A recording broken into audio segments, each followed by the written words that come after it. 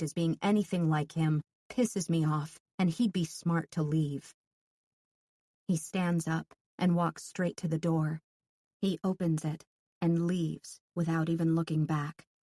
I'm not sure if his exit was so simple because he finally understands that I'm not willing to take him back, or if it's because Ridge looked as if he was about to kick his ass. I have a good feeling I won't be hearing from Hunter anymore. I'm still staring at the door when my phone sounds off. I take it out of my pocket and turn to Ridge. He's holding his phone, looking at me with concern. Ridge, why was he here? Me, he wanted to talk. Ridge, did you know he was coming over? I look up at Ridge after reading his text, and for the first time, I notice his jaw is tense and he doesn't look very happy. I'd almost label his reaction as slightly jealous, but I don't want to admit that. Me, no. Ridge, why did you let him in? Me, I wanted to hear him apologize. Ridge, did he? Me, yes. Ridge, don't let him in here again. Me, I wasn't planning on it. BTW, you're kind of being a jerk right now. He glances up at me and shrugs. Ridge, it's my apartment, and I don't want him here. Don't let him in again. I don't like his attitude right now. And to be honest, the fact that he just referred to this as his apartment doesn't sit right with me. It feels like a low blow to remind me that I'm at his mercy. I don't bother responding. In fact, I toss the phone onto the couch so he can't text me, and I head toward my room. When I reach my bedroom door, my emotions catch up with me. I'm not sure if it's seeing Hunter again and having all of those hurtful feelings resurface, or if it's the fact that Ridge is being an asshole. Whatever it is, the tears begin to well in my eyes, and I hate that I'm letting either of them get to me in the first place. Ridge grabs my shoulder and turns me around to face him, but I keep my eyes trained on the wall behind him. I don't even want to look him in the eye. He puts my phone back in my hand, wanting me to read whatever he just texted, but I still don't want to. I throw the phone toward the couch again, but he intercepts it, then tries to force it back into my hand. I take it this time, but I press the power button down until the phone shuts off, and then I toss it onto the couch again. I look him in the eye now, and his expression is angry. He takes 2 steps toward the coffee table, grabs a pen out of the drawer, and walks back to me. He takes my hand, but I pull it from him, still not wanting to know what he has to say to me. I've had enough apologies for tonight. I try to turn away from him, but he grabs my arm and presses it against the door, holding it forcefully while he writes on it. When he's finished writing, I pull my arm away and watch as he tosses his pen onto the couch, then walks back to his bedroom. I look down at my arm. Let him in next time if he's really what you want. My barrier completely breaks. Reading his angry words depletes me of whatever strength I had left to hold back my tears. I rush through my bedroom door and straight into the bathroom. I turn on the faucet and squirt soap into my hands, then begin scrubbing his words off my arm while I cry. I don't even look up when the door to his bedroom opens, but I see him out of my peripheral vision as he closes the door behind him and slowly walks toward me. I'm still scrubbing the ink off my arm and sniffling back the tears when he reaches across me for the soap. He dispenses some onto the palm of his hand, then wraps his fingers around my wrist. The tenderness in his touch lashes out and scars my heart. He runs the soap up my wrist, where the words begin, and lathers my skin as I drop my other hand away and grip the edge of the sink, allowing him to wash his words away. He's apologizing. He massages his thumbs into the words, rubbing them away with the water. I'm still staring down at my arm, but I can feel his gaze directly on me. I'm aware of the exaggerated breaths I have to take in now that he's next to me, so I attempt to slow them down until there are no longer traces of ink on my skin. He grabs a hand towel and dries my arm, then releases me. I bring my arm to my chest and hold it with my other hand. not knowing what move to make now. I finally bring my eyes to meet his, and I instantaneously forget why I'm even upset with him in the first place. His expression is reassuring and apologetic, and maybe even a little longing. He turns and walks out of the bathroom, then returns seconds later with my phone. He powers it on and hands it to me, while he leans against the counter, still looking at me regretfully. Ridge, I'm sorry. I didn't mean what I said. I thought maybe you were entertaining the thought of accepting his apology, and it upset me. You deserve better than him. Me. He showed up unannounced. I would never take him back, Ridge. I was just hoping an apology from him would help me move on from the betrayal a little quicker. Ridge, did it help at all? Me. Not really. I feel even more pissed than before he showed up. As Ridge reads my text, I notice the tension ease in his expression. His reaction to my situation with Hunter borders on jealousy, and I hate that this makes me feel good. I hate that every time something Ridge-related makes me feel good, it's immediately followed up with guilt. Why do things between the two of us have to be so complicated? I wish we could keep things simple, but I have no idea how to do that. Ridge, let's go write an angry song about him. That might help. He looks at me with a sly grin, and it makes my insides swirl and melt. Then I freeze just as fast from the guilt of those feelings. For once, it would be nice not to be consumed with shame. I nod and follow him to his room. Ridge. I'm sitting on the floor again. It's not the most comfortable place to play, but it's much better than being on the bed next to her. I can never seem to focus on the actual music when I'm in her personal space and she's in mine. She requested that I play one of the songs I used to play when I sat out on my balcony to practice, so we've been working through it. She's lying on her stomach, writing on her notepad, erasing and writing, erasing and writing. I'm sitting here on the floor, not even playing. I've played the song enough for her to know the melody by now, so I'm just waiting while I watch her. I love how she focuses so intently on the lyrics as if she's in her own world, and I'm just a lucky observer. Every now and then she'll tuck behind her ear the hair that keeps spilling in front of her face. My favorite thing to watch her do is erase her words.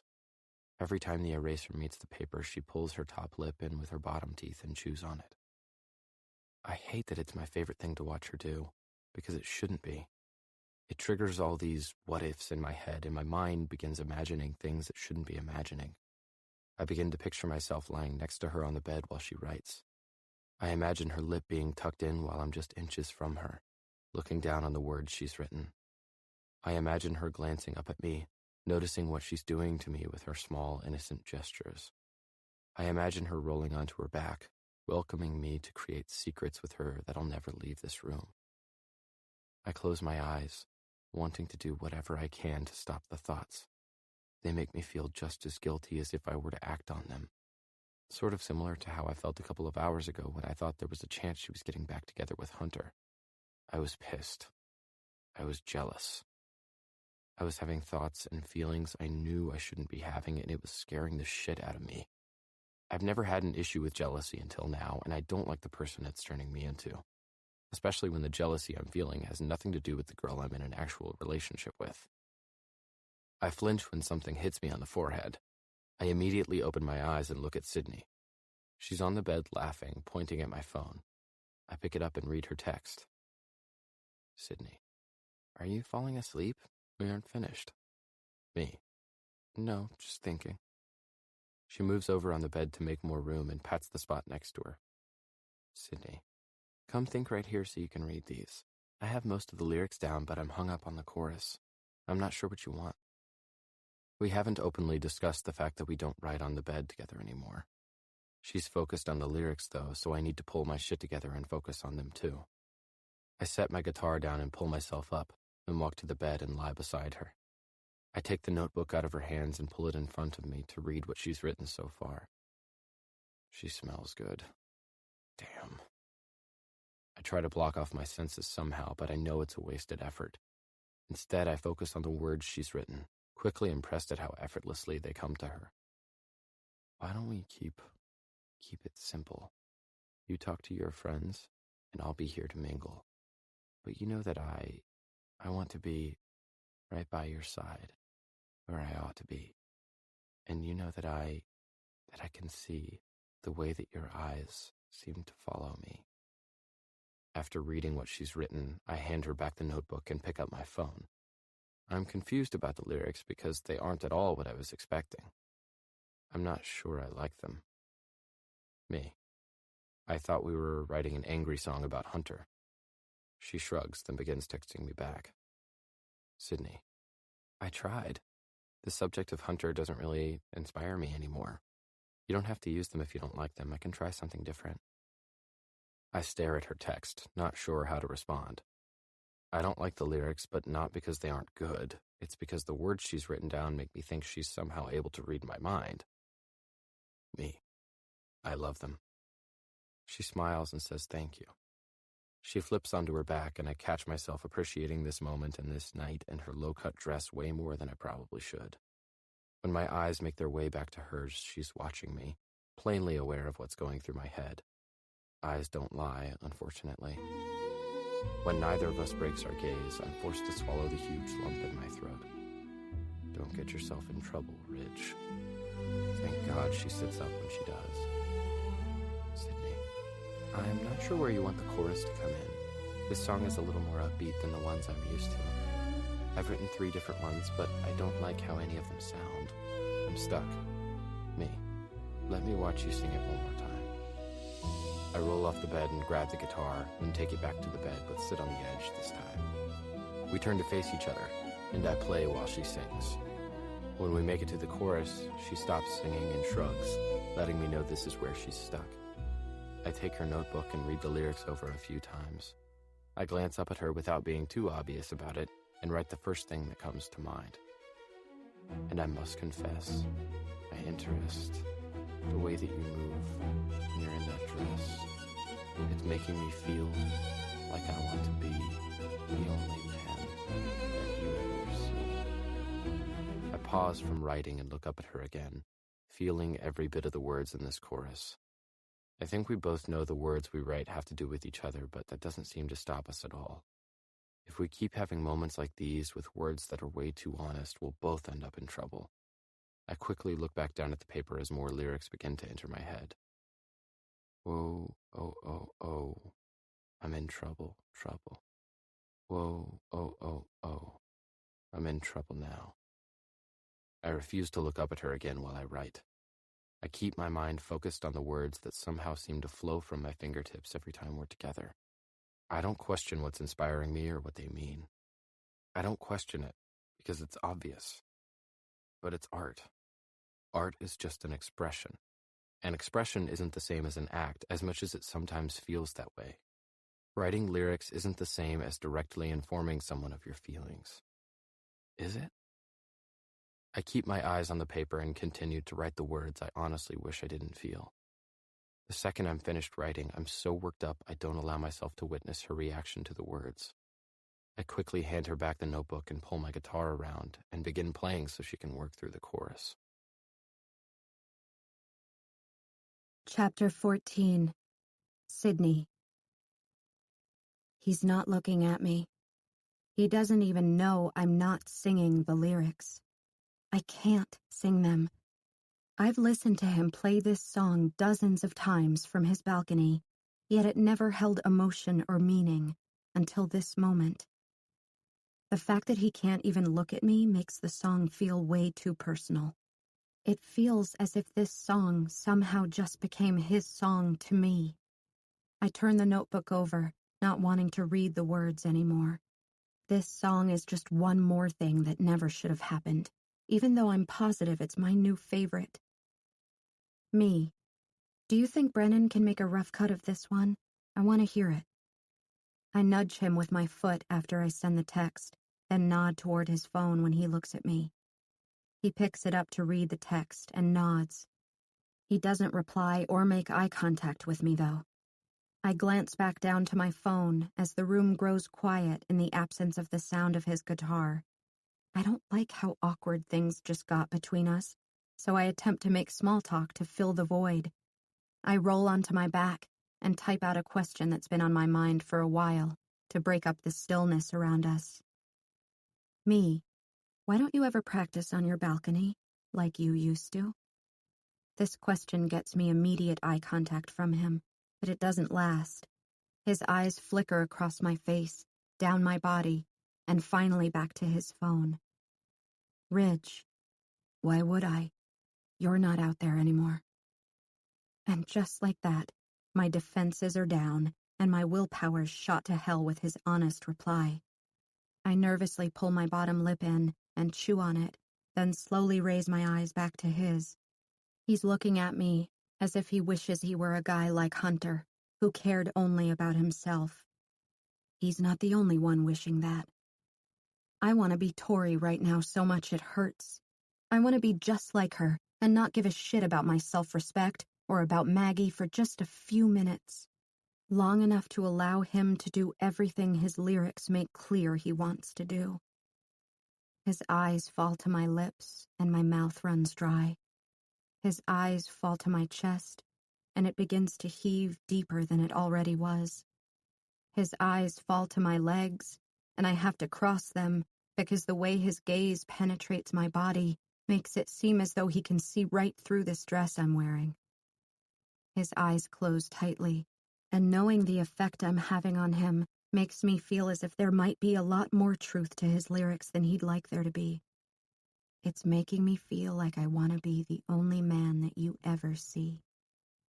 Ridge suddenly stands and drops his phone onto the bed, then walks straight into the bathroom and slams the door.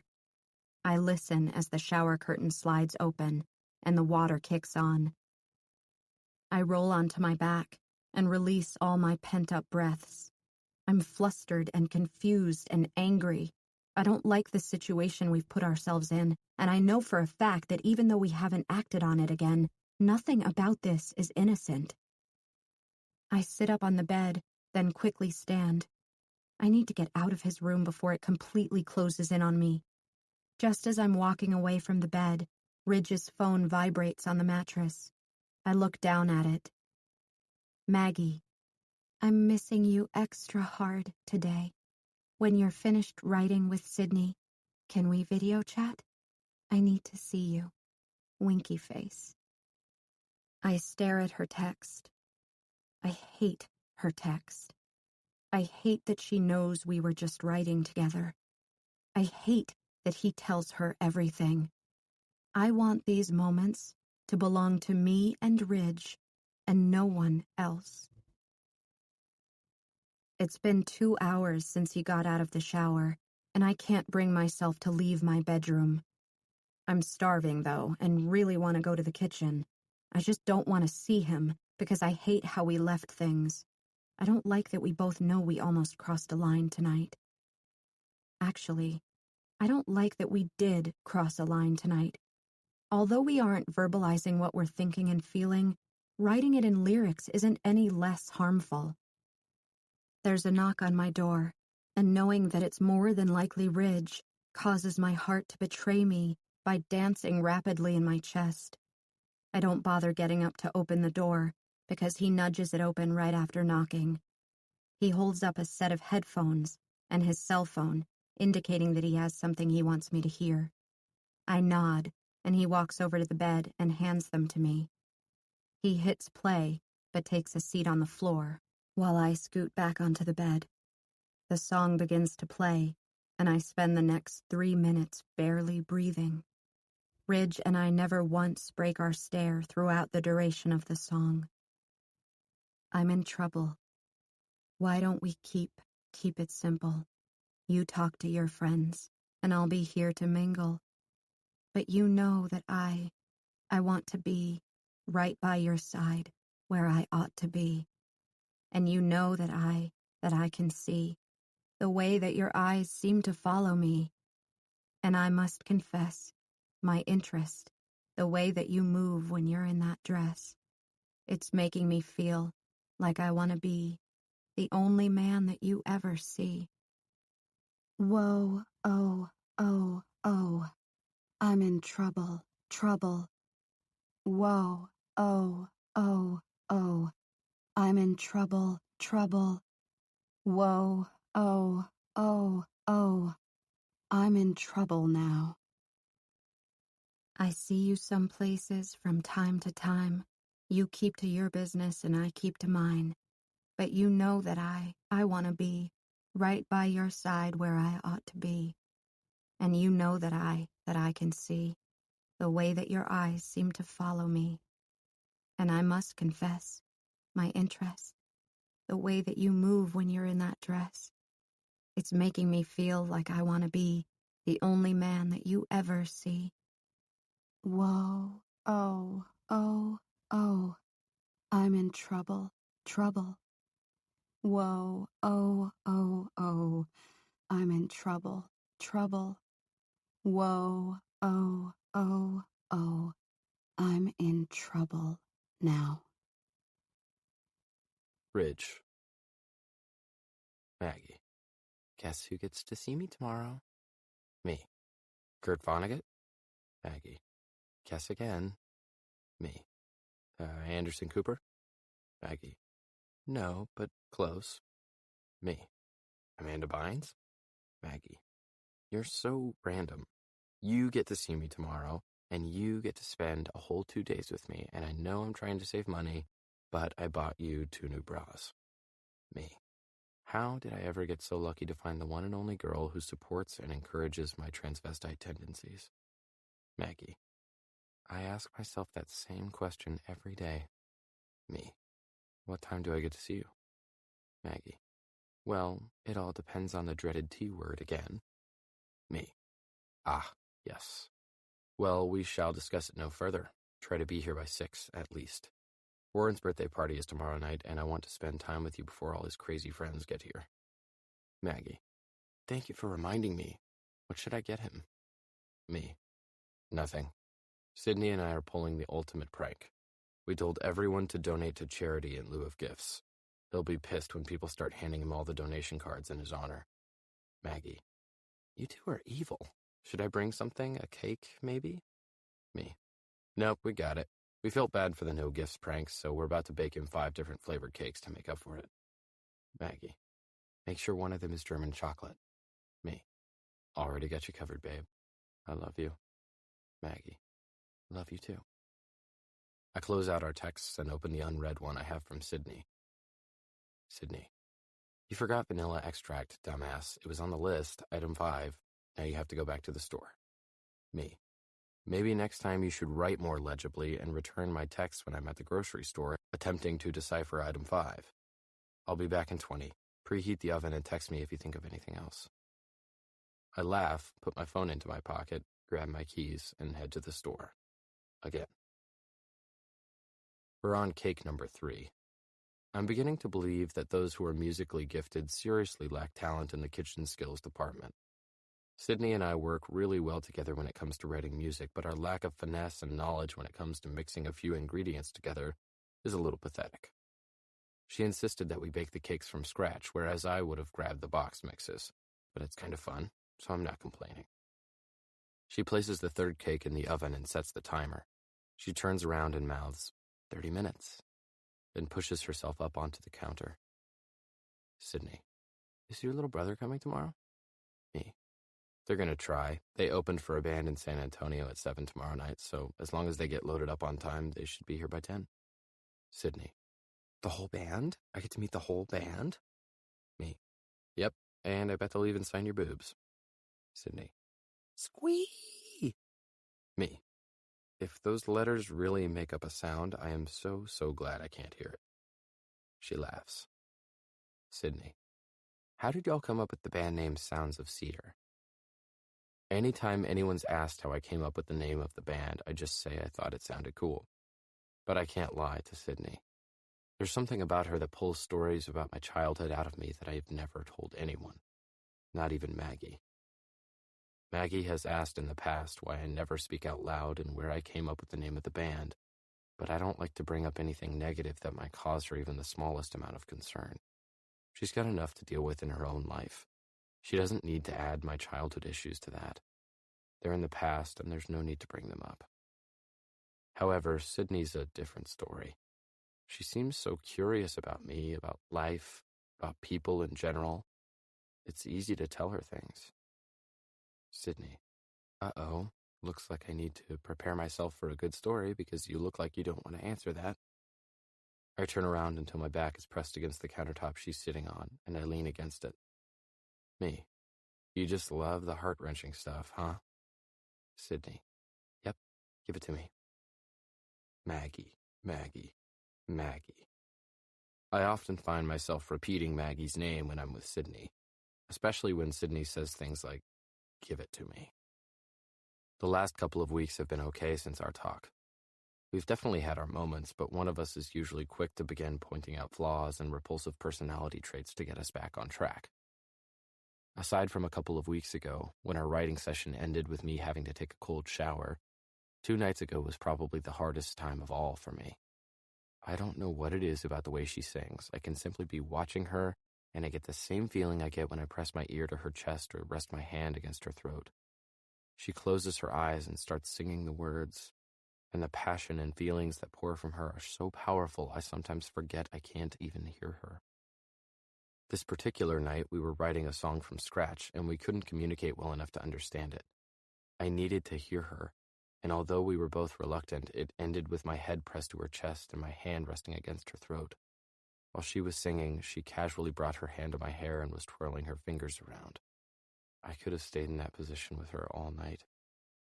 I would have if every touch of her hand didn't make me crave a little bit more.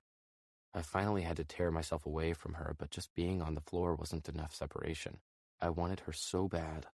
It was all I could think about. I ended up asking her to tell me one of her flaws, and instead of giving me one, she stood up and left my bedroom. The way she had been touching my hair was a very natural thing for her to do, considering the way we were positioned. It's what a guy would do to his girlfriend if he were holding her against his chest, and it's what a girl would do to her boyfriend if he were wrapped around her. But we aren't those things. The relationship we have is different from anything I've experienced, mostly because we do have a lot of physical closeness based on the nature of writing music together, and the fact that I have to use my sense of touch to replace my sense of hearing in some situations. So while we're in those situations, the lines become muddy, and reactions become unintentional. As much as I wish I could admit we've moved past our attraction for each other, I can't deny that I feel mine growing with each day that passes. Being around her isn't necessarily hard all the time, though, just most of the time. Whatever is going on between us, I know Maggie wouldn't approve, and I try to do right by my relationship with her. However, since I can't really define where the line is drawn between inappropriate and appropriate, it makes it hard to stay on the right side sometimes. Like right now. I'm staring down at my phone, about to text her, and she's leaning behind me, both of her hands kneading the tension out of my shoulders. With as much writing as we've been doing and the fact that I sit on the floor now instead of the bed, I've had a few issues with my back. It's become natural for her to rub it when she knows it's hurting. Would I let her do this when Maggie is in the room? Hell no. Do I stop her? No. Should I? Absolutely. I know without a doubt that I don't want to cheat on Maggie. I've never been that type of guy, and I don't ever want to be that type of guy. The problem is, I'm not thinking about Maggie when I'm with Sydney. The times I spend with Sydney are spent with Sydney, and nothing else crosses my mind. But the times I spend with Maggie are spent with Maggie. I don't think about Sydney. It's as though times with Maggie and times with Sydney occur on 2 different planets. Planets that don't intersect, and in time zones that don't overlap. Until tomorrow, anyway. We've all spent time together in the past, but not since I've been honest with myself about how I feel for Sydney. And although I would never want Maggie to know I've developed feelings for someone else, I'm worried she'll be able to tell. I tell myself that with enough effort, I can learn to control my feelings. But then Sydney will do or say something or give me a look, and I can literally feel the part of my heart that belongs to her getting fuller, as much as I want it to empty. I'm worried that feelings are the one thing in our lives that we have absolutely no control over. Chapter 15. Sydney. Me. What's taking you so long? Are you writing a damn book? I don't know if my rubbing his shoulders is putting him to sleep, but he's been staring at his phone for 5 solid minutes. Ridge. Sorry, lost in thought. Me. I can see that. So, sounds of cedar? Ridge. It's kind of a long story. Let me grab my laptop. I open up our Facebook messages on my phone. When he returns, he leans against a counter several feet away from me. I'm aware of the fact that he's put space between us, and it makes me feel somewhat uncomfortable, because I know I shouldn't have been rubbing his shoulders. It's too much, considering what's happened between us in the past, but I feel as if it's my fault his shoulders hurt in the first place. He doesn't really complain about what playing on the floor is doing to him, but I can tell it hurts sometimes, especially after nights like last night, when we wrote for 3 hours straight. I asked him to start playing on the floor to help with the fact that things seem to be more difficult when he's on the bed. If I didn't still have such a huge crush on his guitar playing, it might not be as big a problem. But I do still have a definite crush on his guitar playing. And I would say I have a definite crush on him, but crush doesn't even begin to define it. I'm not even going to try to define how I feel about him, because I refuse to let my thoughts go there. Not now, and not ever. Ridge. We had all been playing together for fun for about 6 months before we got our first real gig at a local restaurant. They needed us to give them the name of our band so they could put us on the schedule. We had never really considered ourselves an actual band before that, since it was all in fun, but that night we agreed that maybe for local things like the restaurant it would be good to have a name. We all took turns throwing out suggestions, but we couldn't seem to agree on anything. At one point, Brennan suggested we call ourselves Freak Frogs. I laughed. I told him it sounded like a punk band, that we needed a title with more of an acoustic sound. He got upset and said I shouldn't really be allowed to comment on how music or titles sound since, well, yay for lame deaf jokes from 16-year-old little brothers. Anyway, Warren didn't like how cocky Brennan was back then, so he said I should choose the name and everyone had to agree on it. Brennan got pissed and walked off, said he didn't want to be in the band anyway. I knew he was just having a Brennan tantrum. He didn't have them often, but when he did have them, I understood. I mean, the kid had virtually no parents and he was raising himself, so I thought he was pretty damn mature despite the sporadic tantrums.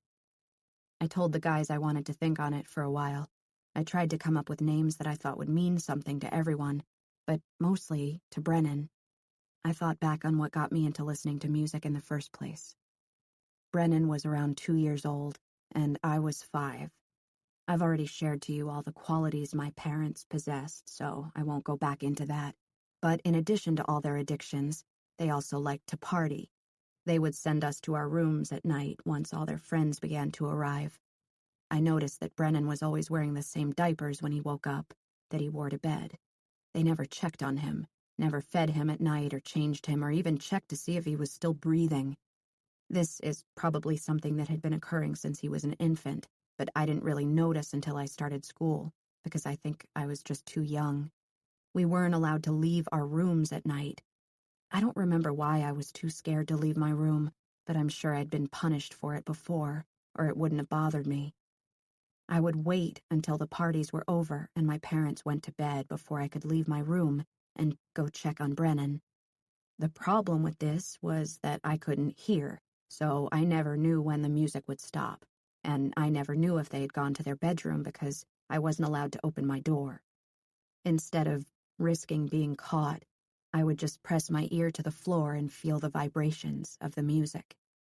Every night I would lie there for no telling how long, just waiting for the music to stop. I began to recognize the songs based on how they felt through the floor, and I learned how to predict which songs were coming next since they played the same albums night after night. I even began to learn how to tap along with the rhythm. After the music would finally stop, I would keep my ear pressed to the floor and wait for my parents' footsteps to indicate that they had gone to their bedroom. Once I knew the coast was clear, I would go to Brennan's room and bring him back to bed with me. That way, when he woke up crying, I could help him. Which brings me back to the point of this story, how I came up with the band name. I learned how to differentiate chords and sounds through all the nights my body and my ears were pressed against the cedar floor. Hence, sounds of cedar. Inhale, exhale. Beat, beat, pause. Contract, expand. I don't even realize how on edge I am until I see the white in my knuckles as I grip my phone. We both remain still for several moments while I attempt to get the image of the 5-year-old Ridge out of my head. It's gut-wrenching. Me. I guess that explains how you can differentiate vibrations so well. And I guess Brennan agreed once you told him the name, because how could he not appreciate that? Ridge. Brennan doesn't know that story. Once again, you're the first person I've ever shared it with. I lift my eyes back to his and inhale, but for the life of me, I can't remember how to exhale. He's a good 3 feet away, but I feel as if every single part of me that his eyes fall on is being directly touched by him. For the first time in a while, the fear etches its way back into my heart. Fear that one of these moments will be one neither of us can resist. He sets his laptop on the counter and folds his arms across his chest. Before his eyes meet mine, his gaze falls on my legs, and then he slowly works his eyes up the entire length of my body. His eyes are narrow and focused. The way he's looking at me makes me want to lunge for the freezer and crawl inside. His eyes are fixed on my mouth, and he quietly swallows, then reaches beside him and picks up his phone. Ridge. Hurry, Sid. I need a serious flaw, and I need it now. I force a smile, although my insides are screaming for me not to text him back a flaw. It's as if my fingers are fighting with themselves as they fly over the screen in front of me. Me. Sometimes when I'm frustrated with you, I wait until you look away and then I yell mean things at you. He laughs and looks back up at me. Thank you, he silently mouths. It's the first time he's ever mouthed words, and if he weren't walking away from me right now, I'd be begging him to do it again. Heart 1. Sydney 0. It's after midnight, but we finally finish adding icing to the 5th and final cake. He cleans the last of the ingredients off the counter while I secure the saran wrap around the cake pan and slide it next to the other 4 pans. Ridge, do I finally get to meet the raging alcoholic side of you tomorrow night? Me, I'm thinking you just might. He grins and flips off the kitchen light. I walk to the living room to power off the TV. Warren and Bridget should come home sometime in the next hour, so I leave the lamp on in the living room. Ridge, will it be weird for you? Me, being drunk? Nope, I'm pretty good at it. Ridge, no, I mean Maggie. I look up at him where he's standing in front of his bedroom door, watching his phone, not making eye contact with me. He looks nervous that he even asked the question. Me, don't worry about me, Ridge. Ridge, can't help it. I feel like I've put you in an awkward situation. Me, you haven't. I mean, don't get me wrong, it would help if you weren't so attractive, but I'm hoping Brennan looks a lot like you. That way, when you're shacking up with Maggie tomorrow night, I can have drunk wild fun with your little brother. I hit send, then immediately gasp. What the hell was I thinking? That wasn't funny. It was supposed to be funny, but it's after midnight, and I'm never funny after midnight. Shit. Ridge is still looking down at the screen on his phone. His jaw twitches and he shakes his head slightly, then looks up at me as if I've just shot him through the heart. He drops his arm and runs his free hand through his hair, then turns to walk to his room. I suck. I rush to him and put my hand on his shoulder, urging him to turn back around. He rolls his shoulder to brush my hand off, but pauses, only partially turning to face me, with a guarded expression. I step around to his front, so he's forced to look at me. I was kidding, I say, slowly and very seriously. I'm sorry. His face is still tense and hard and even a little disappointed, but he lifts his phone and begins texting again. Ridge. And therein lies the problem, Sydney. You should be able to screw whoever you want to screw, and I shouldn't give a shit. I suck in a breath. At first it pisses me off, but then I focus in on the one word that reveals the entire truth behind his statement. Shouldn't. He didn't say I don't give a shit. He said I shouldn't give a shit. I look up at him, and his face is so full of pain it's heartbreaking. He doesn't want to feel like this. I don't want him to feel like this. What the hell am I doing to him? He runs both of his hands through his hair, looking up at the ceiling, and squeezes his eyes shut. He stands like this for a while, then exhales and drops his hands to his hips, lowering his eyes to the floor. He feels so guilty he can't even look at me. Without making eye contact, he lifts an arm and grabs my wrist, then pulls me toward him. He crushes me to his chest, wraps one arm around my back, and curves his other hand against the back of my head. My arms are folded up and tucked between us, while his cheek rests against the top of my head. He sighs heavily. I don't pull away from him in order to text him a flaw, because I don't think he's in need of one right now. The way he's holding me is different, unlike all the times in the past few weeks when we've had to separate ourselves in order to breathe. He's holding me now as if I'm a part of him, a wounded extension of his heart, and he's realizing just how much that extension needs to be severed. We stand like this for several minutes, and I begin to get lost in the way he's wrapped himself around me. The way he's holding me gives me a glimpse of what things could be like between us. I try to push those two little words into the back of my head, the two words that always inch their way forward when we're together. Maybe someday. The sound of keys hitting a counter behind me jerks me to attention. I pull back, and Ridge does the same, as soon as he feels my body flinch against his. He looks over my shoulder and toward the kitchen, so I spin around. Warren has just walked through the front door. His back is toward us, and he's slipping off his shoes. I'm only going to say this once, and I need you to listen, Warren says. He still isn't facing us, but I'm the only one in the apartment who can hear him, so I know he's directing his comment to me. He will never leave her, Sydney. He walks to his bedroom without once looking over his shoulder, leaving Ridge to believe he never even saw us. The door to Warren's bedroom closes, and I turn back to face Ridge. His eyes are still on Warren's door.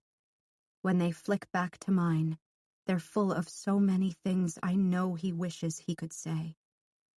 But he doesn't. He just turns and walks into his room, closing the door behind him. I remain completely motionless as two huge tears spill from my eyes, scarring their way down my cheeks in a trail of shame. Ridge. Brennan. Gotta love rain. Looks like I'll be there early. I'm coming alone, though. The guys can't make it. Me. See you when you get here. Oh, and before you leave tomorrow, make sure you get all your shit out of Sydney's room. Brennan. Will she be there? Do I finally get to meet the girl who was brought to this earth for us? Me. Yeah, she'll be here. Brennan. I can't believe I've never asked this, but is she hot? Oh, no. Me. Don't even think about it. She's been through too much shit to be added to your list of concubines. Brennan. Territorial, are we? I toss my phone onto the bed and don't even bother with a reply. If I make her too off limits to him, it'll just make him try that much harder with her. When she made the joke last night about screwing him, she was just trying to add humor to the seriousness of the situation, but the way her text made me feel terrified me. It wasn't the fact that she texted about hooking up with someone. What terrified me was my knee-jerk reaction. I wanted to throw my phone against the wall and smash it into a million pieces, then throw her against the wall and show her all the ways I could ensure that she never thinks about another man again. I didn't like feeling that way. I probably should encourage Brennan. Maybe it would be better for my relationship with Maggie if Sydney actually started dating someone else. Whoa. The wave of jealousy that just rolled over me felt more like a tsunami. I walk out of my bedroom and head to the kitchen to help Sydney get things together for dinner before everyone gets here. I pause when I see her bent over, rummaging through the contents of the refrigerator. She's wearing the blue dress again. I hate it when Warren is right. My eyes slowly scroll from the dress down her tanned legs and back up again. I exhale and contemplate asking her to go change. I'm not sure I can deal with this tonight, especially when Maggie gets here. Sydney straightens up, pulls away from the refrigerator, and turns toward the counter. I notice she's talking, but she isn't talking to me. She pulls a bowl out of the refrigerator, and her mouth is still moving, so naturally my eyes scan the rest of the apartment to see who it is she's talking to. And that's when both halves of my heart, which were somehow still connected by a small, invisible fiber, snap apart and separate completely. Maggie is standing in front of the bathroom door, eyeing me hard. I can't read her expression because it's not one I've ever been exposed to before. The half of my heart that belongs to her immediately begins to panic. Look innocent, Ridge. Look innocent. All you did was look at her. I smile. There's my girl, I sign as I walk to her. The fact that I'm somehow able to hide my guilt seems to ease her concern. She smiles back and wraps her arms around my neck when I reach her. I slip my arms around her waist and kiss her for the first time in 2 weeks. God, I've missed her. She feels so good, so familiar. She smells good, she tastes good, she is good. I missed her so damn much. I kiss her cheek and her chin and her forehead, and I love that I'm so relieved to have her here.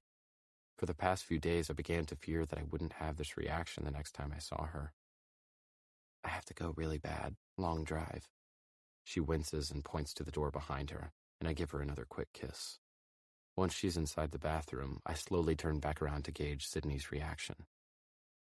I've been as upfront and honest with Sydney as I can possibly be about my feelings for Maggie, but I know it's not easy for her to see me with Maggie. There's just no way around it. Do I compromise my relationship with Maggie to spare Sydney's feelings? Or do I compromise Sydney's feelings to spare my relationship with Maggie? Unfortunately, there's no middle ground, no right choice. My actions are becoming split directly down the middle, just like my heart. I face her, and our eyes meet briefly. She refocuses her attention down to the cake in front of her and inserts candles. When she finishes, she smiles and looks back up at me. She sees the concern in my expression, so she pats her chest and makes the okay sign with her hand. She's reassuring me that she's fine. I practically have to pry myself away from her every night, and then I maul my girlfriend right in front of her. And she's reassuring me? Her patience and understanding with this whole screwed-up situation should make me happy, but they have the opposite effect. They disappoint me because they make me like her that much more. I can't win for losing. Oddly enough, Maggie and Sydney seem to be having fun together in the kitchen, prepping ingredients for a pot of chili. I couldn't hang, so I retreated to my room and claimed I had a lot of work to catch up on. As good as Sydney is with this, I'm not as skilled. It was awkward for me every time Maggie would kiss me or sit on my lap or trail her fingers seductively up my chest. Which, come to think of it, was a bit odd. She's never really all that touchy-feely when we're hanging out, so she's either feeling a tad bit territorial, or she and Sydney have already been hitting the pine sol. Maggie comes into the bedroom just as I'm shutting the laptop. She kneels down on the edge of the bed, leans forward, and inches her way toward me. She's looking up at me with a flirtatious smile, so I set the laptop aside and smile back at her. She crawls her way up my body until she's face to face with me, and then she sits back on her heels, straddling me. She cocks an eyebrow and tilts her head. You were checking out her ass. Shit. I was hoping that moment had come and gone. I laugh and cup my hands around Maggie's backside and scoot her a little closer. I let go and bring my hands back around in front of her and answer her. I walked out of my room to a rear end pointed toward my bedroom door. I'm a guy. Guys notice things like that, unfortunately. I kiss her mouth, then pull back. She's not smiling. She's really nice, Maggie signs. And pretty, and funny, and talented, and... The insecurity in her words makes me feel like a jerk, so I grab her hands and still her. She's not you, I tell her. No one can ever be you, Maggie. Ever. She smiles half-heartedly and places her palms on the sides of my face, then slowly runs them down to my neck. She leans forward and presses her mouth to mine with so much force I can feel the fear rolling off of her. Fear that I put there. I grab her face and kiss her with everything I have, doing all I can to erase her worries. The last thing this girl needs is something else to stress her out. When she breaks apart from me, her features are still full of every single negative emotion I've spent the past 5 years helping her drown out. Ridge. She pauses, then drops her eyes while she blows out a long, controlled breath. The nervousness in her demeanor twists around my heart and squeezes it. She brings her eyes carefully back to mine. Did you tell her about me? Does she know? Her eyes search mine for an answer to the question she should never even feel the need to ask. Does she not know me by now? No. God, no, Maggie. Why would I do that? That's always been your story to tell, not mine. I would never do that. Her eyes fill with tears, and she tries to blink them away. I let my head fall back against the headboard. This girl still has no idea how far I'll go for her. I lift my head away from the headboard and look her hard in the eyes. To the ends of the earth, Maggie, I sign, repeating our phrase to her. She forces a sad smile, and back. Chapter 16. Sydney. Someone is removing my clothes. Who in the hell is removing my clothes? I begin slapping away the hand that's pulling my shorts down past my knees. I try to remember where I am, why I'm here, and how I got here. Party. Cake. Pine Sol. Spilling Pine Sol on my dress. Changing. Drinking more Pine Sol. Lots of Pine Sol. Watching Ridge love Maggie. God, he loves her so much. I saw it in the way he watches her from across the room. I saw it in the way he touches her, in the way he communicates with her. I can still smell the alcohol. I can still taste it as I slide my tongue over my lips. I danced. I drank more Pine Sol. Oh, the drinking game. I invented my own solitary drinking game, where every time I saw how much Ridge loved Maggie, I downed a shot. Unfortunately, that made for a hell of a lot of shots. Who in the hell is pulling off my shorts? I try to open my eyes, but I can't tell if it's working. They feel open, but it's still dark inside my head. Oh my God, I'm drunk and someone is undressing me. I'm about to be raped. I start kicking at the hands that are yanking the shorts from my feet. Sydney, a girl yells. Stop! She's laughing. I focus for a few seconds and can tell the voice belongs to Maggie. Maggie? She comes closer, and a soft hand brushes back my hair as the bed dips down next to me.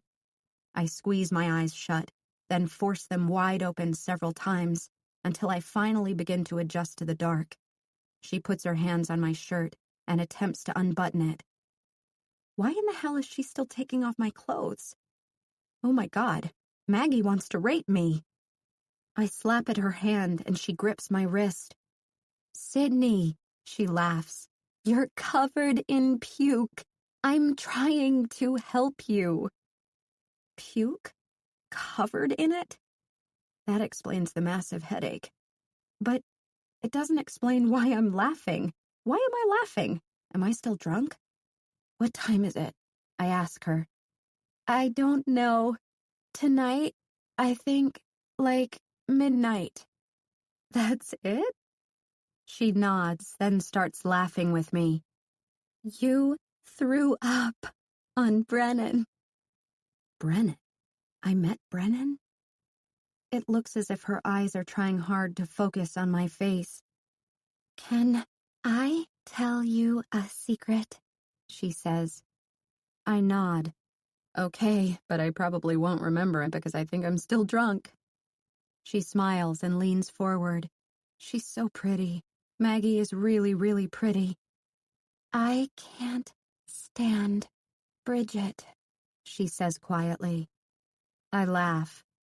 Maggie starts laughing again, too, and tries to pull my shirt off, but she's laughing too hard and keeps having to pause for deep breaths. Are you drunk, too? I ask her. She inhales again, attempting to pause her laughter, and then she exhales. So drunk. I thought I took your shirt off already, but your shirt keeps coming back on. And I don't know how many shirts you have, but... She lifts the edge of my shirt sleeve, which is still on my arm, and looks at it in confusion. Oh my God, I really thought I took it off already, and here it is again. I lift myself up on the bed, then help her pull my shirt off. Why am I already in bed if it's only midnight? She shrugs. I have no idea what you just said. She's funny. I reach to the nightstand and turn on the lamp. Maggie scoots off the bed and lowers herself to the floor. She lies flat on her stomach with a sigh and begins moving her arms, making snow angels against the carpet. I don't want to go to bed yet, I tell her. She flips over onto her back and looks up at me. Then don't. I told Ridge to let you stay up and play because we were having so much fun, but you threw up in Brennan's lap, so he made you go to bed. She sits up. Let's go play some more. I want more cake. She pushes up on her hands and stands, then reaches for my hands and pulls me off the bed. I look down at myself. But you took off my clothes, I say, pouting. She looks at my bra and underwear. Where do you get that bra? It's so cute. JCPenney. Oh, Ridge likes the kind that clasp in the front, but yours is really cute. I want one. You should get one, I say, smiling. We could be bra twins. She pulls me toward the door. Let's go see if Ridge likes it. I want him to buy me one. I smile. I hope he likes it. Okay. Maggie opens the door to my room and pulls me behind her into the living room. Ridge, she yells. I laugh because I don't know why she's yelling for him. He can't hear her. Hey, Warren, I say, grinning when I see him on the couch. Happy birthday. Bridget is seated next to him, glaring at me. She's looking me up and down, probably jealous because my bra really is cute. Warren shakes his head and laughs. That's only the 50th time you've said that tonight, although it's a little more fitting now that you're practically in your birthday suit. Ridge is sitting on the other side of Bridget. He's shaking his head like Warren. Maggie wants to know if you like my bra, I say to Ridge. I pull on Maggie's hand so she'll turn around and sign to him.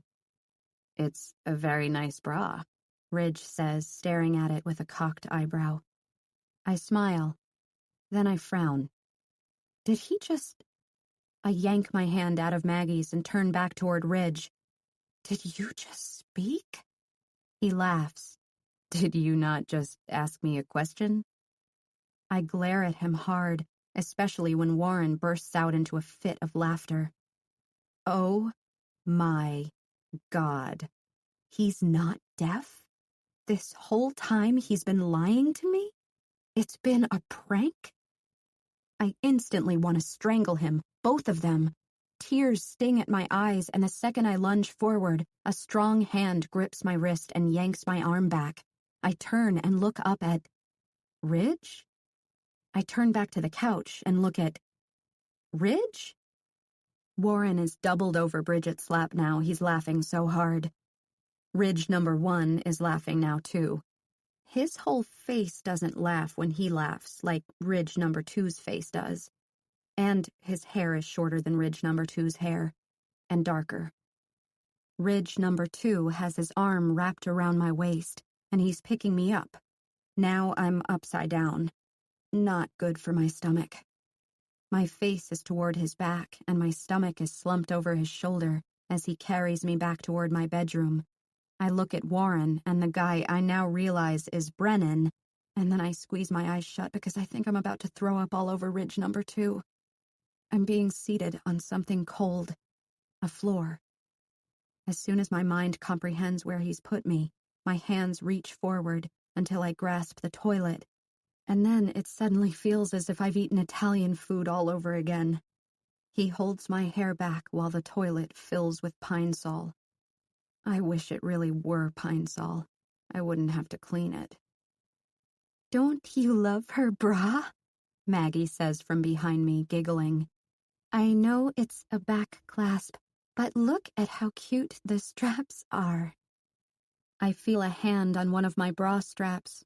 I can feel Ridge pull her hand away. His arm moves, and I know he's signing something. Maggie huffs. "I don't want to go to bed yet." He signs something else, and then she sighs and walks into his bedroom. When I'm finished, Ridge wipes my face with a rag. I allow my back to fall against the wall of the tub, and I look up at him.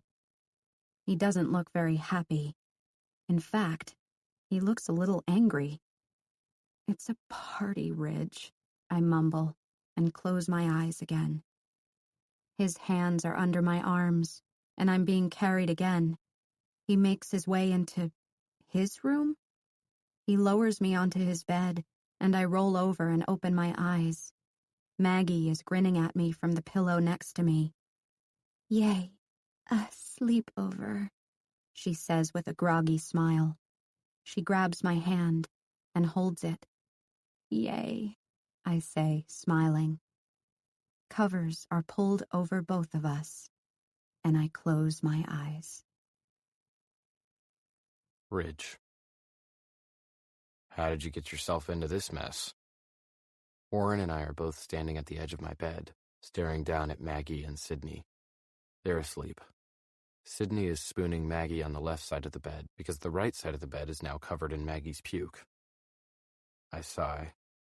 This has been the longest 12 hours of my life. Warren nods, then pats me heavily on the back. "Well," he signs, "I wish I could stay and help you nurse them back to health, but I'd rather pretend I have something better to do and leave." He turns and walks out of my room as Brennan makes his way in. "I'm headed out," he signs. "Got my stuff out of Sydney's room." I nod and watch as his eyes fall on Sydney and Maggie. I wish I could say it was fun getting to know Sydney, but I have a feeling I didn't even meet the real Sydney. I laugh. "Believe me, you didn't. Maybe next time." He waves and walks out of my bedroom. I turn and look at them, at both halves of my heart, cuddled tightly together in a bed of irony.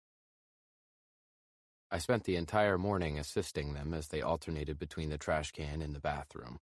By lunch, Sydney's vomiting had subsided, and she made her way back to her own room. It's late afternoon now, and I'm spoon-feeding Maggie liquids and forcing her to down medicine. "I just need sleep," she signs. "I'll be fine." She rolls over and pulls the covers up to her chin. I tuck a lock of hair behind her ear, then run my hand down to her shoulder, where I trace circles with my thumb. Her eyes are now closed, and she's curled up in a fetal position. She looks so fragile right now, and I wish I could wrap myself around her like a cocoon and shield her from every single thing this world has left to throw at her. I look over at the nightstand when the screen on my phone lights up. I tuck the covers more securely around Maggie and bend forward and kiss her cheek, then reach for my phone. "Sydney, not that you haven't done enough, but could you please tell Warren to turn the volume down on the porn?" I laugh and text Warren. "Me. Turn the porn down. It's so loud even I can hear it." I stand and walk into Sydney's room to check on her. She's flat on her back, staring up at the ceiling. I sit on the edge of her bed, reach to her face, and brush back a strand of hair from her forehead. She tilts her face toward me and smiles, and picks up her phone. Her body is so weak she makes it look as if the phone weighs 50 pounds when she tries to text me. I take the phone from her and shake my head, letting her know she just needs to rest. I set the phone on her nightstand and bring my attention back to her. Her head is relaxed against the pillow. Her hair is in waves, trailing down her shoulders. I run my fingers over a section of her sun-kissed hair, admiring how soft it is. She tilts her face toward my hand until her cheek is resting flush against it. I brush across her cheekbone with my thumb and watch as her eyes fall closed. The lyrics I wrote about her flash through my mind. Lines are drawn, but then they fade. For her I bend, for you I break. What kind of man does that make me? If I can't prevent myself from falling for another girl, do I even deserve Maggie? I refuse to answer that because I know that if I don't deserve Maggie, I also don't deserve Sydney. The thought of losing either of them, much less both of them, is something I can't bring myself to entertain. I lift my hand and trace the edge of Sydney's face with my fingertips, running them across her hairline, down her jaw, and up her chin, until my fingers reach her lips. I slowly trace the shape of her mouth, feeling the warm waves of breath pass her lips each time I circle around them. She opens her eyes, and the familiar pool of pain floats behind them. She lifts a hand to my fingers. She pulls them firmly to her mouth and kisses them, then pulls our hands away, bringing them to rest on her stomach. I'm looking at our hands now. She opens a flat palm, and I do the same, and we press them together. I don't know a lot about the human body, but I would be willing to bet there's a nerve that runs directly from the palm of the hand, straight to the heart. Our fingers are outstretched until she laces them together, squeezing gently when our hands connect completely, weaving together. It's the first time I've ever held her hand. We stare at our hands for what feels like an eternity. Every feeling and every nerve are centered in our palms, in our fingers, in our thumbs, occasionally brushing back and forth over one another. Our hands mold together perfectly, just like the two of us, Sydney and me. I'm convinced that people come across others in life whose souls are completely compatible with their own. Some refer to them as soulmates. Some refer to it as true love. Some people believe their souls are compatible with more than one person, and I'm beginning to understand how true that might be. I've known since the moment I met Maggie years ago that our souls were compatible, and they are. That's not even a question. However, I also know that my soul is compatible with Sydney's, but it's also so much more than that. Our souls aren't just compatible, they're perfectly attuned. I feel everything she feels. I understand things she never even has to say. I know that what she needs is exactly what I could give her, and what she's wishing she could give me is something I never even knew I needed. She understands me. She respects me. She astounds me. She predicts me. She's never once, since the second I met her, made me feel as if my inability to hear is even an inability at all. I can also tell just by looking at her that she's falling in love with me. It serves as further proof that I need to do what should have been done a long time ago. I very reluctantly lean forward, reach over to her nightstand and grab a pen. I pull my fingers from hers and open her palm to write on it. I need you to move out. I close her fingers over her palm so she doesn't read it while I'm watching her, and I walk away, leaving behind an entire half of my heart as I go. Chapter 17. Sydney. I watch as he closes the door behind him. I'm clutching my hand to my chest, terrified to read what he wrote. I saw the look in his eyes. I saw the heartache, the regret, the fear, the love. I keep my hand clutched tightly to my chest without reading it. I refuse to accept that whatever words are written on my palm will obliterate what little hope I had for our maybe someday. My body flinches and my eyes flick open. I don't know what just woke me up, but I was in the middle of a dead sleep. It's dark. I sit up on the bed and press my hand to my forehead, wincing from the pain. I don't feel nauseated anymore, but I've never in my life been this thirsty. I need water. I stand up and stretch my arms above my head, then glance down to the alarm clock. 2:45 a.m. Thank God. I could still use about 3 more days of sleep to recover from this hangover. I'm walking toward Ridge's bathroom when an unfamiliar feeling washes over me. I pause before reaching the door.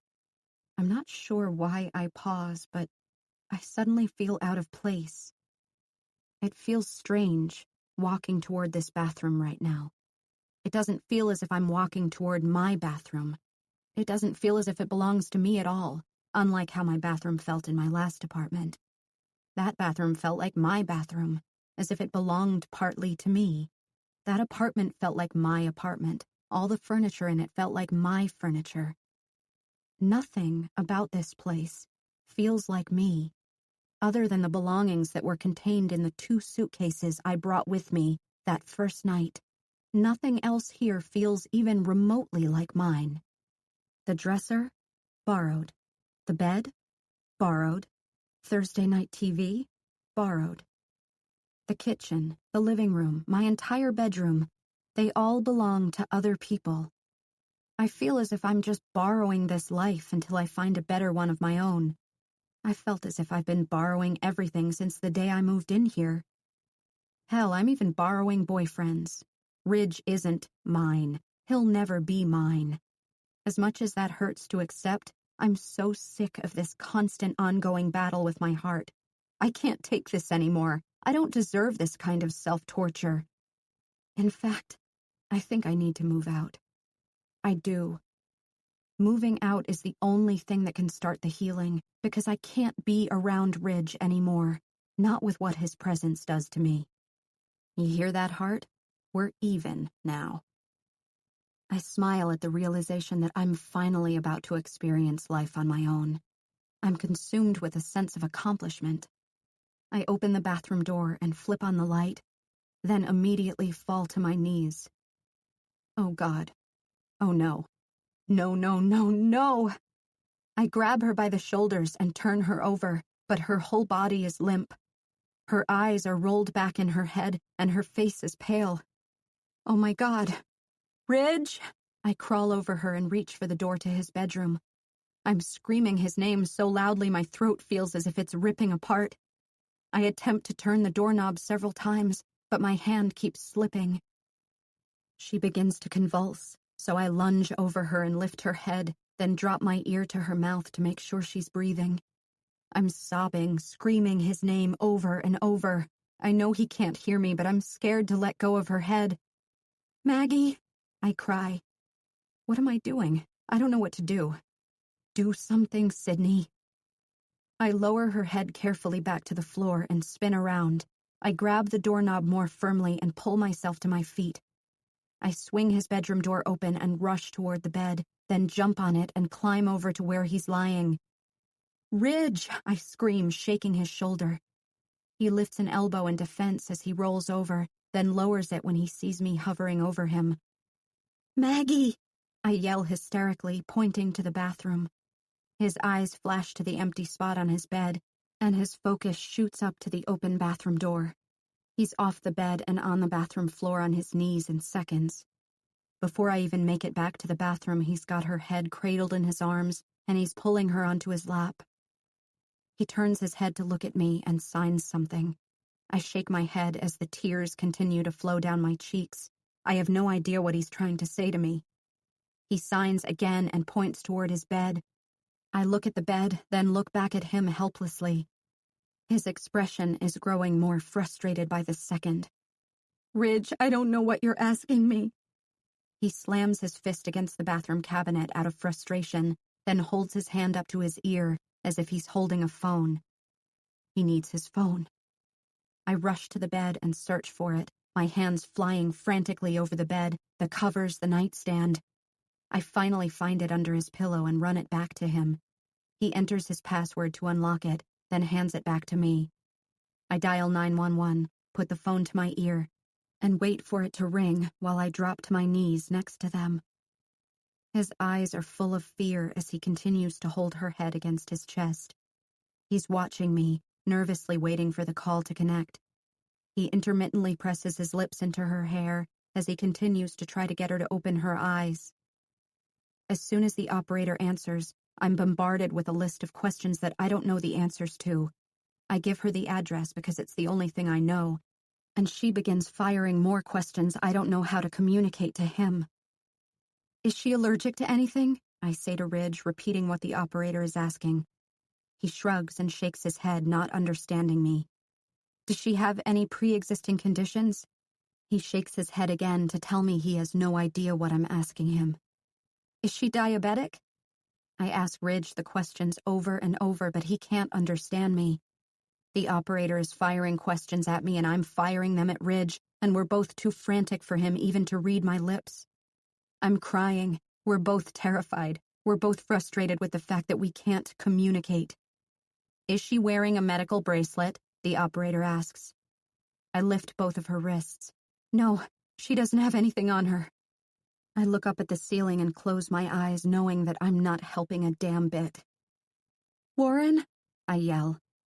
I'm off my feet and out of the bathroom, making my way to Warren's bedroom. I swing open his door. Warren! I run to his bed and shake him while I hold the phone in my hand. Warren, we need your help. It's Maggie. His eyes open wide and he throws off his covers, springing into action. I push the phone toward him. It's 911, and I can't understand anything Ridge is trying to tell me. He grabs the phone and puts it to his ear.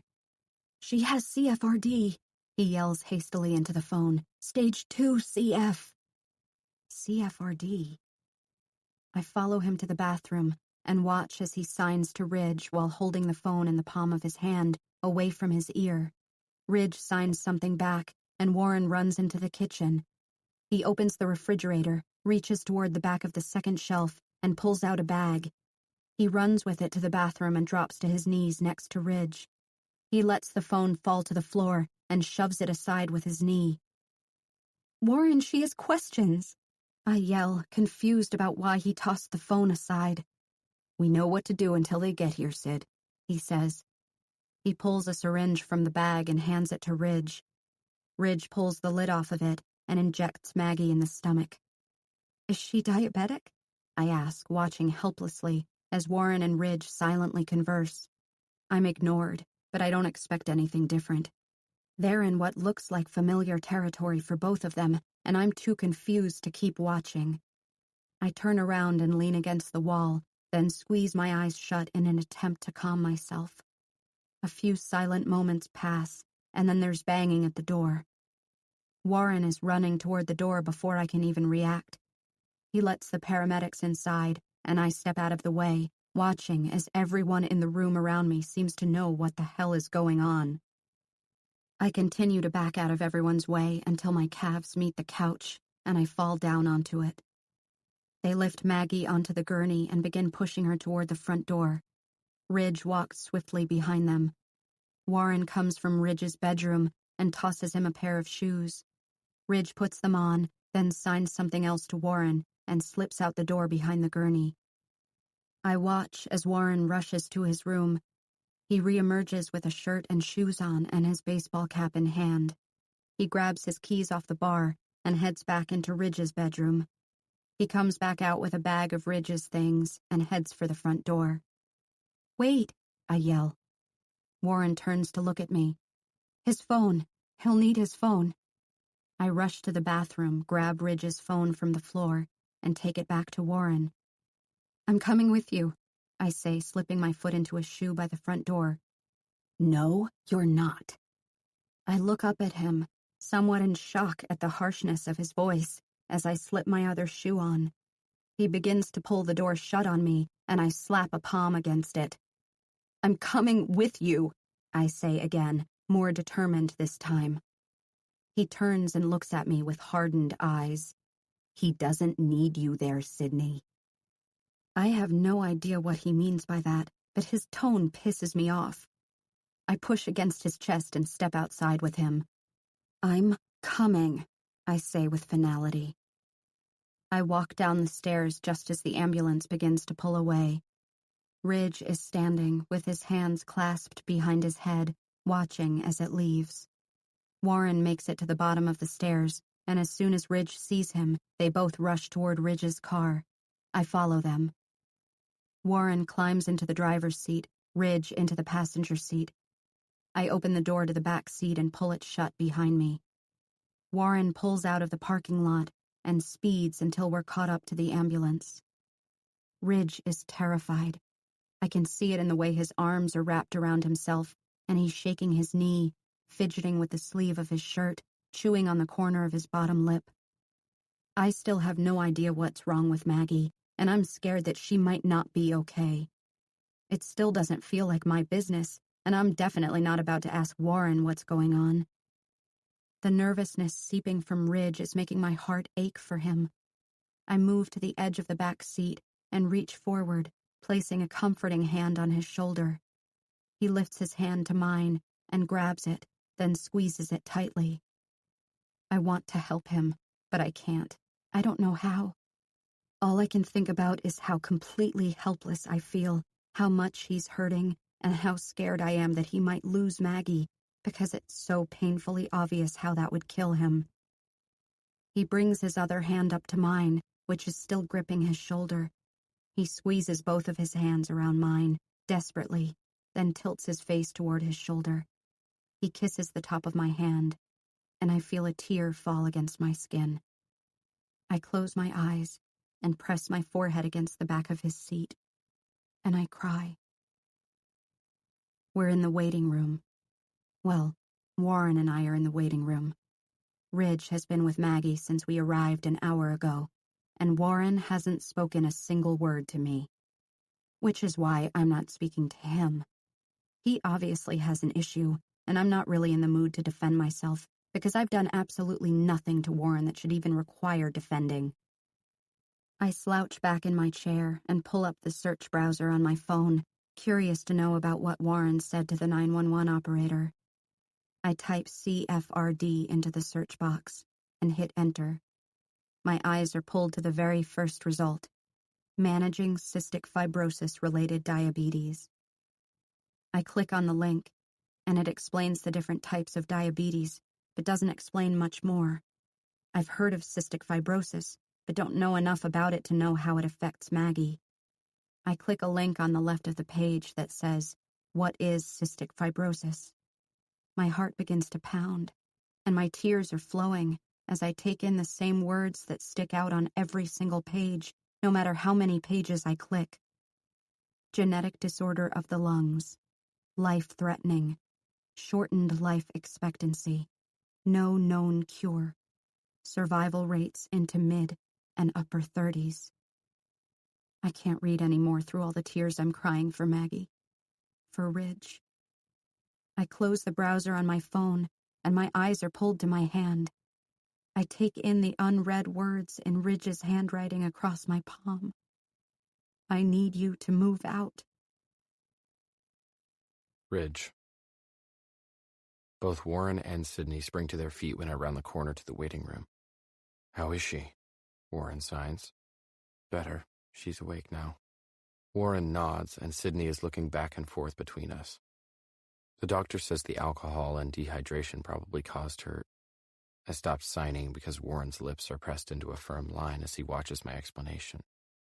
Verbalize for her, I sign, nodding my head towards Sydney. Warren turns and looks at Sydney, then refocuses his attention on me. This doesn't concern her, he signs silently. What the hell is his problem? She's worried about Maggie, Warren. It does concern her. Now verbalize what I'm saying for her. Warren shakes his head. She's not here for Maggie, Ridge. She doesn't care how Maggie's doing. She's only worried about you. I bury my anger, then slowly step forward and stand directly in front of him. Verbalize for her, now. Warren sighs but doesn't turn towards Sydney. He stares straight at me as he both signs and verbalizes for us. Ridge says Maggie's okay. She's awake. Sydney's entire body relaxes as her hands go to the back of her head and relief washes over her. She says something to him, and he closes his eyes, takes a quick breath, then opens them. Sydney wants to know if either of you need anything from the apartment. I look at Sydney and shake my head. They're keeping her overnight to monitor her blood sugar. I'll come by tomorrow if we need anything. I'm staying a few days at her house. Warren verbalizes again, and Sydney nods. You two head back and get some rest. Warren nods. Sydney steps forward and gives me a tight hug, then backs away. Warren begins to turn toward the exit, but I grab his arm and make him look at me again. I don't know why you're upset with her, Warren, but please don't be a jerk to her. I've done that enough already. He nods, and they turn to leave. Sydney looks back over her shoulder and smiles a painful smile. I turn and walk back to Maggie's room. The head of her bed is slightly raised now, and she looks up at me. There's an IV drip in her arm, replenishing her fluids. Her head slowly rolls across her pillow as her eyes follow me across the room. I'm sorry, she signs. I shake my head, not even remotely wanting or needing any type of apology from her. Stop. Don't feel bad. Like you always say, you're young. Young people do crazy things like get drunk and have hangovers and puke for 12 hours straight. She laughs. Yes, but like you always say, probably not young people with life-threatening conditions. I smile as I reach her bed and scoot a chair close to it and take a seat. I'm going back to San Antonio with you. I'll stay a few days until I feel better about leaving you alone. She sighs and turns her head, looking straight up at the ceiling. I'm fine. It was just an insulin issue. She turns back to face me. You can't baby me every time this happens, Ridge. My jaw clenches at baby me. I'm not babying you, Maggie. I'm loving you. I'm taking care of you. There's a difference. She closes her eyes and shakes her head. I'm so tired of having the same conversation over and over. Yeah, so am I. I lean back in my chair and fold my arms over my chest while I stare at her. Her refusal of help has been understandable up to this point, but she's not a teenager anymore, and I can't understand why she won't allow things to progress with us. I lean forward, touching her arm so she'll look at me and listen. You need to stop being so hell-bent and determined to have your independence. If you don't take better care of yourself, these brief one-night hospital stays will be a thing of the past, Maggie. Let me take care of you. Let me be there for you. I constantly worry myself sick.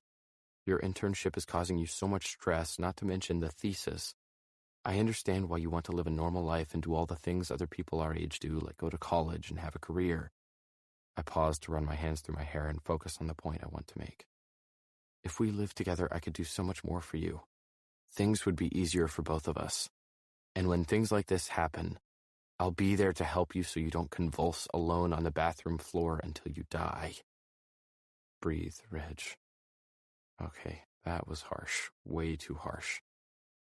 I roll my neck and look down at the floor because I'm not ready for her to respond yet. I close my eyes and try to hold back my frustration. Maggie, I sigh, looking at her tear-soaked eyes. I love you. And I am so scared that one of these days I won't be able to walk out of the hospital with you still in my arms. And it'll be my own fault for allowing you to continue to refuse my help. Her bottom lip is quivering, so she tucks it into her mouth and bites it. Sometime in the next 10 or 15 years, Ridge, that will be your reality. You are going to walk out of the hospital without me because no matter how much you want to be my hero, I can't be saved. You can't save me from this.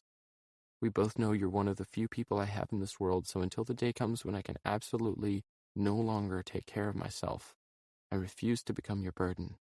Do you know what that does to me? To know that I've put that much pressure on you? I'm not living alone simply because I crave independence, Ridge. I want to live alone because... Tears are streaming down her cheeks, and she pauses to wipe them away. I want to live alone because I just want to be the girl you're in love with. For as long as we can draw that out. I don't want to be your burden or your responsibility or your obligation. The only thing I want is to be the love of your life, that's all. Please just let that be enough for now. Let it be enough until the time comes when you really do have to go to the ends of the earth for me. A sob breaks free from my chest. and I reach forward and press my lips to hers.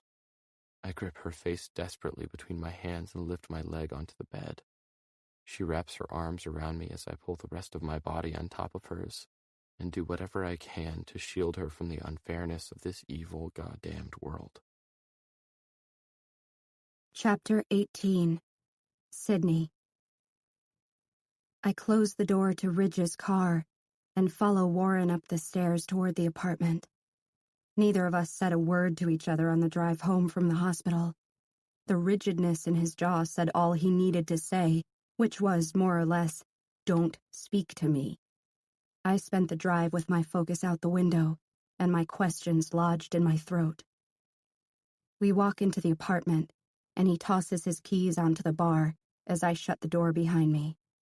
He doesn't even turn around to look at me as he stalks off toward his bedroom. "Good night," I say. I might have said it with a little bit of sarcastic bite, but at least I'm not screaming, "Screw you, Warren," which is kind of what I feel like saying. He pauses, then turns around to face me. I watch him nervously because whatever he's about to say to me isn't "good night." His eyes narrow as he tilts his head, shaking it slowly. "Can I ask you a question?" he finally says, eyeing me with curiosity. "As long as you promise never again to begin a question by asking whether or not you can propose a question." I want to laugh at my use of Ridge's comment, but Warren doesn't even crack a smile. It only makes things much more awkward. I shift on my feet. "What's your question, Warren?" I say with a sigh. He folds his arms over his chest and walks toward me. I swallow my nervousness as he leans forward to speak to me, barely a foot away. "Do you just need someone to fuck you?" Breathe in, breathe out. Expand, contract. Beat, beat, pause. Beat, beat, pause. "What?" I say, dumbfounded. I'm positive I didn't hear him right. He lowers his head a few inches until he's at eye level with me. "Do you just need someone to fuck you?" he says with more precise enunciation this time. "Because if that's all it is, I'll bend you over the couch right now and fuck you so hard you'll never think about Ridge again." He continues to stare at me, cold and heartless. "Think before you react, Sydney." For several seconds, all I can do is shake my head in disbelief. Why would he say that? Why would he say something so disrespectful to me? This isn't Warren. I don't know who this asshole is standing in front of me, but it definitely isn't Warren. Before I allow myself time to think, I react. I pull my arm back, then make 4 punches my lifetime average as my fist meets his cheek. Shit, that hurt. I look up at him and his hand is covering his cheek. His eyes are wide and he's looking at me with more surprise than pain. He takes a step back, and I keep my eyes focused hard on his. I grab my fist and pull it up to my chest, pissed that I'm going to have another hurt hand. I wait before going to the kitchen to get ice for it, though. I might need to hit him again. I'm confused by his obvious anger toward me for the past 24 hours. My mind rushes through anything I could have said or done to him that would make him feel this much hatred toward me. He sighs and tilts his head back, pulling his hands through his hair. He gives no explanation for his hateful words, and I try to understand them, but I can't. I've done nothing to him to warrant something that harsh. Maybe that's his problem, though. Perhaps the fact that I've done nothing to him, or with him, is what's pissing him off like this. "Is this jealousy?" I ask. "Is that what's making you this evil, wretched excuse for a human being? Because I never slept with you?" He takes a step forward, and I immediately back up until I fall down onto the couch. He bends down, bringing himself to my eye level. "I don't want to screw you, Sydney, and I am definitely not jealous." He pushes himself away from the couch, away from me. He's scaring the living shit out of me, and I want to pack my suitcases and leave tonight and never ever see any of these people again. I begin crying into my hands. I hear him sigh heavily, and he drops down onto the couch beside me. I pull my feet up and turn my knees away from him, curling into the far corner of the couch. We sit like this for several minutes, and I want to stand up and run to my room, but I don't. I feel as if I'd have to ask permission, because I don't even know if I have a room here anymore. "I'm sorry," he finally says, breaking the silence with something other than my crying. "God, I'm sorry. I'm trying to understand what the hell you're doing." I wipe my face with my shirt and glance at him. His face is a jumbled mixture of sadness and sorrow, and I don't understand anything he's feeling. "What is your problem with me, Warren? I've never been anything but nice to you. I've even been nice to your bitch of a girlfriend, and believe me, that takes effort." He nods in agreement. "I know," he says, exasperated. I know you are a nice person." He laces his fingers together and stretches his arms out, then brings them back down with a heavy sigh. "And I know you have good intentions. You have a good heart, and a pretty good right swing," he says, grinning slyly. "I guess that's why I'm so mad, though. I know you have a good heart, so why in the hell haven't you moved out yet?" His words hurt me more now than the vulgar ones he spit at me 5 minutes ago. If you and Ridge wanted me gone this bad, why did you both wait until this weekend to tell me? My question seems to catch Warren off guard, because his eyes cut to mine briefly before he looks away again. He doesn't answer that question, though. Instead, he begins to prepare one of his own. "Has Ridge ever told you the story of how he met Maggie?" he asks. I shake my head, completely confused by the direction this conversation has taken. "I was 17, and Ridge had just turned 18, he says. He leans back against the couch and stares down at his hands. I recall Ridge saying he began dating Maggie when he was 19, but I keep silent and let him continue. "We had been dating for about 6 weeks, and..." Scratch that thought. Can no longer keep silent. "We?" I ask hesitantly. "As in you and Ridge?" "No, dumbass, as in me and Maggie." I try to hide my shock, but he doesn't look at me long enough to even see my reaction. "Maggie was my girlfriend first. I met her at a fundraising event for children who were deaf. I was there with my parents, who were both on the committee." He pulls his hands behind his head and leans against the couch. "Ridge was with me the first time I saw her. We both thought she was the most beautiful thing we had ever laid eyes on, but fortunately for me, my eyes landed on her about 5 seconds before his did, so I called dibs. Of course, neither one of us expected to actually have a chance with her. I mean, you've seen her, she's incredible." He pauses for a moment, then props a leg on the table in front of us. "Anyway, I spent the whole day flirting with her, charming her with my good looks and my killer body." I laugh, but only out of courtesy. "She agreed to go on a date with me, so I told her I'd pick her up that Friday night. I took her out, made her laugh, took her back home, and kissed her. It was great, so I asked her out again, and she agreed. I took her out for a second date, then a third date. I liked her. We got along well, she laughed at my jokes. She also got along with Ridge, which scored major points in my book. The girl and the best friend have to get along, or one of the two will suffer. Luckily, we all got along great. On our 4th date, I asked her if she wanted to make it official, and she agreed. I was stoked because I knew she was by far the hottest girl I'd ever dated or ever would date. I couldn't let her slip away, especially before I was able to go all the way with her." He laughs. I remember saying that to Ridge the same night. Told him if there was one girl on earth I needed to de-virginize, it was Maggie. Told him I'd go on 100 dates with her if that's what it took. He turned his back to me and signed, "What about 101? I laughed because I didn't understand what the hell Ridge meant. I didn't understand at the time that he liked her the way he did, and I never really understood all the little gems he would spout. Still don't. Looking back on the whole situation and the way he would sit there and have to listen to the punk-ass things I said about her, I'm surprised he didn't punch me sooner than he did." "He punched you?" I ask. "Why, because you talked about screwing her?" He shakes his head, and a look of guilt washes over him. "No," he says quietly, Because I did screw her. He sighs, but continues. We were staying the night at Ridge and Brennan's.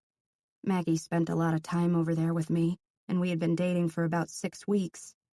I know that's not long in virgin weeks, but it's a damn eternity in guy weeks. We were lying in bed together, and she told me she was ready to go all the way, but before she would have sex with me, there was something she needed to tell me. She said I had a right to know, and she wouldn't feel right continuing a relationship until I was fully informed. I remember panicking, thinking she was about to tell me she was a dude or some shit like that. He glances at me and raises an eyebrow.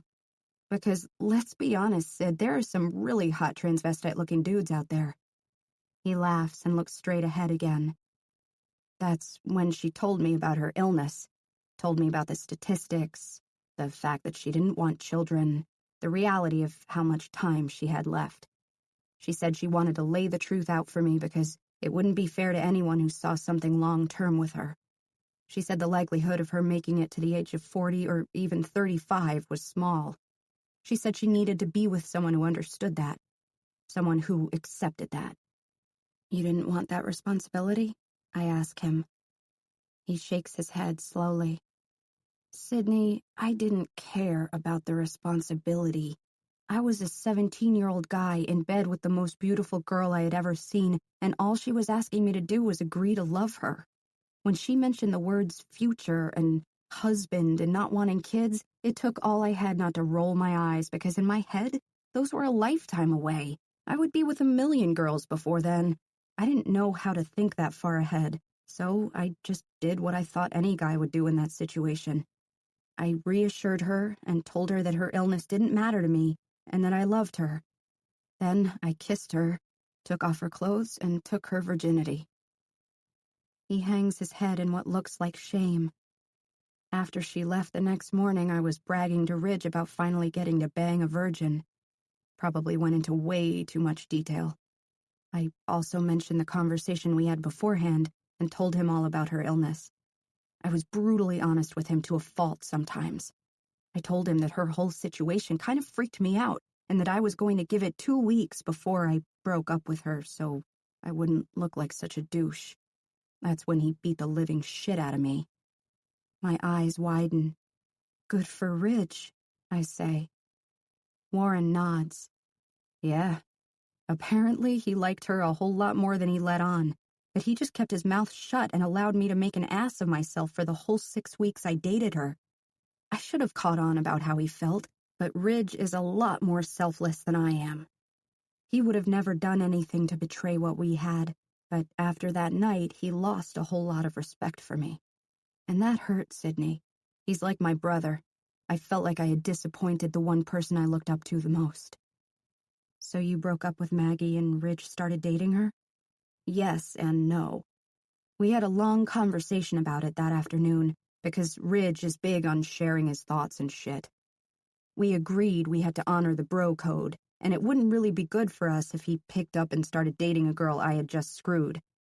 But he liked her a lot, and even though I knew it was hard for him, he waited until the term ended before he asked her out. The term? Warren nods. Yeah, don't ask where we came up with it, but we agreed 12 months was a decent length of time before the bro code became null. We figured enough time would have passed, and if he wanted to ask her out after a year, it wouldn't be so weird. By that time, she might have dated other people and wouldn't be going straight from my bed into Ridge's. As much as I could have tried to be cool about it, it would have been too weird, even for us. Did Maggie know how he felt about her? During the 12 months? Warren shakes his head. Nope, Maggie never even knew he liked her like he did. He liked her so much he didn't go on a single date for the entire 12 months I made him wait. He had the date circled on a calendar. I saw it once in his room. He never mentioned her, never asked about her, but I'll be damned if the day that year was up, he wasn't knocking on her front door. And it took her a while to come around, especially knowing she would have to interact with me. But things eventually worked themselves out. She ended up with the right guy in the end, thanks to Ridge's persistence. I exhale. Wow, I say. Talk about devotion. He turns his head toward mine, and our eyes meet. Exactly, he says firmly, as if I just summed up his whole point. I have never in my life met another human being with more devotion than that man. He's the best damn thing that's ever happened to me, the best thing that's ever happened to Maggie. He pulls his feet up onto the couch and faces me full on. He's gone through hell and back for that girl, Sydney. All the hospital stays, driving back and forth to take care of her, promising her the world and giving up so much of himself in return. And she deserves it. She's one of the purest, most selfless people I've ever met. And if there are two people who deserve each other in this world, it's the two of them. So when I see how he looks at you, it pains me. I saw the way the two of you watched each other at the party the other night.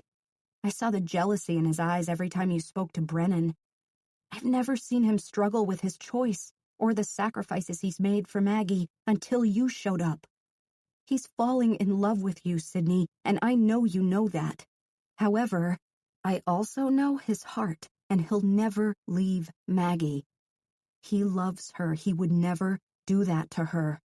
So seeing him torn apart because of the way he feels about you and knowing his life is with Maggie, I just don't understand why you're still here. I don't understand why you're putting him through that much pain. Every day you're still here, and I see him looking at you the same way he used to look at Maggie. It makes me want to shove you out the damn door and tell you to never come back. And I know that's not your fault. I know that. Hell, you didn't even know the half of what he's going through until tonight. But now you do. And as much as I love you and think you're one of the coolest damn chicks I've ever met, I also never want to see your face again. Especially now that you know the truth about Maggie. And forgive me if this is harsh, but I don't want you getting it into your head that the love you have for Ridge will be enough to hold you over until the day Maggie dies. Because Maggie isn't dying, Sydney. Maggie's living. She'll be around a lot longer than Ridge's heart could ever survive you. My head rolls forward into my hands as the sobs erupt from my chest. Warren's arm folds over my back, and he pulls me against him. I don't know who I'm crying for right now, but my heart hurts so much, I just want to rip it from my fucking chest and throw it over Ridge's balcony, because that's where this whole mess began. Ridge. Maggie has been asleep for a couple of hours now, but I've yet to sleep. That's usually how it is when I'm with her in the hospital. After 5 years of sporadic stays, I've learned it's much easier not to sleep at all than it is to get a half-assed couple of hours. I open my laptop and pull up my messages to Sydney, and send her a quick hello to see if she's online. We haven't had a chance to discuss the fact that I asked her to move out, and I hate not knowing if she's okay. I know it's wrong to be messaging her at this point, but it seems even more wrong to leave things unsaid. She returns my message almost immediately, and the tone of it already relieves some of my worry. I don't know why I always expect she'll respond unreasonably, because she's never once shown a lack of maturity or regard for my situation. Sydney. Yeah, I'm here. How's Maggie? Me. She's good. She'll be discharged this afternoon. Sydney. That's good. I've been worried. Me. Thank you, by the way, for your help last night. Sydney. I wasn't much help. I felt like I was in the way more than anything. Me. You weren't. There's no telling what could have happened if you hadn't found her. I wait a moment for her to respond, but she doesn't. I guess we've reached the point in this conversation where one of us needs to bring up what we both know must be discussed. I feel responsible for this entire situation with her, so I bite the bullet and lay it out there. Me. Do you have a minute? I really have some things I'd like to say to you. Sydney. Yes, and likewise. I glance up at Maggie again, and she's still asleep in the same position. Having this conversation with Sydney in her presence, as innocent as it is, makes me uneasy. I take my laptop and walk out of the hospital room and into the empty hallway. I sit on the floor beside the door to Maggie's room and reopen my laptop. Me. The main thing I've appreciated about our time together over the last couple months is the fact that we've been upfront and consistent with each other. With that being said, I don't want you to leave with the wrong idea about why I need you to move out. I don't want you to think you did anything wrong. Sydney. I don't need an explanation. I've more than worn out my welcome, and you have enough to stress about without adding me into the mix. Warren found an apartment for me this morning, but it isn't available for a few days. Is it okay if I stay here until then? Me. Of course. When I said I needed you to move, I didn't literally mean today, I just meant soon. Before things become too hard for me to continue to walk away. Sydney. I'm sorry, Ridge. I didn't mean for any of this to happen. I know she's referring to the way we feel about each other. I know exactly what she means, because I didn't mean for it to happen either. In fact, I've done everything I could to stop it from happening, but somehow my heart never got the message. If I know it wasn't intentional on my part, I know it wasn't intentional on her part. So she has nothing to apologize for. Me. Why are you apologizing? Don't apologize. It's not your fault, Sydney. Hell, I'm not even sure it's my fault. Sydney. Well, usually when something goes wrong, someone is at fault. Me. Things didn't go wrong with us. That's our problem. Things are way too right between us. We make sense. Everything about you feels so right, but... I pause for a few moments to gather my thoughts because I don't want to say anything I'll regret. I inhale, then type out the best way to describe how I feel about our entire situation. Me. There isn't a doubt in my mind that we could be perfect for each other's life, Sydney. It's our lives that aren't perfect for us. Several minutes pass without a response. I don't know if I crossed the line with my comments, but however she's reacting to them, I needed to say what I had to say before I could let her go. I'm beginning to close my laptop when another message pops up from her. Sydney, if there's one thing I've learned from this whole experience, it's that my ability to trust wasn't completely broken by Hunter and Tori like I initially thought. You've always been upfront with me about how you feel. We've never skirted around the truth. If anything, we've worked together to find a way to change our course. I want to thank you for that. Thank you so much for showing me that guys like you actually exist and not everyone is a hunter. She somehow has a way of making me sound so much more innocent than I actually am. I'm not nearly as strong as she thinks I am. Me. Don't thank me, Sydney. You shouldn't thank me because I failed miserably at trying not to fall in love with you. I swallow the lump forming in my throat and hit send. Saying what I've just said to her fills me with more guilt than the night I kissed her. Words can sometimes have a far greater effect on a heart than a kiss. Sydney. I failed first. I read her last message, and the finality of our imminent goodbye hits me full force. I feel it in every single part of me, and I'm shocked at the reaction I'm having to it. I lean my head against the wall behind me and try to imagine my world before Sydney entered it. It was a good world, a consistent world. But then she came along and shook my world upside down as if it were a fragile, breakable snow globe. Now that she's leaving, it feels as if the snow is about to settle and my whole world will be upright and still and consistent again. As much as that should make me feel at ease, it actually terrifies me. I'm scared to death that I'll never again feel any of the things I felt during the little time she's been in my world. Anyone who has made this much of an impact deserves a proper goodbye. I stand and walk back into Maggie's hospital room.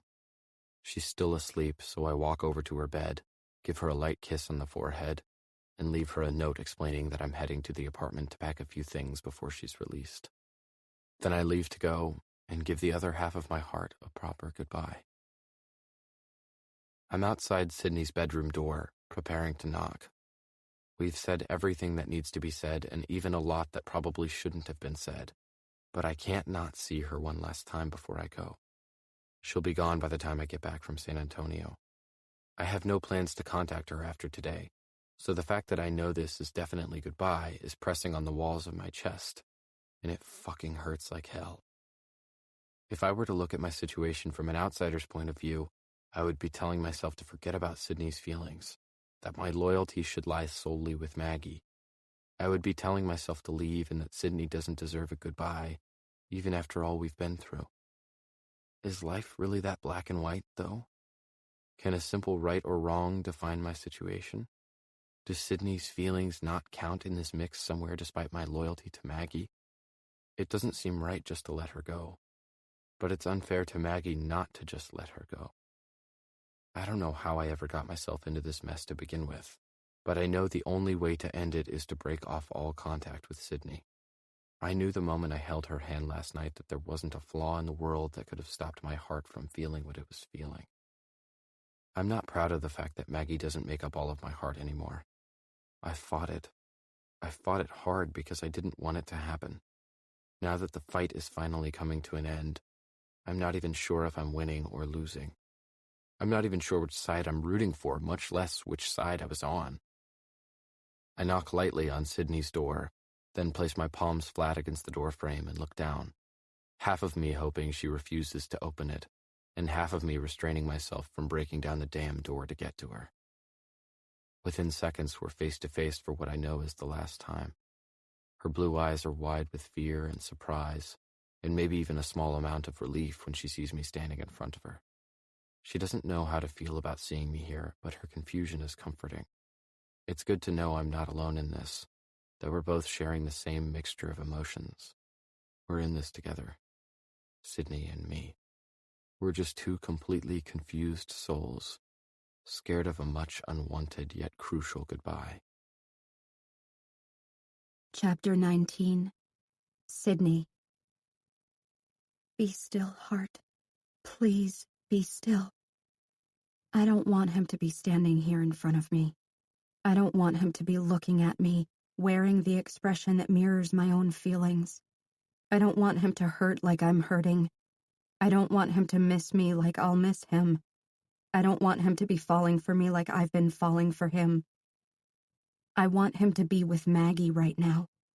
I want him to want to be with Maggie right now, because it would make this so much easier knowing our feelings were less a reflection of each other's and more like a one-way mirror.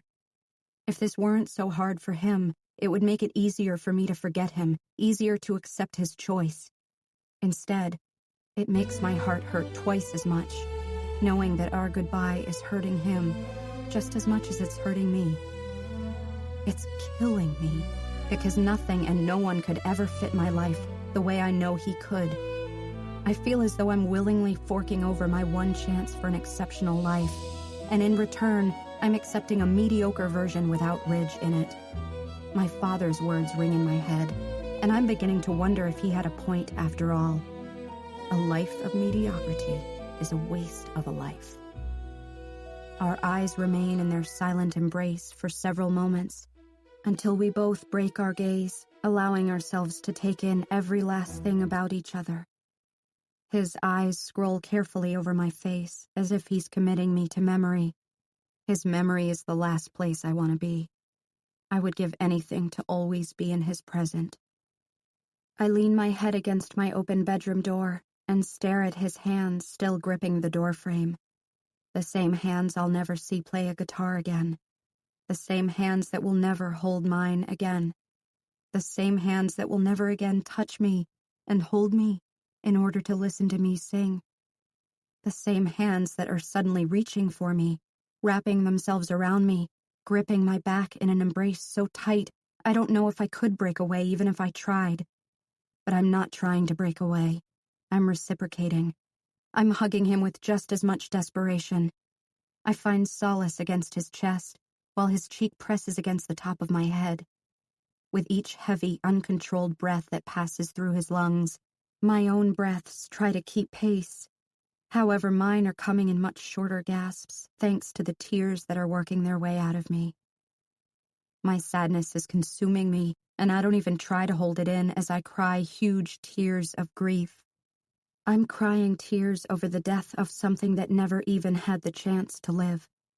The death of us. Ridge and I remain clasped together for several minutes.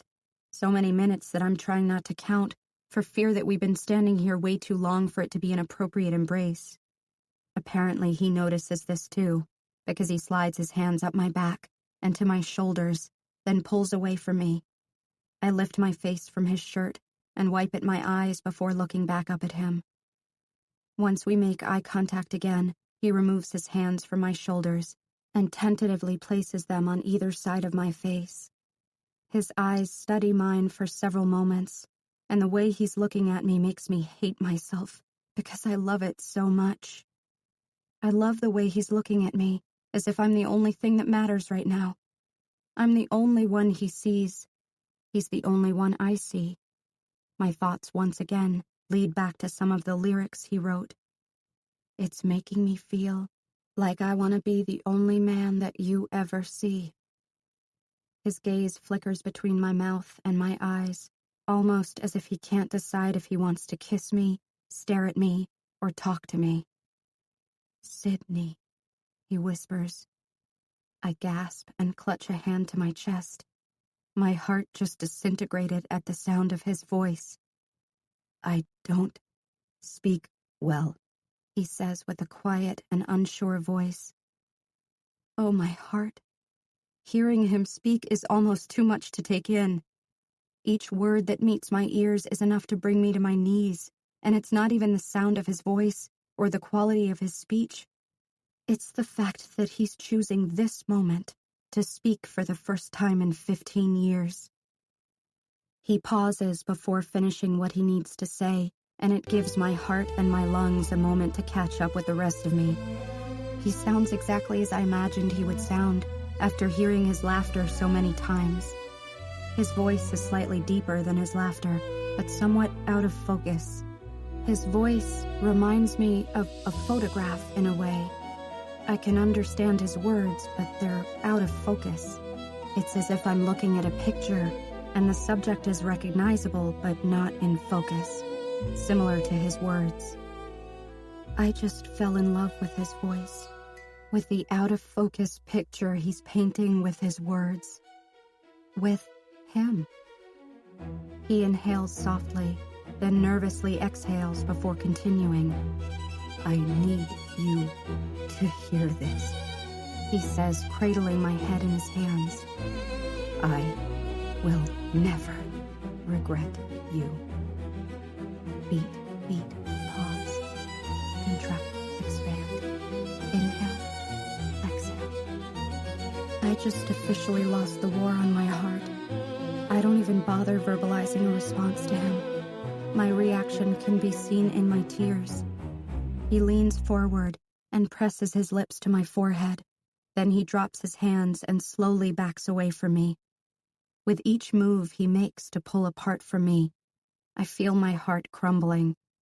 I can almost hear us being ripped apart. I can almost hear his heart tearing in two, crashing to the floor right next to mine. As much as I know he should leave, I'm a breath away from begging him to stay.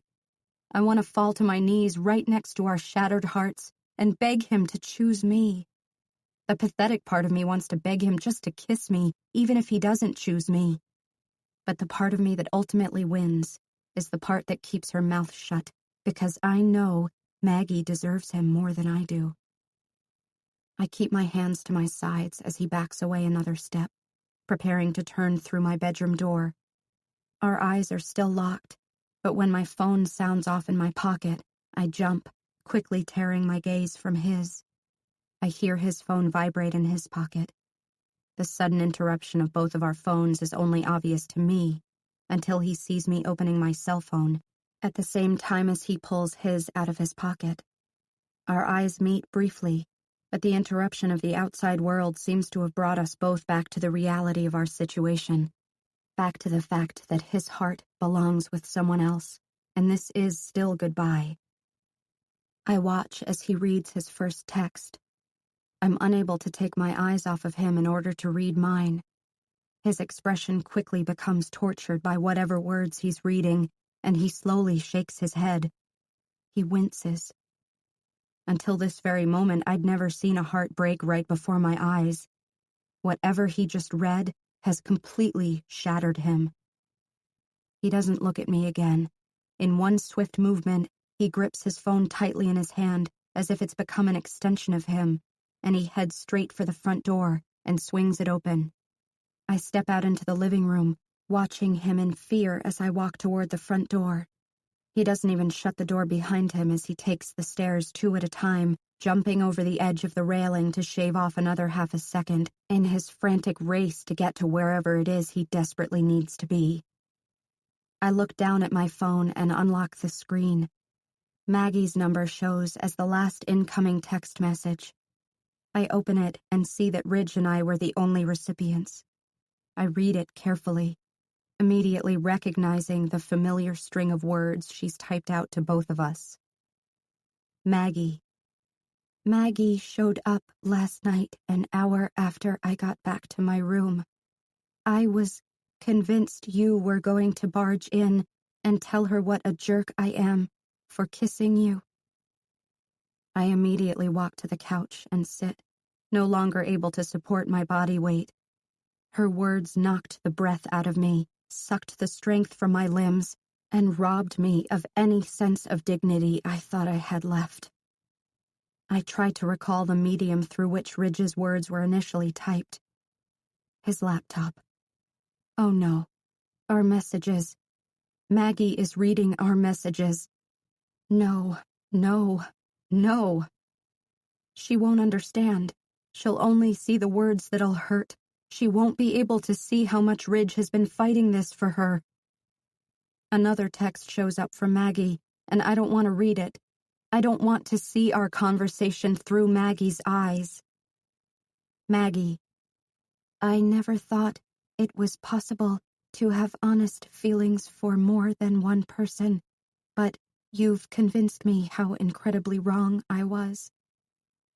I turn my phone on silent and toss it onto the couch beside me, then start crying into my hands. How could I do this to her? How could I do to her what was done to me, knowing it's the worst feeling in the world? I've never in my life known this kind of shame. Several minutes pass, full of regrets, before I realize the front door is still wide open. I leave my phone on the couch and walk to the door to shut it, but my eyes are drawn to the cab pulled up directly in front of our complex. Maggie is stepping out, looking up at me as she closes the door. I'm not at all prepared to see her, so I quickly step back out of her sight to regain my bearings. I don't know if I should go hide in my room or stay out here and try to explain Ridge's innocence in all of this. But how would I do that? She obviously read the conversations herself. She knows we kissed. She knows he admitted having feelings for me.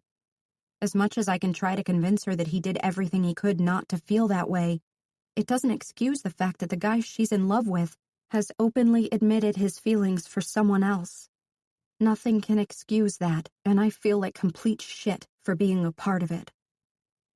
I'm still standing with the door open when she makes it to the top of the stairs. She's looking at me with a stern expression. I know she's more than likely here for anything other than me, so I take a step back and open the door wider. She looks down at her feet when she passes me, unable to continue the eye contact. I don't blame her. I wouldn't be able to look at me either. In fact, if I were her, I'd be punching me right now. She heads to the kitchen counter and she drops Ridge's laptop onto it without delicacy. Then she heads straight to Ridge's room. I hear her rummaging through stuff, and she eventually comes out with a bag in one hand and her car keys in the other. I'm still standing motionless with my hands on the door. She continues to keep her eyes focused on the floor as she passes me again. But this time, she makes a quick movement with her hand and wipes away a tear. She walks out the door, down the stairs, and straight to her car, never speaking a word. I wanted her to tell me she hated me. I wanted her to punch me and scream at me and call me a bitch. I wanted her to give me a reason to be angry, because right now, my heart is breaking for her, and I know there isn't a damn thing I could say to make her better. I know this for a fact, because I've recently been in the same situation that Ridge and I have just put her in. We just made her a Sydney. Ridge. The third and final text comes through when I pull up to the hospital. I know it's the final text because it's pulled from the conversation I had with Sydney less than 2 hours ago. It's the very last thing I messaged her. Maggie, don't thank me, Sydney. You shouldn't thank me because I failed miserably at trying not to fall in love with you. I can't take any more. I throw the phone into the passenger seat and exit the vehicle, then sprint into the hospital and straight up to her room. I push open the door and rush inside, preparing to do whatever I can to persuade her to hear me out. When I'm inside her room, I'm instantly gutted. She's gone. I press my palms against my forehead and pace the empty room, trying to figure out how I can take it all back. She read everything. Every single conversation I've ever had with Sydney on my laptop. Every single honest feeling I've shared. Every joke we've made. Every flaw we've listed. Why was I so damn careless? 24 years I've lived without ever experiencing this type of hatred. It's the type of hatred that completely overwhelms the conscience. It's the type of hatred that excuses otherwise inexcusable actions. It's the type of hatred that can be felt in every facet of the body and in every inch of the soul. I've never known it until this moment. I've never hated anything or anyone with as much intensity as I hate myself right now. Chapter 20. Sydney. Are you crying? Bridget asks without compassion as she comes through the front door. Warren follows closely behind her, but he pauses the second his eyes meet mine.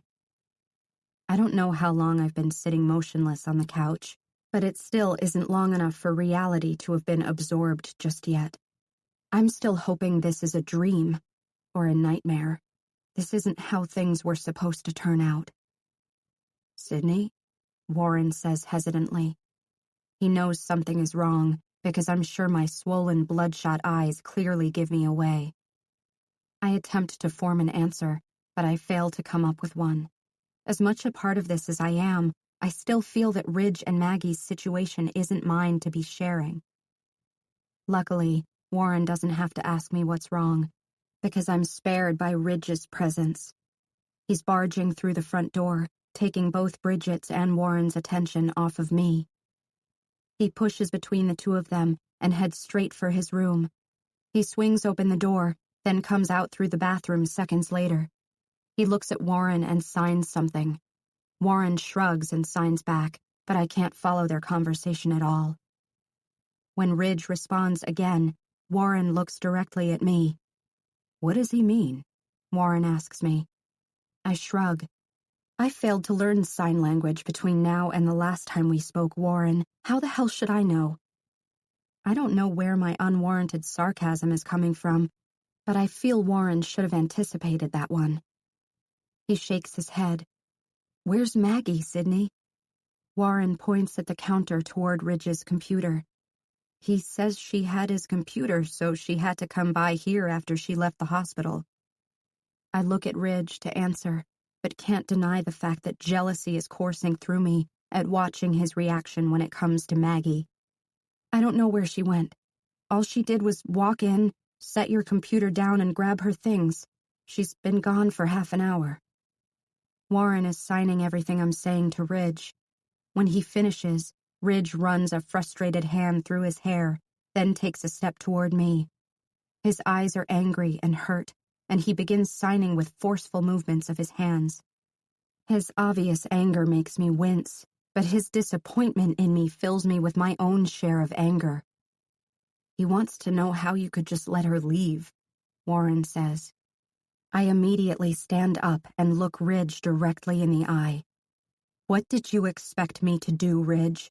Lock her in the damn closet? You can't be mad at me for this. I'm not the one who failed to delete messages I wouldn't want someone else to read. I don't wait for Warren to finish signing for Ridge. I walk to my bedroom and slam the door behind me, then drop down onto my bed. Moments later, I hear the door to Ridge's bedroom slam shut too. The sounds don't stop there, though. I hear things crashing against his bedroom walls one by one as he takes his frustration out on any inanimate object in his path. I don't hear the knock through the sounds coming from Ridge's bedroom. My door opens, and Warren slips inside. He shuts my bedroom door, then leans his back against it. What happened? He asks. I turn my head to face the other direction. I don't want to answer him, and I don't want to look at him, because I know anything I say to him will only cause him to be disappointed in Ridge and me. I don't want him to be disappointed in Ridge. Are you okay? His voice is closer now. He sits down on the bed beside me and places a comforting hand on my back. The reassuring contact from him causes me to break down again as I bury my face in my arms. I feel as though I'm drowning, but I have no fight left to even bother coming up for air. You said something about messages to Ridge. Did Maggie read something that upset her? I turn my head back over and look up at him. Go ask Ridge, Warren. It's not my place to tell you Maggie's business. Warren purses his lips in a tight line, nodding slowly while he thinks. I kind of think it is your place, though, isn't it? Does it not have everything to do with you? And I can't ask Ridge. I've never seen him like this before, and frankly, I'm a little terrified of him right now. But I'm worried about Maggie, and I need you to tell me what happened, so I can figure out if there's anything I can do to help. I close my eyes, wondering how I can answer Warren's question with a simplified response. I open my eyes and look at him again. Don't be angry with him, Warren. The only thing Ridge has done wrong is fail to delete a few messages. Warren tilts his head and narrows his doubtful eyes. If that's the only thing Ridge did wrong, then why is Maggie avoiding him? Are you saying that the messages she read weren't wrong? Whatever has been going on between the two of you isn't wrong? I don't like the condescending undertone in his voice. I sit up on the bed and scoot back, putting space between the two of us as I respond.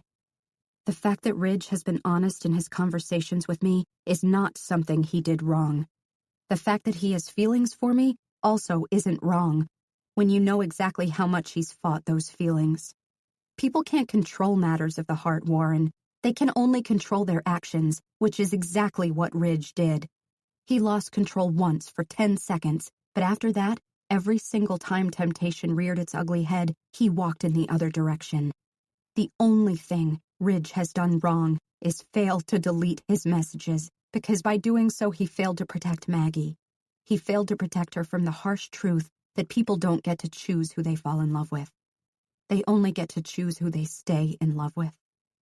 I look up at the ceiling and blink back tears. He was choosing to stay in love with her, Warren. Why can't she see that? This will kill him so much more than it's killing her. I fall back onto the bed, and Warren remains beside me, quiet and still. Several long moments pass, and then he stands and slowly makes his way to my bedroom door. I owe you an apology, he says. An apology for what? He drops his eyes to the floor and shifts his feet. I didn't think you were good enough for him, Sydney. He slowly brings his gaze back to mine. You are. You and Maggie both are. This is the first moment since meeting Ridge that I don't envy him. He leaves the room, somehow having made me feel the tiniest bit better and a whole hell of a lot worse. I continue to lie still on my bed, listening for the sound of Ridge's anger to return, but it doesn't. It's completely quiet throughout the apartment. The only thing any of us can hear is the lingering shattering of Maggie's heart. I pick up my phone for the first time since I put it on silent and see that I have a missed text from Ridge, sent just a few minutes ago. Ridge, I changed my mind. I need you to leave today. Ridge. I pile a few things into a bag, hoping I'll actually need it once I get to her house. I have no idea if Maggie will even allow me to step through her front door, but the only thing I can do right now is be optimistic because the alternative is unacceptable. It just is. I refuse to accept that this is it. I know she's hurt, and I know she hates me right now, but she has to understand how much she means to me and how my feelings for Sydney were never intentional. I clench my fists again, wondering why in the hell I ever had those conversations with Sydney in the first place, or why I failed to delete them. I never thought Maggie would be in a position to read them. I guess in a way, I just didn't feel guilty. The way I felt towards Sydney wasn't something I wanted to happen, but the feelings are there, and refusing to act on them since our initial kiss has taken a hell of a lot of effort. In an oddly sadistic way, I've actually been proud of myself for being able to fight it the way I have. But Maggie won't see that side of it, and I completely understand. I know Maggie, and if she reads all the messages, she's more upset about the connection I've made with Sydney than she is over the fact that I kissed her. The feelings I have for Sydney aren't something I'm sure I can talk my way out of. I grab my bag and my phone and head into the kitchen to pack the laptop. When I reach the counter, I notice a piece of paper peeking out from the computer. I find a sticky note stuck to the screen. Ridge, it was never my intention to read your personal stuff, but when I opened your laptop, it was all right there in front of me. I read all of it, and I wish I never saw it. Please give me time to process everything before you show up. I'll contact you when I'm ready to talk in a few days. Maggie. A few days? God, please don't let her be serious. There's no way my heart will survive this for a few days. I'll be lucky if I make it through the end of today knowing how I've made her feel. I toss my bag back toward my bedroom door since I won't need it for a while. I lean forward in defeat and rest my elbows on the bar, crumpling the note up in my fist. I stare down at the laptop before me. Piece of shit computer.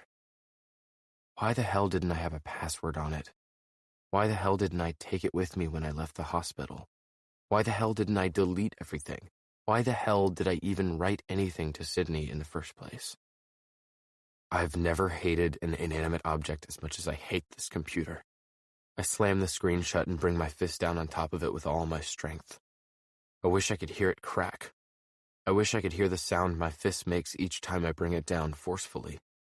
I want to hear it crushed beneath my fist the same way my heart feels crushed inside my chest. I stand up straight and pick the laptop up, then slam it down on the bar. I see Warren exit his bedroom out of the corner of my eye, but I'm too pissed to care if I'm making too much noise. I continue to pick the laptop up and slam it against the bar over and over, but it doesn't diminish the hatred I feel for it in the least, and it also doesn't do enough damage to the casing. Warren walks toward the kitchen and heads to a cabinet. He reaches inside and grabs something, then walks over to me. I pause my attack on the computer and look up to see him holding out a hammer. I gladly take it and step back and bring the hammer down against the laptop with all my might. This time I can actually see the cracks appear with each hit. Much better. I hit it over and over and watch as pieces fly in all directions. I'm also leaving a hefty amount of damage on the bar beneath my mangled computer, but I don't give a shit. Countertops are replaceable. What this computer destroyed of Maggie isn't. When there isn't much left of the computer to destroy, I finally drop the hammer on the bar. I'm out of breath. I turn and slide down to the floor with my back against the cabinets.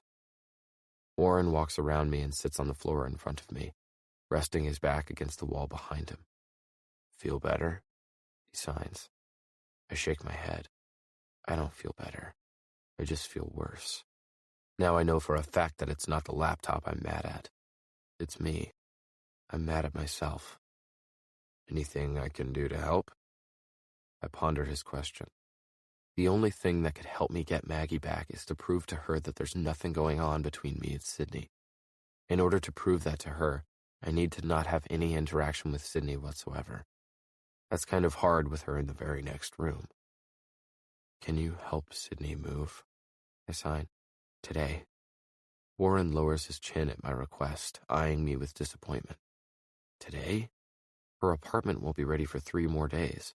Besides, she needs furniture, and what we ordered this morning isn't even being delivered until the day she moves in. I pull my wallet out of my pocket and remove my credit card.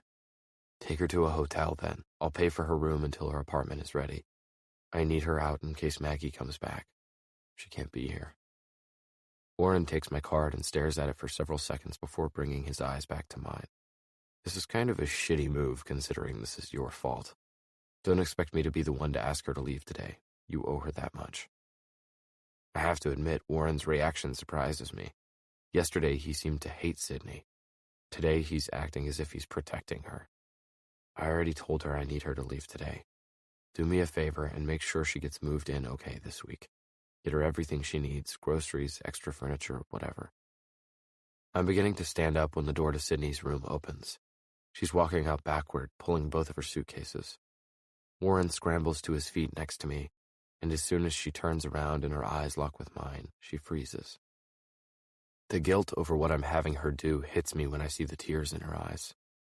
She doesn't deserve this. She hasn't done anything to deserve all that I've put her through. The way it makes me feel to know I've hurt her is exactly why I need her to leave, because I shouldn't care this much. But I do. God, I care about her so much. I break eye contact with her and look back to Warren. Thank you for helping her, I sign. I head back to my room, not wanting to watch Sydney walk out the front door. I can't imagine losing both her and Maggie in the course of a few hours, but it's actually happening. Warren grabs my arm as I pass him, forcing me to turn and look at him. You aren't even going to tell her goodbye? He signs. I can't tell her goodbye when I don't really want her to leave. I continue toward my room, thankful that I can't hear the sound of the front door closing behind her when she leaves. I don't know if I could take it. I pick up my phone and lie down on my bed. I pull up Maggie's number and send her a text. Me. I'll give you however much time you need. I love you more than you even realize. I'm not going to deny anything I said to Sydney because it was all true, especially the parts about you and how much I love you. I know you're hurt, and I know I betrayed you, but please, you have to know how much I've fought for you. Please don't end us like this. I hit the send button and pull the phone to my chest. Then I fucking cry. Chapter 21. Sydney. Let me get those, Warren says as he bends to pick up my suitcases. He carries them down the steps and I follow him. Once we make it to his car, I realize I don't even know where I'm going. I haven't thought this far ahead. As soon as Ridge told me he needed me to leave today, I just packed my things and walked out, without even a plan for what I'm going to do for the next 3 days. My new apartment isn't ready, but I'm wishing I could be in it. I want to be as far away as I can get right now, from Ridge and Maggie and Warren and Bridget and Hunter and Tori and everything and everyone. Ridge wants me to take you to a hotel until your apartment is ready, but is there anywhere else you'd rather go? Warren is now sitting in the driver's seat, and I'm in the front passenger's seat. I don't even remember our getting into his car. I turn and look at him, and he's just staring at me. The car hasn't even been cranked yet. God, I feel so pathetic. I feel like a burden. It's laughable, isn't it? I say. What? I gesture to myself. This? I lean my head against the headrest and close my eyes. I should just go back home to my parents. I'm obviously not cut out for this. Warren sighs. Not cut out for what? College? Real life? I shake my head. Independence in general, really. Hunter was right when he told me I'd be better off living with him than on my own. He was right about that, at least. I've been in Ridge's life less than 3 months, and I've successfully ruined his entire relationship with Maggie. I look out the window, up to his empty balcony. I've also ruined his entire friendship with me. Warren cranks the car, then reaches over and squeezes my hand. Today is a really bad day, Sid. A really, really bad day. Sometimes in life we need a few bad days in order to keep the good ones in perspective. He lets go of my hand and backs out of the parking spot. And you've made it this long without having to go back to your parents? You can make it 3 more days. I can't afford a hotel, Warren. I spent my savings on furniture and the deposit for the new apartment. Just take me to the bus station. I'll go stay with my parents for a few days. I pick up my phone in order to bite the bullet and call them, but Warren pulls it out of my hands. First of all, you need to stop blaming yourself for what's happening with Ridge and Maggie. Ridge is his own person, and he knows right from wrong. He was the one in the relationship, not you. Second, you need to allow Ridge to pay for this hotel because he's the one making you leave without a notice. As much as I love the guy, he sort of owes you big time. I watch the empty balcony as we drive away. Why do I feel like I've been taking Ridge's handouts since the day I met him? I look away from the balcony, feeling the anger building in my chest, but I don't even know who I'm mad at. Love, maybe? I think I'm mad at love. I don't know why you feel the way you do, Warren says, but you need to stop. You've never asked any of us for a single thing. I nod, trying to agree with him. Maybe Warren is right. Ridge is just as guilty in this as I am. He's the one in the relationship. He should have asked me to leave as soon as he knew he was developing feelings for me. He also should have given me more than 5 minutes to move out. He made me feel like more of a liability than someone he's supposed to care about. You're right, Warren. And you know what? If Ridge is paying, I want you to take me to a really nice hotel. One with room service and a minibar full of tiny bottles of Pine Sol. Warren laughs. That's my girl. Ridge. It's been 72 hours. 3 days. Enough time for me to come up with even more things I need to say to Maggie. Enough time for Warren to let me know that Sydney is finally in her own apartment.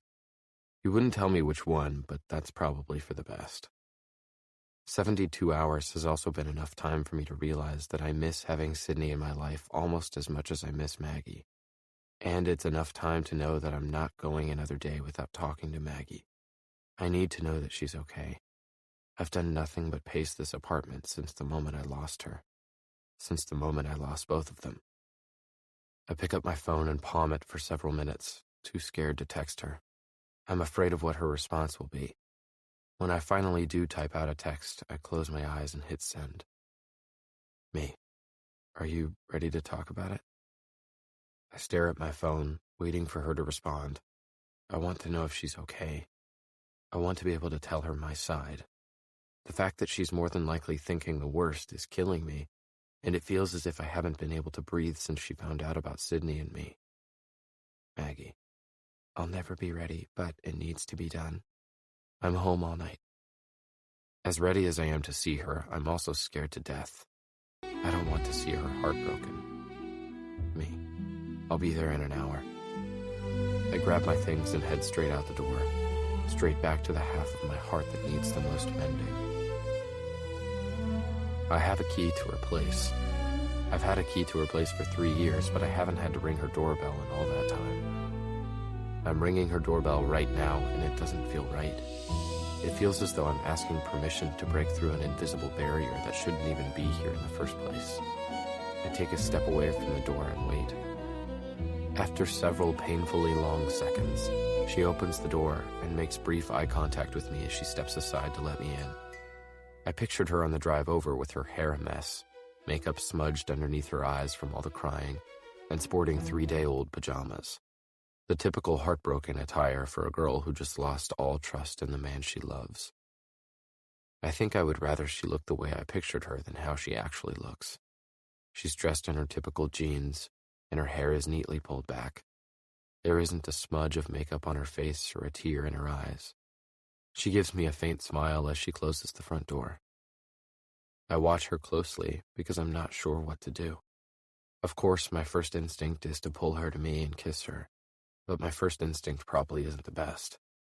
Instead, I wait until she goes into her living room. I follow her, wishing more than anything that she would turn toward me and throw her arms around me. She does turn to face me before she takes a seat, but she doesn't throw her arms around me.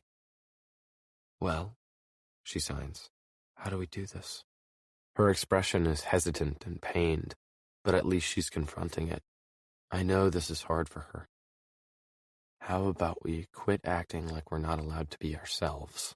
I sign. This has been the hardest 3 days of my life, and I can't go another second without touching you. I don't give her a chance to respond before my arms are wrapped around her and I'm pulling her against me. She doesn't resist.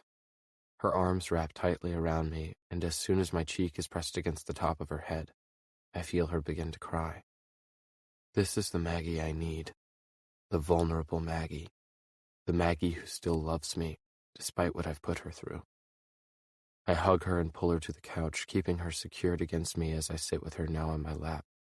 We continue to hold each other, neither of us knowing how to begin a conversation. I press a long kiss into her hair. What I wouldn't give to just be able to whisper all my apologies into her ear. I want her as close to me as possible while I tell her how sorry I am, but I can't do that and sign everything I need to say at the same time. I hate these moments in life where I'd give anything to be able to communicate the same way so many others take for granted. She slowly lifts her face, and I reluctantly let her pull back. She keeps her palms pressed against my chest and looks me directly in the eyes. "Are you in love with her?" she asks. She doesn't sign her question. She only speaks it. The fact that she doesn't sign it makes me think it was too hard for her to even ask. So hard that maybe she doesn't really want to know the answer, so she didn't really want me to understand her question. I did understand it. I grab both of her hands pressed against my chest, and I lift them, kissing each of her palms before releasing her hands to answer her. "I'm in love with you, Maggie." Her expression is tight and controlled. "That's not what I asked." I look away from her, not wanting her to see the struggle in my eyes. I close them and remind myself that lying won't get us back to where we need to be. Maggie's smart. She also deserves honesty, which isn't at all what I've been giving her. I open my eyes and look at her. I don't answer her with a yes or a no.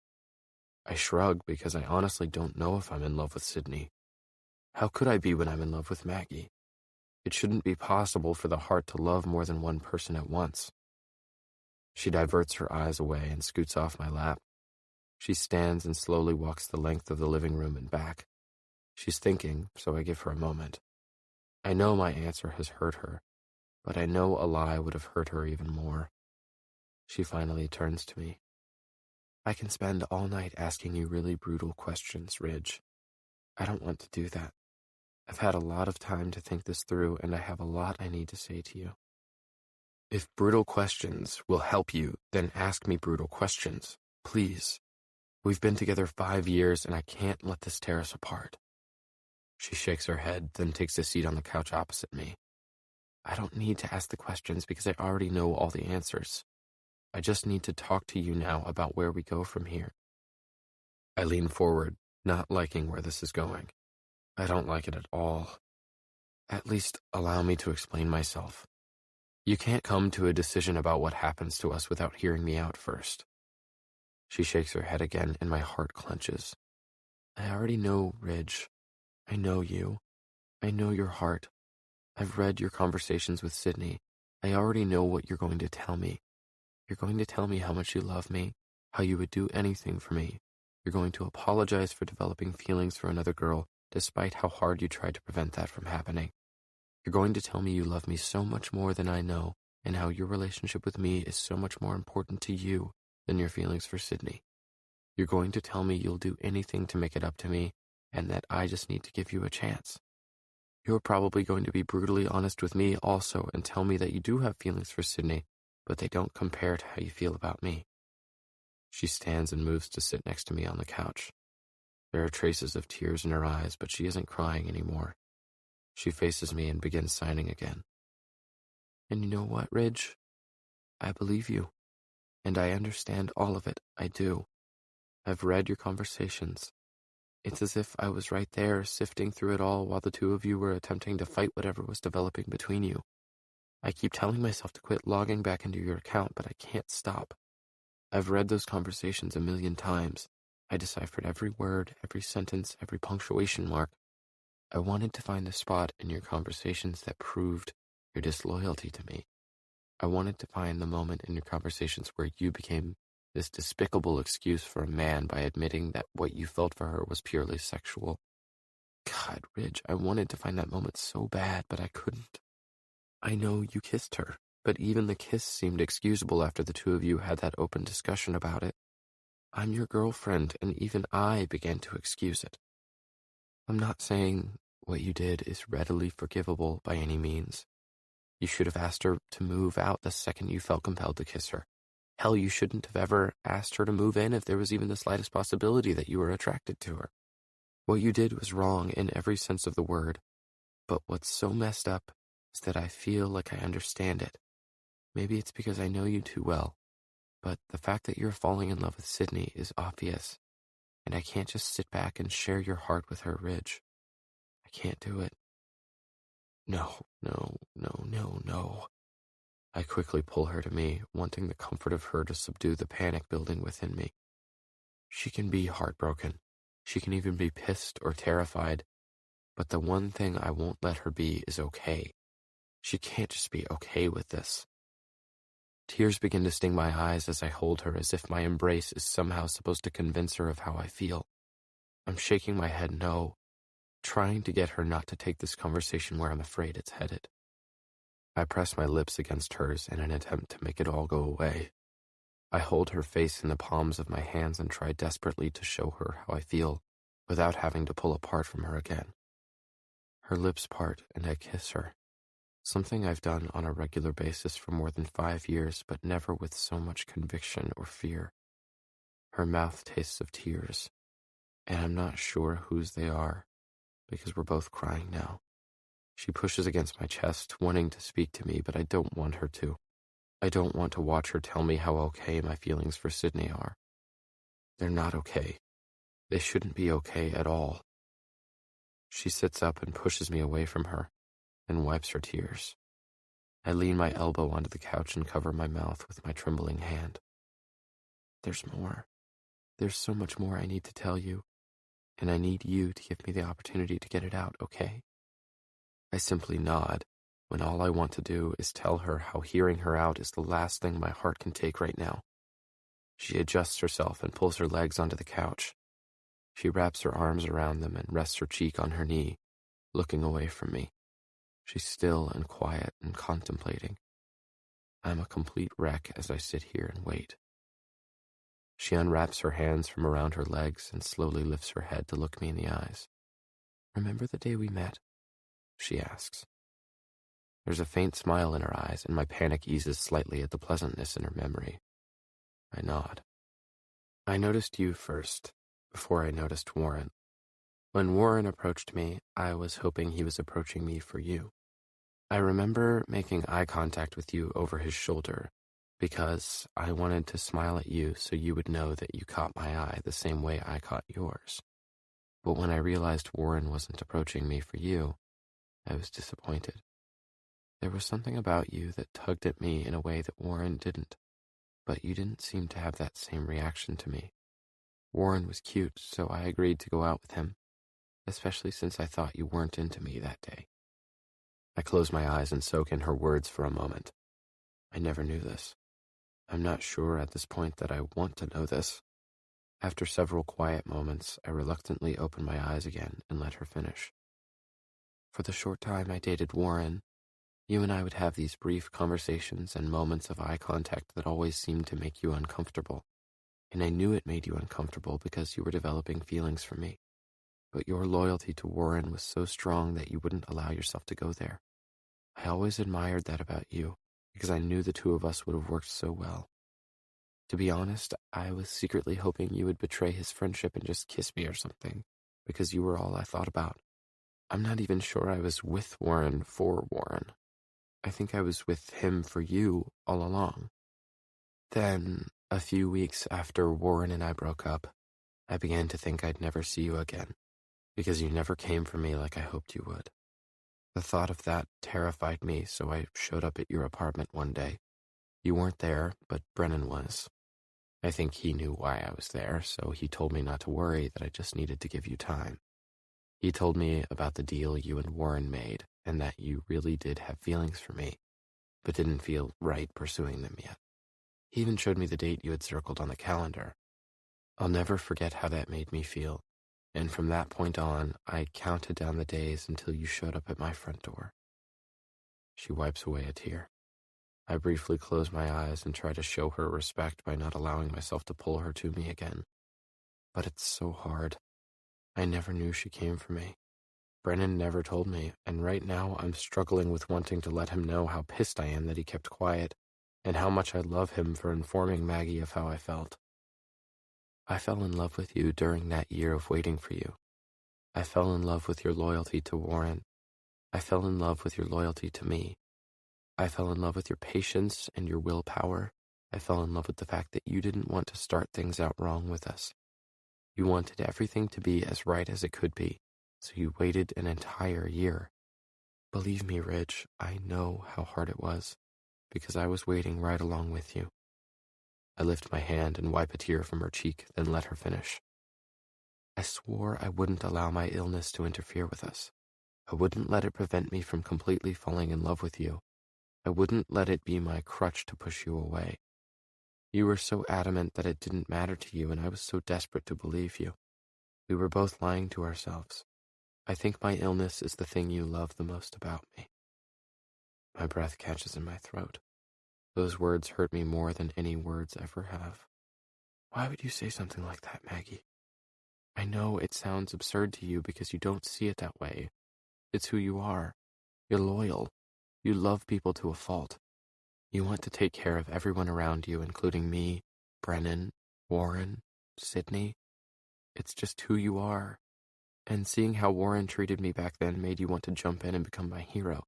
I'm not saying you don't love me for me, because I know you do. I just think you love me the wrong way. I run my palm over my forehead and try to squeeze the pain away. My head can't take another second of listening to how incredibly wrong she is. Maggie, stop. If you're about to use your illness as an excuse to leave me, I won't listen to it. I can't. You're talking like you're about to just give up on us, and it's scaring the living hell out of me. I didn't come here for you to give up. I need you to fight with me. I need you to fight for us. She tilts her head to the side, slowly shaking it in disagreement. I shouldn't have to fight for us, Ridge. I fight every goddamn day of my life just to survive. I should be able to revel in us, but I can't. I'm constantly living in fear that I'm going to upset you or make you angry because you want so badly to form a protective bubble around me. You don't want me taking risks or doing anything that causes me one iota of stress. You don't see the point in my going to college since we both know my fate. You don't see the point in me having a career because you think it's better if I just let you take care of me while I take it easy. You don't understand my yearning to experience the things that give people that rush of adrenaline. You get mad when I bring up the idea of traveling because you don't think it's safe for my health. You refuse to go on tour with your brother because you want to be the one to take care of me when I get sick. You give up so much of your life to make sure I'm not having to give up any of mine, and sometimes it's so suffocating. Suffocating? I'm suffocating? I stand up and pace the room for several moments, attempting to breathe the air back into my lungs that she's repeatedly knocking out. After I'm calm enough to respond, I return to the couch and face her again. I'm not trying to suffocate you, Maggie. I just want to protect you. We don't have the luxury of time like every other couple. Is it wrong that I want to prolong what we have for as long as we possibly can? No, Ridge, it's not wrong. I love that about you so much, but I don't love it for me. It always feels as though you're trying to be my lifeguard. I don't need a lifeguard, Ridge. I need someone who is willing to watch me brave the ocean and then dare me not to drown. But you wouldn't be able to let me near the ocean. It's not your fault that you can't give me that. I know it's just an analogy, but she's only using it to make excuses. You think that's what you want, I sigh. It's not. You can't tell me you'd rather be with someone who would allow you to risk the time you have left than have someone who would do whatever he could to prolong his life with you. She exhales. I can't tell if she's admitting I'm right or if she's frustrated because I'm wrong. She looks me square in the eyes and leans forward, then briefly presses her lips to mine. As soon as I lift my hands to her face, she pulls back again. I've known all my life that I could die at any moment. You don't know what that's like, Ridge, but I want you to try to put yourself in my shoes. If you knew all your life that you were going to die at any moment, would you be okay with just barely living? Or would you live as hard as you could? Because you're needing me to barely live, Ridge. I can't do that. When I die, I need to know that I did everything I've ever wanted to do, and I've seen everything I've ever wanted to see, and I've loved everyone I've ever wanted to love. I can't just barely live anymore. And it's not in your nature to stick by my side and watch me do all the things I still have left to do in my life. You've spent 5 years of your life loving me like no one's ever loved me. My love has matched yours minute for minute. I don't want you to ever doubt that. People take so much for granted, and I never want you to feel that I took you for granted. Everything you do for me is so much more than I deserve, and you need to know how much that means to me. But there are times when I feel like our devotion to each other is tying us down, keeping us both from really living. The past few days have helped me realize that I'm still with you because I'm scared to break your heart. But if I don't find the courage to do it, I'm scared I'll just keep holding you back, holding myself back. I feel like I can't live the life I want to live for fear of hurting you, and you can't live the life you want to live because your heart is too loyal for your own good. As much as it hurts me to admit this, I think I might be better off without you. I also think that maybe someday you'll realize you're better off without me. My elbows meet my knees as I lean forward and turn away from her. I can't watch her say another word to me. Every single thing she's saying is not only breaking my heart, but it feels as if it's also breaking the heart within my heart. It hurts so much, and I'm so damn scared because for a moment I begin to think there's a possibility that she's right. Maybe she doesn't need me. Maybe I do hold her back. Maybe I'm not the hero to her I've always tried so hard to be because right now I feel as if she doesn't even need a hero. Why would she? She has someone so much stronger than I'll ever be for her. She has herself. The realization that I may not be what she needs in her life consumes me, and my regret and guilt and shame fold in on themselves, completely devouring the strength I have left. I feel her arms wrap around me, and I pull her to me, needing to feel her against me. I love her so damn much, and all I want right now is for her to know that, even if it doesn't change anything. I pull her to me and press my forehead to hers as we both cry, holding on to each other with all we have left. Tears are streaming down her cheeks as she slides into my lap. She mouths, "I love you," then presses her lips to mine. I pull her against my chest as close as I possibly can without crawling inside of her, which is exactly what my heart is trying to do. It wants to embed itself within the walls of her chest, and it never wants to let go. Chapter 22. Sydney. My cable won't be connected until next week. My eyes hurt from reading too much and maybe also from crying. I finally put a down payment on a car with my leftover student loans, but until I get a job, I can't really afford the gas. I better find a job soon because I'm pretty sure I've fictionalized how great living alone is. I'm tempted to try to get my job back at the library, even if I have to beg. I just need something to keep me busy. I'm freaking bored. So bored that I'm looking at my hands counting random things that make absolutely no sense to even be counting. 1. The number of people constantly on my mind. Rich. 2. The number of people I wish would contract a sexually transmitted disease. Hunter and Tori. 3. The number of months since I broke up with my lying, cheating bastard of a boyfriend. 4. The number of times Warren has checked up on me since I moved out of the apartment. 5. The number of times Warren has knocked on my door in the last 30 seconds. 6. The number of days since I last saw Ridge. 7. The number of feet from my couch to the front door. I open the door, and Warren doesn't even wait for me to invite him in. He smiles and slips past me, holding 2 white bags in his hands. "I brought tacos," he says. "I was driving by on my way home from work and thought you might want some." He sets the bags on my kitchen counter, then walks to the sofa and plops down. I close the door and face him. "Thanks for the tacos, but how do I know you aren't pranking me? Would you do switch the beef out with tobacco?" Warren looks up at me and grins, impressed. "Now that's a genius prank idea, Sydney. I think you might finally be getting the hang of it." I laugh and take a seat next to him. Figures, now that I have no roommates to prank. He laughs and pats my knee. "Bridget doesn't get off work until midnight. Want to go catch a movie?" My head sinks into the back of the couch almost as quickly as my heart sinks into my stomach.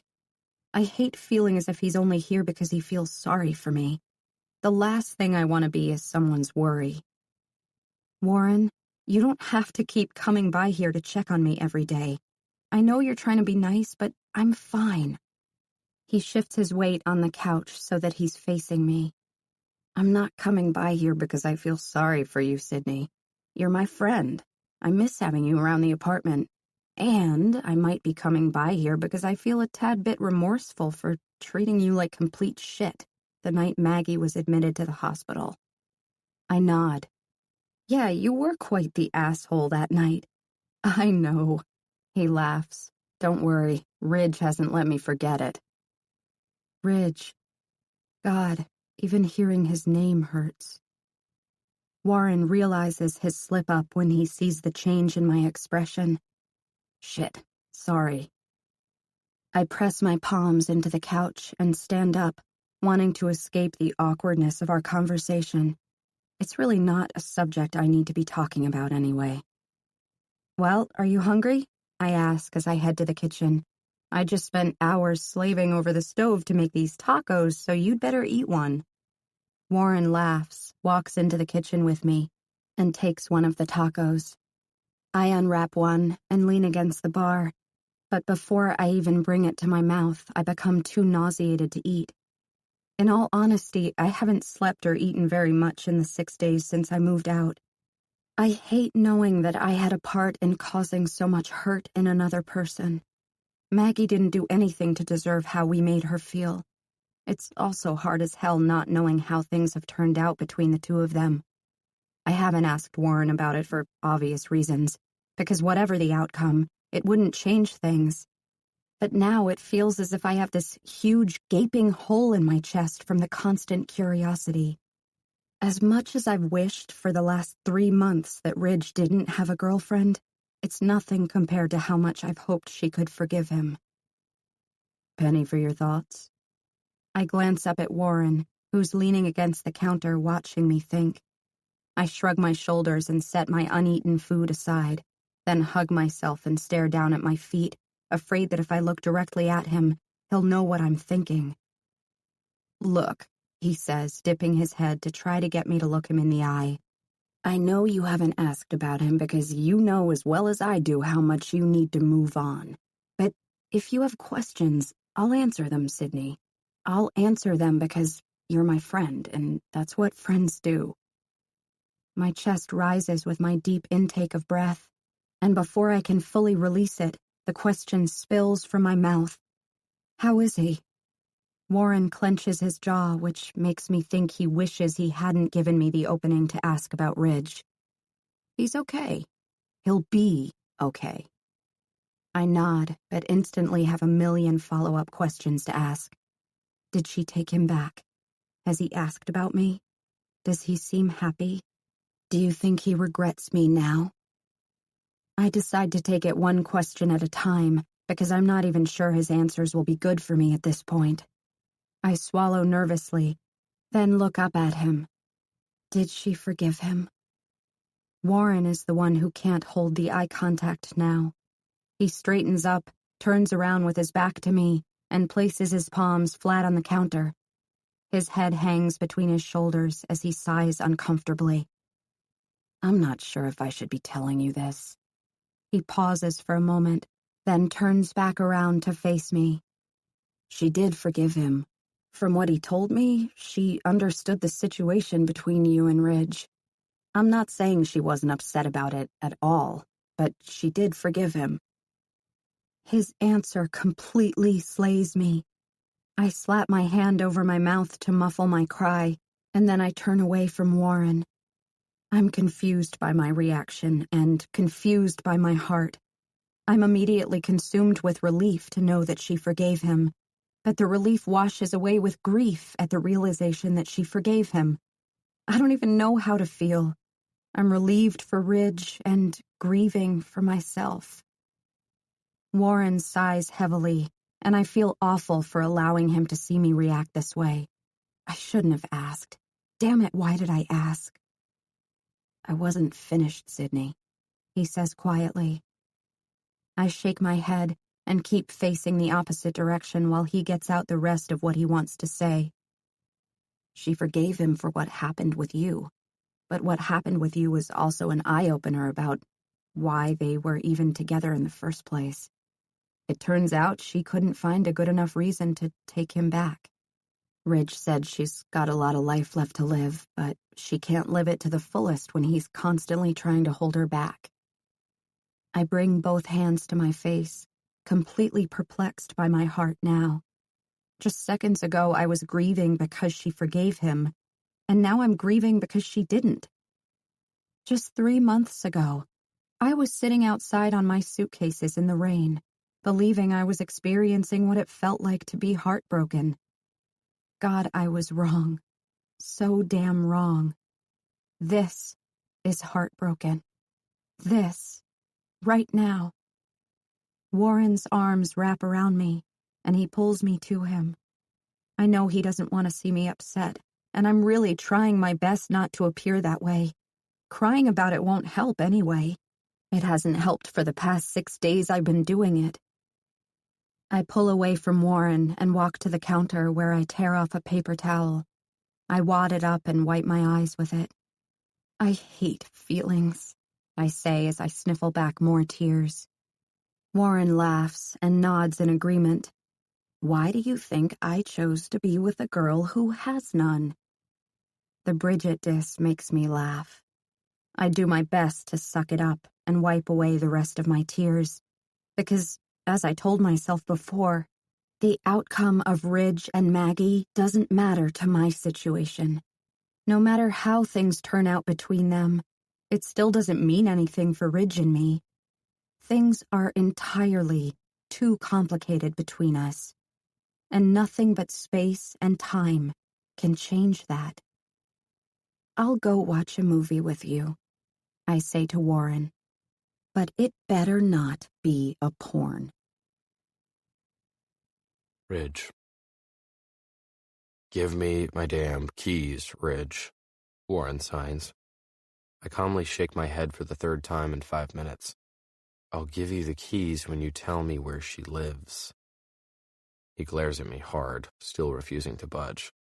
I've had his keys for most of the day now, and I'll be damned if I'll give them back before he gives me the information I need. I know it's only been 3 weeks since Maggie broke up with me, but I haven't been able to stop thinking about how everything I've done to Sydney has affected her. I need to know if she's okay. I've gone this long without contacting her simply because I'm not sure what I'll say when I eventually do see her. All I know is that I need to see her, or I'll more than likely never sleep again. It's been more than 3 weeks since the last time I had a full night's sleep, and my mind just needs reassurance. Warren sits across from me at the table, and I return my attention to the computer in front of me. Despite the fact that I want to blame my entire past few weeks on computers, I know that it was all my fault. So I sucked it up and bought a new one. I still have to rely on a computer for income, unfortunately. Warren reaches across the table and slams my laptop shut, forcing me to look up at him. Nothing good will come of it, he signs. It's only been 3 weeks since you and Maggie ended things. I'm not giving you Sydney's address because you don't need to see her. Now give me my keys or I'm taking your car. I grin smugly. Good luck finding my keys. They're in the same spot I hid yours. He shakes his head in frustration. Why are you being such a dick, Ridge? She's finally on her own and making a life for herself and doing well, and you want to barge in and confuse her all over again? How do you know she's doing well? Do you talk to her? The desperation in my question surprises me because I didn't know until this second just how much I need her to be okay. Yeah, I've seen her a few times. Bridget and I had lunch with her yesterday. I fall back against my chair, slightly annoyed that he didn't tell me this, but relieved to know she's not holed up in her apartment, devastated. Has she asked about me? Does she know about Maggie and me? He nods. She knows. She asked how things went with the two of you, so I told her the truth. She hasn't brought it up since then. Jesus Christ. Knowing that she knows the truth should relieve my worry, but it only intensifies it. I can't imagine what she must think about my lack of communication with her now that she knows about Maggie. The fact that I haven't contacted her at all probably has her believing I blame her. I lean forward and look pleadingly to Warren. Please, Warren, tell me where she lives. He shakes his head. Give me my keys. I shake my head. He rolls his eyes at our matched stubbornness and pushes himself away from the table, then storms off to his room. I open my text to Sydney and begin scrolling through them as I do every single day, wishing I had the courage to text her. I'm afraid it will be easier for her to shut me out through a text than it would be if I were to show up at her front door, which is why I haven't texted her. Despite the fact that I don't want to agree with Warren, I know that nothing good will come from my contacting her. I know we're not in a place to start a relationship, and seeing her in person would only exacerbate how much I miss her. However, knowing what I should do and abiding by what I should do are two completely different things. My light flicks on. Seconds later, my shoulders are being violently shaken. I smile through the grogginess, knowing by Warren's presence alone that I've got him right where I want him. I turn over and look up at him. Something wrong? I sign. Where are they? Where are what? My condoms, Ridge. Where the hell did you hide my condoms? I knew that if stealing his keys didn't work, then stealing his condoms would. I'm just glad he thought to put on shorts before leaving Bridget in his bed and storming into my room. You want your condoms? I sign. Tell me where she lives. Warren runs his palms over his face, and from the looks of it, I think he's groaning. Forget it. I'll go to the store and buy new ones. Before he turns to walk out of my room, I sit up on the bed. How do you plan on driving to the store? I have your keys, remember? He pauses for a second, and then his face relaxes when he's hit with a new epiphany. I'll take Bridget's car. Good luck finding her keys. Warren stares at me hard for several seconds, then finally slumps his shoulders and turns toward my dresser. He grabs a pen and paper and writes something down, wads it up, and throws it at me. Here's her address, asshole. Now give me my keys. I unfold the paper and double-check to make sure he actually wrote an address down. I reach behind my nightstand and grab his box of condoms and toss it to him. That should do you for now. I'll tell you where your keys are after I confirm that this is really her address. Warren pulls one of the condoms out of the box and tosses it at me. Take this with you when you go, because that's definitely her address.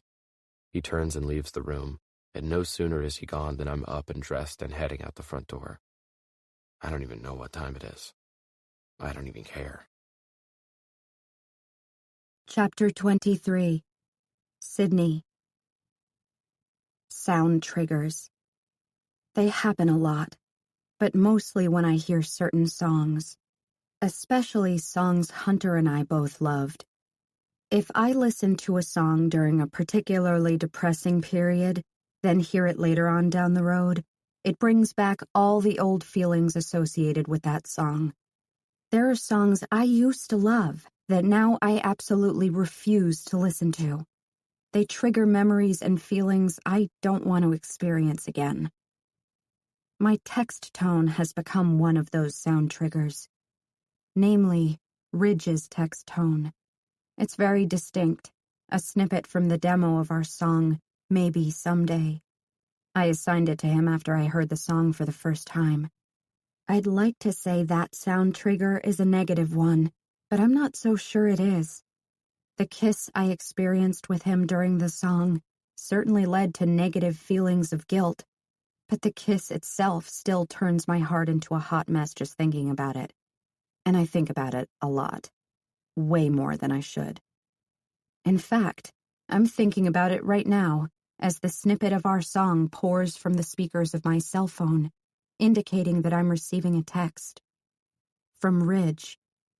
I honestly never expected to hear that sound again. I roll over on my bed and stretch my arm to the nightstand, my now trembling fingers grasping at my phone. Knowing that I've received a text from him has once again wreaked havoc with my organs, and they've forgotten how to function properly. I pull the phone to my chest and close my eyes, too nervous to read his words. Beat, beat, pause. Contract, expand. Inhale, exhale. I slowly open my eyes and hold up the phone, then unlock the screen. Ridge, are you home? Am I home? Why would he care if I were home? He doesn't even know where I live. Besides, he made it pretty clear where his heart's loyalty resided when he told me to move out 3 weeks ago. But I am home, and despite my better judgment, I want him to know I'm home. I'm tempted to respond with my address and tell him to come find out for himself whether or not I'm home. Instead, I go with something safer, something less telling. Me. Yes. I pull the covers off and sit up on the edge of the bed, watching my phone, too afraid even to blink. Ridge. You're not answering the door. Am I at the wrong apartment? Oh God. I hope he's at the wrong apartment. Or maybe I hope he's at the right apartment. I can't really tell because I'm happy he's here, but I'm pissed off that he's here. These conflicting feelings are exhausting. I stand and run out of my bedroom, straight to my front door. I peer through the peephole, and sure enough, he's at my front door. Me. You're outside my door, so yeah, right apartment. I look out the peephole again after hitting send, and he's standing with his palm flat against the door, staring at his phone. Seeing the pained expression on his face, and knowing it derives from the battle his heart is going through makes me want to swing open the door and throw my arms around him. I close my eyes and press my forehead to the door in order to give myself time to think before making any rash decisions. My heart is being pulled toward him, and I can't think of anything I want more right now than to open this door. However, I also know that opening the door won't do either of us any good. He just broke up with Maggie a matter of weeks ago, so if he's here for me, he can turn right around and leave. There's no way anything could work between us when I know he's still heartbroken over someone else. I deserve more than what he can give me right now. I've been through too much this year to let someone screw with my heart like this. He shouldn't be here. Ridge, can I come in? I turn until my back is pressed against the door. I clutch the phone to my chest and squeeze my eyes shut. I don't want to read his words. I don't want to see his face. Everything about him makes me lose sight of what's important, what's best for me. He isn't what's best for my life right now, especially considering what he's gone through in his own life, and I should walk away from this door and not let him in. But everything in me wants to let him in. Please, Sydney. The words are almost an inaudible whisper through the other side of the door, but I definitely heard them. Every single part of me heard them. The desperation in his voice, combined with the simple fact that he spoke, completely slays me. I allow my heart to make my decision for me this time, as I slowly face the door. I turn the lock and slide the latch loose, then open the door. I can't describe what it feels like to see him standing in front of me again without using the term terrifying. Everything about the way he makes me feel is absolutely terrifying. The way my heart wants to be held by him is terrifying. The way my knees seem to forget how to hold me up is terrifying. The way my mouth wants to be claimed by his is terrifying. I do my best to hide what his presence does to me by turning away from him and walking toward the living room. I don't know why I'm trying to hide my reaction from him, but isn't that what people do? We try so hard to hide everything we're really feeling from those who probably need to know our true feelings the most. People try to bottle up their emotions, as if it's somehow wrong to have natural reactions to life. My natural reaction in this moment is to turn and hug him, regardless of the reason he's here.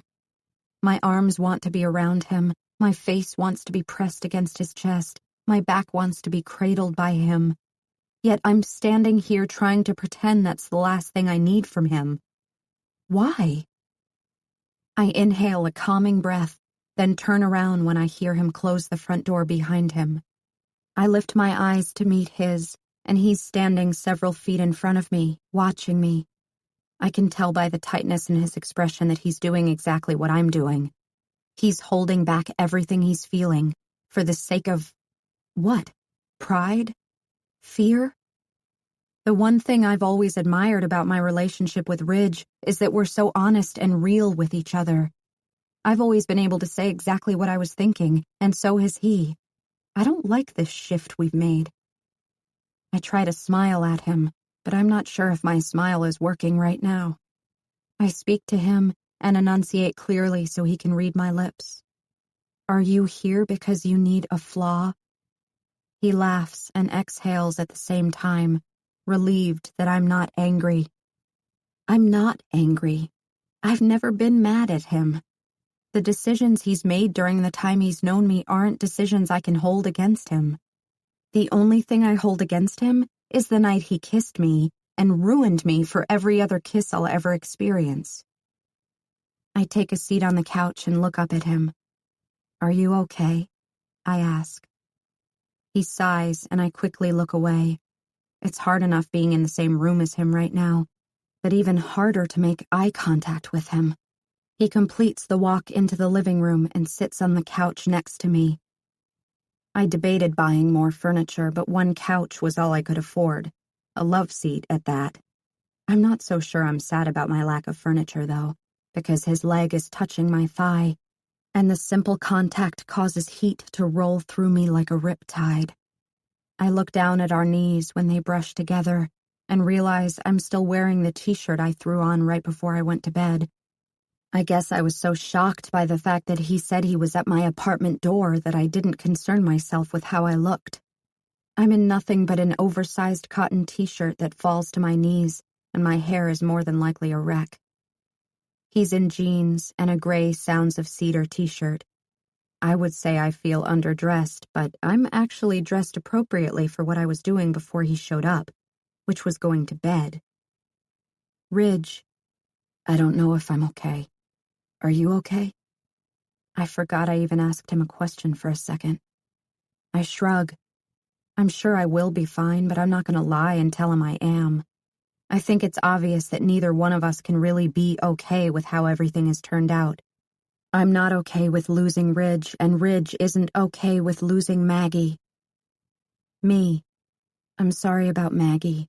I feel awful. She'll come around, though. 5 years is a lot to give up for a misunderstanding. I hit send and finally look up at him. He reads the text, then eyes me. The concentration in his expression makes the breath catch in my lungs. Ridge. It wasn't a misunderstanding, Sydney. She understood a little too well. I read his text several times, wishing he would expand on it. What wasn't a misunderstanding? The reason they broke up? His feelings for me? Rather than ask him what he means, I cut to the question I want the answer to the most. Me. Why are you here? He works his jaw back and forth before responding. Ridge. Do you want me to leave? I look at him and slowly shake my head no. Then I pause and shake my head yes. Then I pause again and just shrug. He smiles endearingly, completely understanding my confusion. Me. I guess whether or not I want you here depends on why you're here. Are you here because you need me to try to help you win back Maggie? Are you here because you miss me? Are you here because you want to try to work out some sort of friendship? Ridge. Would I be wrong if I answered none of the above? I don't know why I'm here. Part of me misses you so much it hurts, while part of me wishes I never even met you to begin with. I guess today is one of the days I was hurting, so I stole Warren's keys and forced him to give me your address. I didn't think this through or come up with any kind of speech. I just did what my heart needed me to do, which was to see you. His brutally honest reply melts my heart and pisses me off all at the same time. Me. What about tomorrow? What if tomorrow is one of the days you wished you never met me? What am I supposed to do then? The intensity in his stare is unnerving. Maybe he's trying to gauge if that was an angry response. I'm not sure if it was or not. I'm not sure how I feel about the fact that he doesn't even know why he's here. He doesn't respond to my text, and it proves one thing. He's having the same internal conflict with himself that I've been having. He wants to be with me, but he doesn't.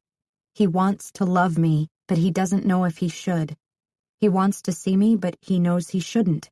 He wants to kiss me, but it would hurt just as much as it did the first time he kissed me and had to walk away. I suddenly feel uncomfortable staring at him. We're way too close together on this couch, yet my body is making it very clear to me that it doesn't think we're close enough at all. What it's wishing would happen right now are all the things that aren't. Ridge looks away and slowly scans my apartment for a few moments, then returns his attention to his phone. Ridge, I like your place. Good neighborhood. Seems safe. I almost laugh at his text and the casual conversation he's trying to make, because I know we're no longer in a place for casual conversation. We can't be friends at this point. We also can't be together with so much against us. Casual conversation has no place between us right now. Yet I can't bring myself to reply any differently. Me, I like it here. Thank you for helping me out with the hotel until I could move in. Ridge, it was the least I could do. Absolutely the least I could do. Me, I'll pay you back as soon as I get my first paycheck. I got my job back at the campus library, so it should only be another week. Ridge, Sydney, stop. I don't even want you to offer. I have no idea what to say in response. This whole situation is awkward and uncomfortable because we're both dancing around all the things we wish we had the courage to do and say. I set my phone face down on the couch. I want him to know that I need a break. I don't like that we aren't being us. He takes the hint and lays his phone down on the armrest beside him, then sighs heavily as he drops his head against the back of the couch. The silence makes me wish I could experience the world from his perspective for once.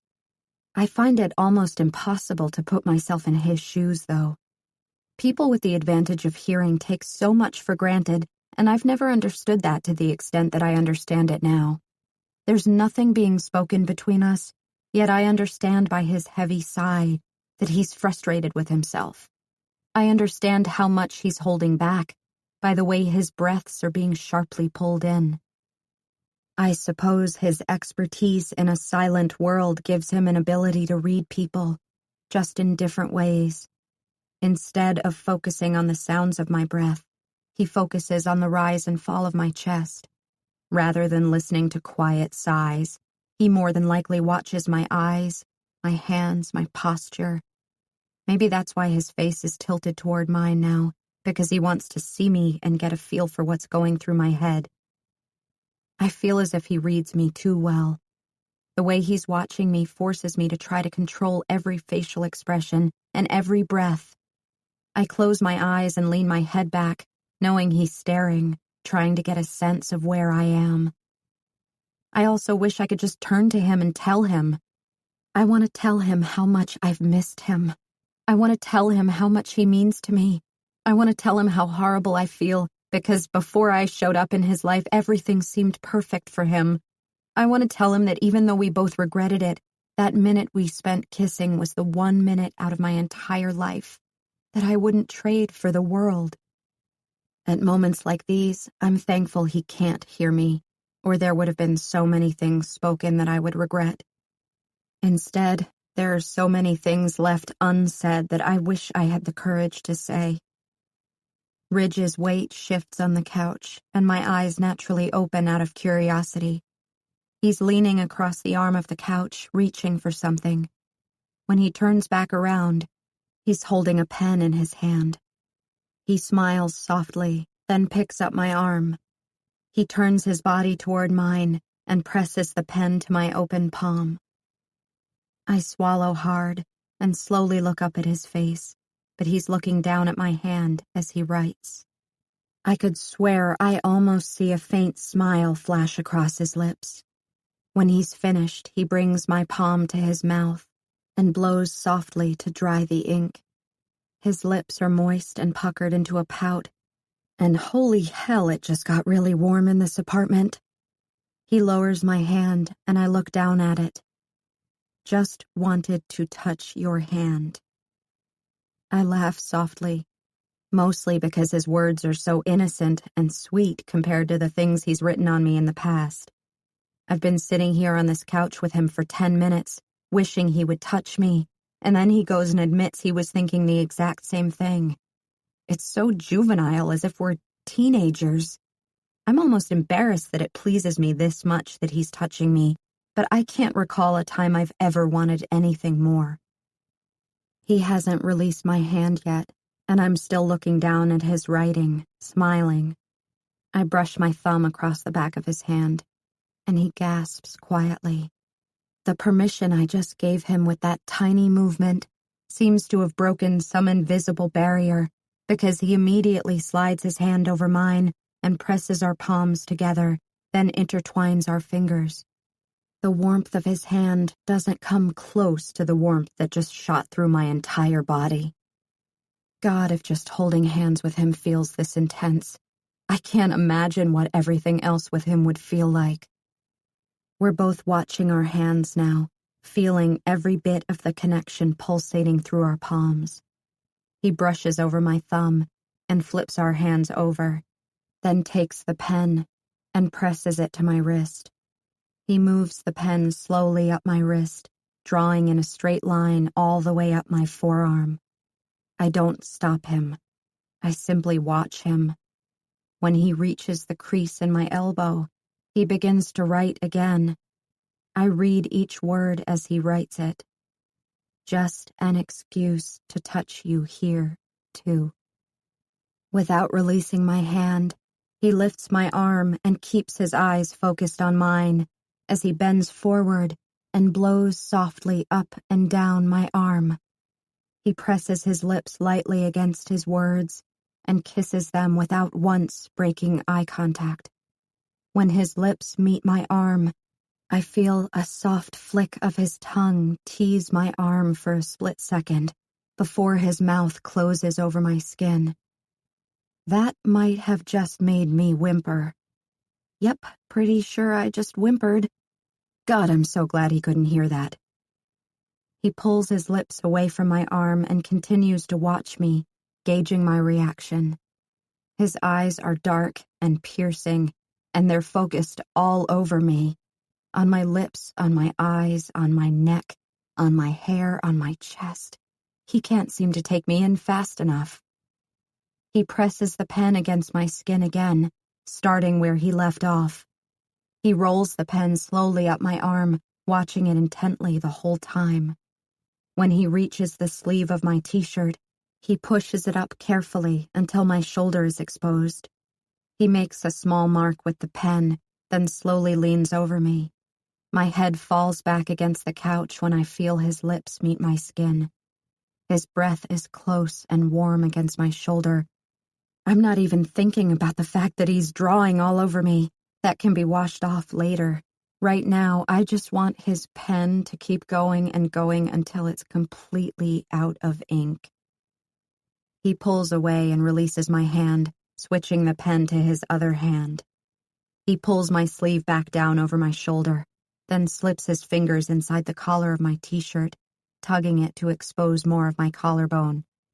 He puts the tip of the pen on my shoulder and glances up at me while he proceeds with caution, making his way to my neck.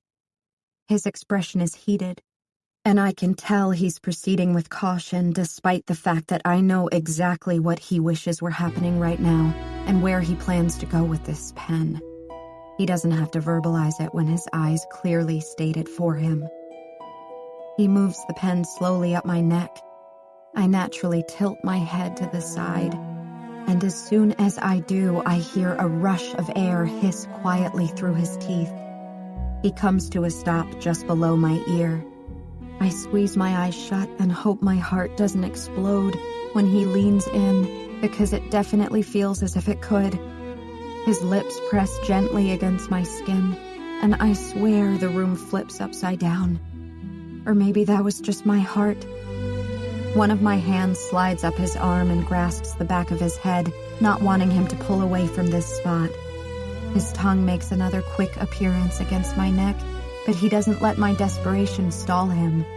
He lifts away and looks back down at me. His eyes are smiling, knowing how crazy he's driving me. He rolls the pen from the spot below my ear, back down my neck, and around to the dip in the base of my throat. Before kissing the spot he just marked, he grabs me by the waist and lifts me up, sliding me onto his lap. I grasp his arms and suck in a rush of air the second he pulls me against him. My t-shirt slides up my thighs, and the fact that I'm not wearing anything under it except underwear pretty much guarantees that I've gotten myself into something that's going to be damn hard to pull away from. His eyes drop to the base of my throat as he slides a hand up my thigh, over my hip, and all the way up and into my hair. He grasps the back of my head, then pulls my neck against his mouth. This kiss is harder and not at all cautious like the rest of them. I slide my hands into his hair and keep his mouth pressed against my neck. He works his kisses all the way up my neck until his mouth meets my chin. Our bodies are meshed firmly together, and one of his hands has found my lower back and is keeping me flush against him. I can't move. I'm literally panting for breath, wondering where in the hell the strong Sydney went. Where's the Sydney who knows this shouldn't be happening? I'll look for her later, after he finishes with his pen. He pulls away when his lips come close to my mouth. Our bodies are as close as they can get without his mouth being on mine. He removes his hand from my lower back and brings the pen back around to my throat. When he touches the tip of it to my skin, I gulp, anticipating which direction he's about to go with it. North or south? North or south, I don't really care. He begins to scroll upward, but then he stops. He pulls the pen away from my neck and shakes it, then touches it to my neck again. He makes another movement upward with the pen, but stops again. He pulls back slightly and frowns at the pen, which I'm assuming has just run out of ink. He looks back at me and tosses the pen over my shoulder. I hear it land on the floor behind me. His eyes drop to my lips, which I'm assuming would have been the pen's final destination. We're both breathing heavily, knowing exactly what's about to come next. What we're about to experience again, for the second time, knowing how much our first kiss affected us. I think he's as terrified as I am right now. I'm leaning all my weight into him because I've never been this weak. I can't think, I can't move, I can't breathe. I just need. He brings both hands to my cheeks and looks directly into my eyes. Your call, he whispers. Jesus Christ, that voice. I stare at him, not sure if I like that he just put the control in my hands. He wants this to be my decision. It's so much easier having someone else to blame when things go where they shouldn't. I know we shouldn't be putting ourselves into a situation we're only going to regret once it's over. I could put a stop to it right here. I could make it easier by asking him to leave now, rather than when things get even more complicated between us. I could slide off his lap and tell him he shouldn't be here, because he hasn't even had time to forgive himself for what happened with Maggie. I could tell him to go away and not come back until his heart isn't confused anymore about who it wants. If that day ever comes. There are so many things I could and should and need to do, but none of them is what I want to do. The pressure picks the worst possible time to break me, the worst possible time. I squeeze my eyes shut when I feel a tear begin to work its way out. It trickles down my cheek, falling slowly toward my jaw. It's the absolutely slowest descent a tear has ever made. I open my eyes, and Ridge is watching it. He's following the wet trail with his eyes, and I can see his jaw growing more tense with every second that passes. I want to reach up and wipe it away, but the last thing I want to do is hide it from him. My tears say a whole lot more about how I'm feeling right now than I'm willing to say in a text. Maybe I need him to know that this is hurting me. Maybe I want it to hurt him too. When the tear finally curves and disappears under my jaw, he brings his eyes back to mine. I'm surprised by what I see in them. His own tears, Knowing that he's hurting because I'm hurting shouldn't make me want to kiss him, but it absolutely does. He's here because he cares about me. He's here because he misses me. He's here because he needs to feel what we felt in our first kiss again, just as I do. I've wanted that feeling back since the second his mouth left mine and he walked away. I remove my hands from his shoulders and grab the back of his head, then lean into him, bringing my mouth so close to his that our lips brush. He grins.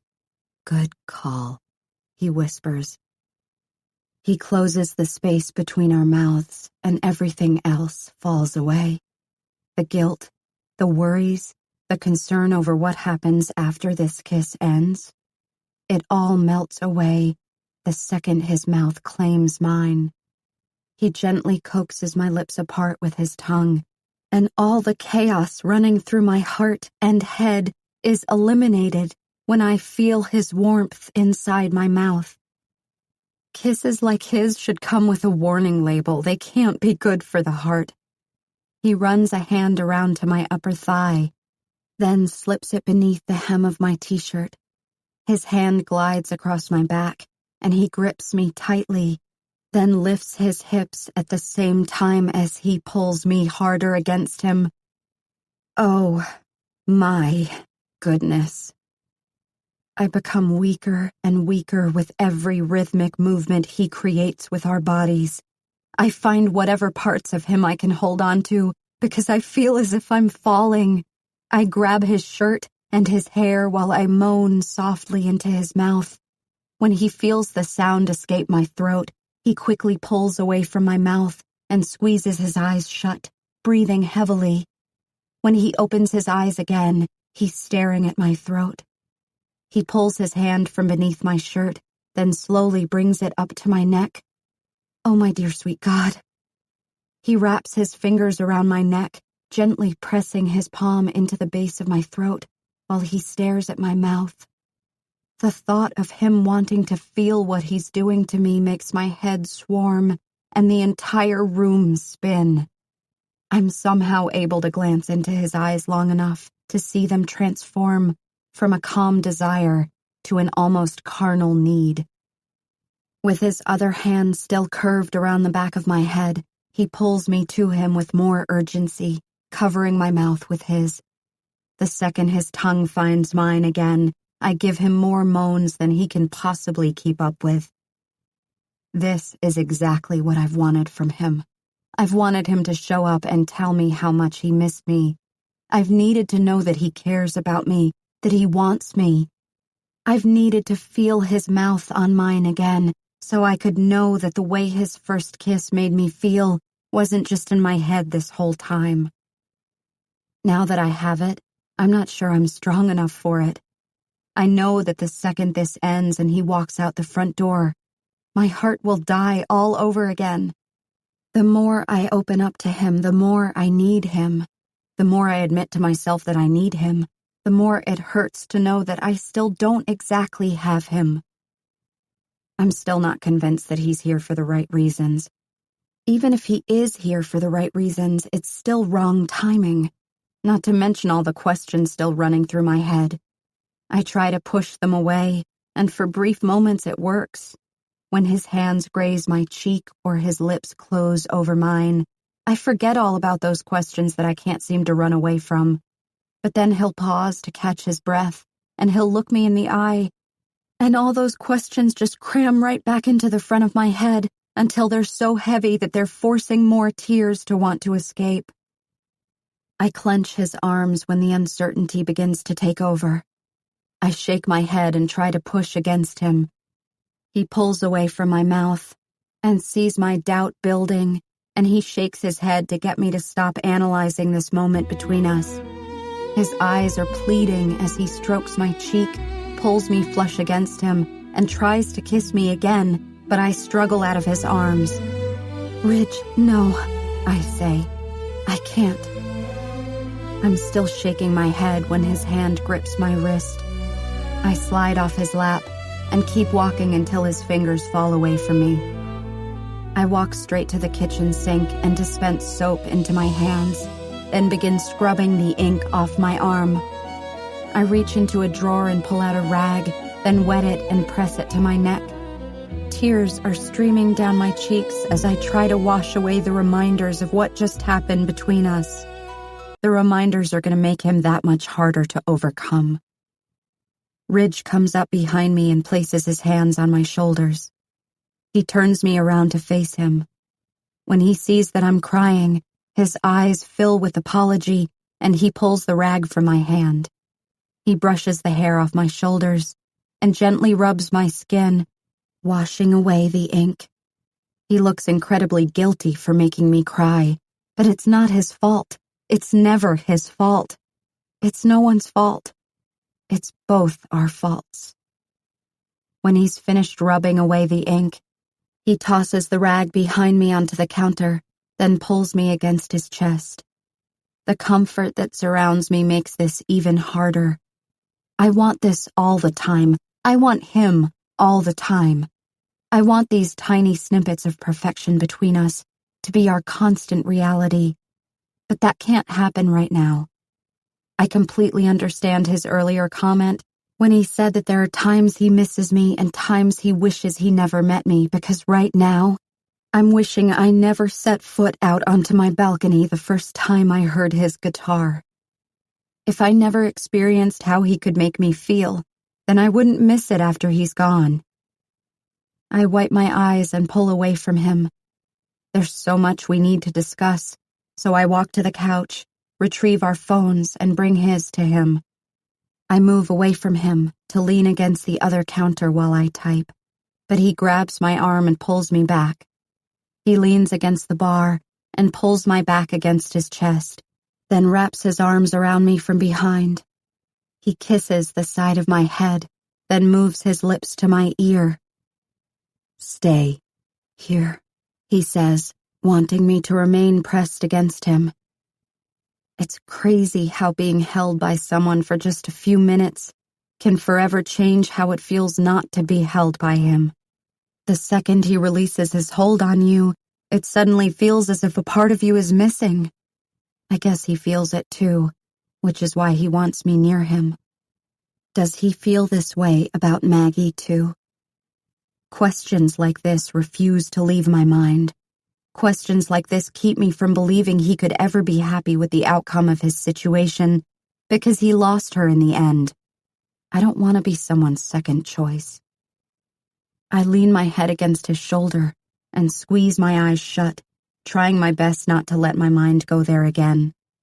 However, I know I have to go there if I ever want to find a sense of closure. Ridge, I wish I could read your mind. Me. Believe me, I wish you could too. He laughs quietly and squeezes me tightly in his arms. He keeps his cheek pressed against my head as he types out another text. Ridge, we've always been able to say whatever is on our minds. You still have that with me, you know. You can say whatever you need to say, Sydney. That's what I've always loved about us the most. Why do all the words he says and writes and texts have to pierce my heart? I inhale a deep breath, then exhale carefully. I open my eyes and look down at my phone, terrified to ask the one question I don't really want the answer to. I ask it anyway, because as much as I don't want to know the answer, I need to know the answer. Me.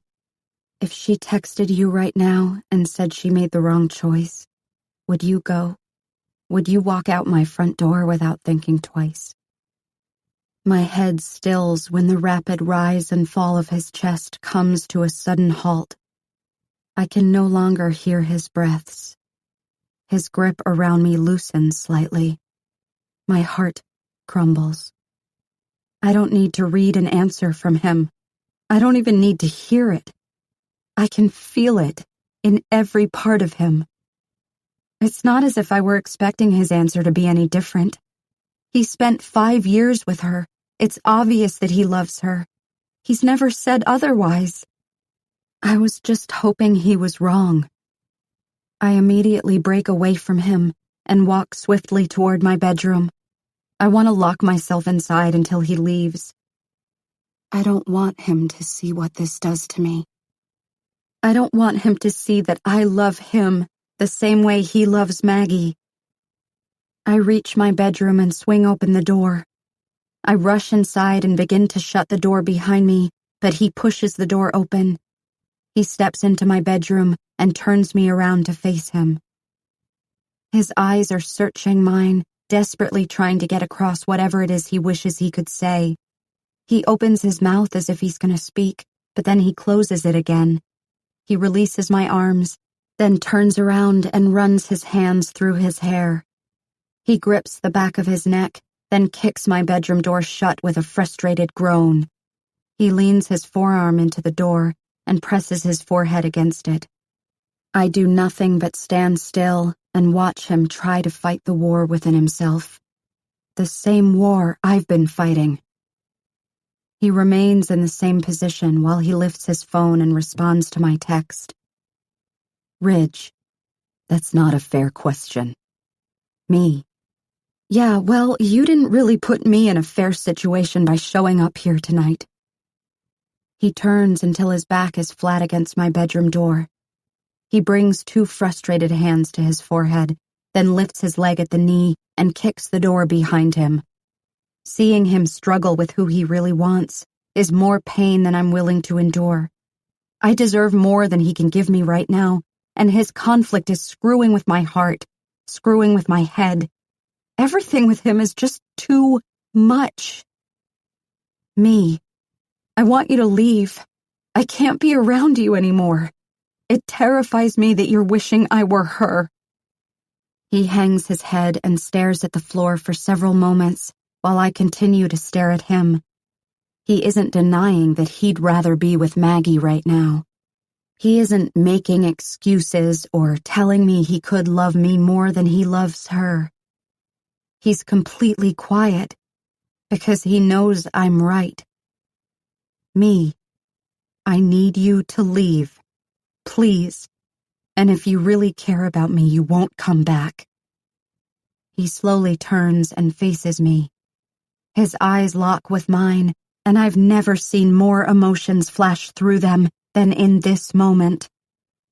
No, he says firmly.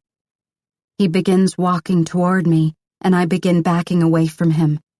He's shaking his head pleadingly. He reaches me just as my legs meet my bed, and then he grabs my face between his hands and presses his lips to mine. I shake my head and push against his chest. He steps away from me and winces, looking even more frustrated with his inability to communicate with me.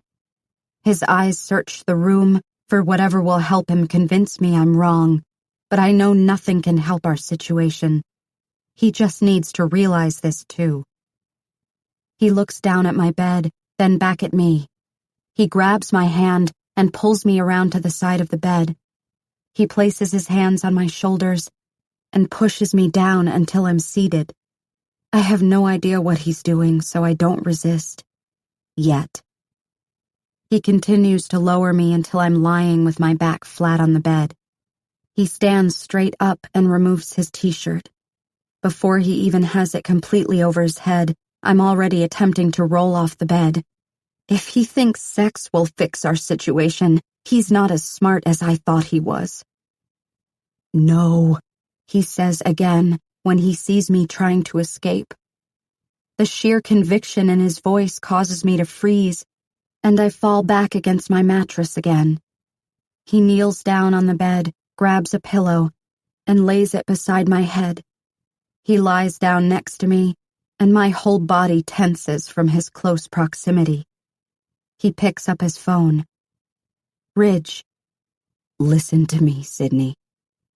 I stare at the text in anticipation of what he'll type next. When I notice that he's not even texting me a follow-up, I look at him. He shakes his head and pulls my phone from my hands, then tosses it beside him. He takes my hand and places it over his heart. Here, he says, patting my hand. Listen to me here.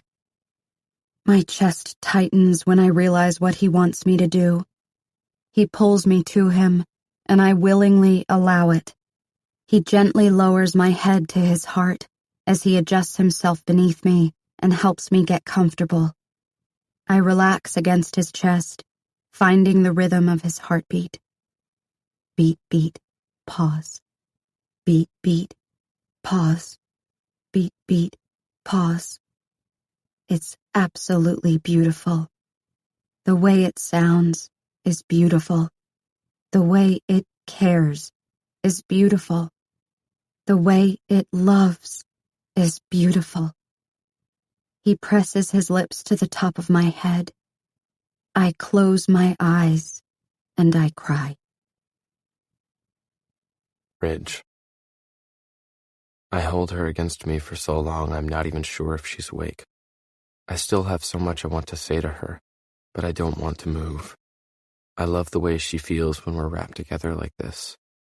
I'm afraid if I move, she'll come to her senses again and ask me to leave. It's barely been 3 weeks since Maggie and I broke up.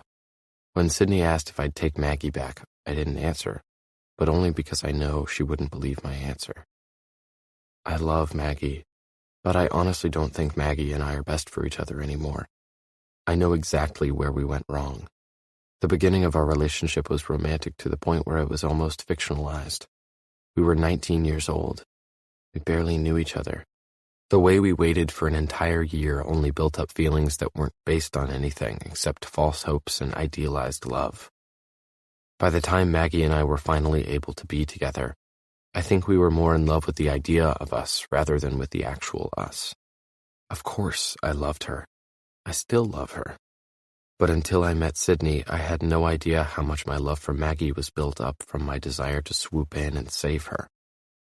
Maggie was right. I've done nothing for the past 5 years but try to be the hero who protects her. The problem? Heroines don't need protecting. When Sydney put me on the spot earlier, I wanted to tell her no, that I wouldn't take Maggie back. When she said she was terrified that I was wishing she were Maggie, I wanted to grab hold of her and prove to her how I've never, not once, wished I were anywhere else when I'm with her. I wanted to tell her the only regret I have is not realizing sooner which one of them I was better for. Which girl I made more sense with. Which girl I grew to love in a realistic, natural way, not in an idealized sense. I didn't say anything because I'm terrified she won't understand. I've chosen Maggie over her time and time again, and it's my own fault that I've put doubt into Sydney's head. And even though I know that the scenario she's painting could never happen because Maggie and I both accept that it's over, I'm not so sure I wouldn't take Maggie back. However, my decision wouldn't be because I want to be with Maggie more. It wouldn't even be because I love Maggie more. But how do I possibly convince Sydney of that when it's hard for me to comprehend? I don't want Sydney ever to feel like my second choice, when I know in my heart that she's the right choice, the only choice. I keep my arm around her and I pick up my phone. She lifts her head and rests her chin on my chest, looking up at me. I hand her back her phone, and she takes it, then turns away from me and presses her ear against my heart again. Me, do you want to know why I needed you to listen to me? She doesn't respond with a text. She just nods her head yes, remaining pressed against my chest. One of her hands is slowly tracing up and down from my waist to my arm. The feel of her hands against my skin is something I never want to become a memory. I lower my left hand to the back of her head and stroke her hair. Me. It's kind of a long explanation. Do you have a notebook I can write in? She nods and slides off me. She reaches into her nightstand and takes out a notebook and a pen. I readjust myself against her headboard. She hands me the notebook but doesn't move closer to me. I grab her wrist and part my legs, then motion for her to lie against me while I write. She crawls toward me and wraps her arms around my waist, pressing her ear to my heart again. I put my arms around her and prop the notebook on my knee, resting my cheek on top of her head. I wish there was an easier way for us to communicate so all the things I have to say to her could be instant. I wish I could look into her eyes and tell her exactly how I feel and what's on my mind, but I can't. And I hate that for us. Instead, I lay my heart out on paper. She remains still against my chest while I take almost 15 minutes to gather my thoughts and get them all down for her. When I'm finished, I hand her the notebook. She readjusts herself until her back is pressed against my chest. I keep my arms around her and hold her while she reads the letter. Sydney, I have no idea what to expect from the words he's just written, but as soon as he hands me the paper, I begin to soak every sentence up as quickly as my eyes can scan them. The fact that a barrier exists in the way we communicate makes every word I receive from him, in whatever form, something I feel the need to consume as quickly as possible. I don't know if I'm actually more aware of my own heartbeat than other people are of theirs, but I tend to believe I am. The fact that I can't hear the world around me leaves me to focus more on the world inside me. Brennan told me the only time he's aware of his own heartbeat is when it's quiet and he's being still. That's not the case for me because it's always quiet in my world. I'm always aware of my heartbeat. Always. I know its pattern, I know its rhythm, I know what makes it speed up and slow down, and I even know when to expect that. Sometimes I feel my heart react before my brain has the chance to.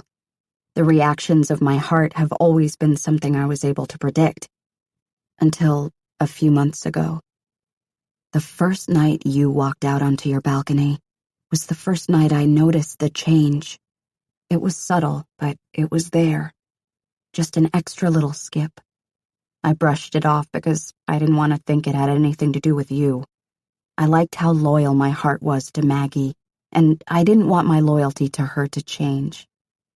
But then, the first time I saw you singing along to one of my songs, it happened again.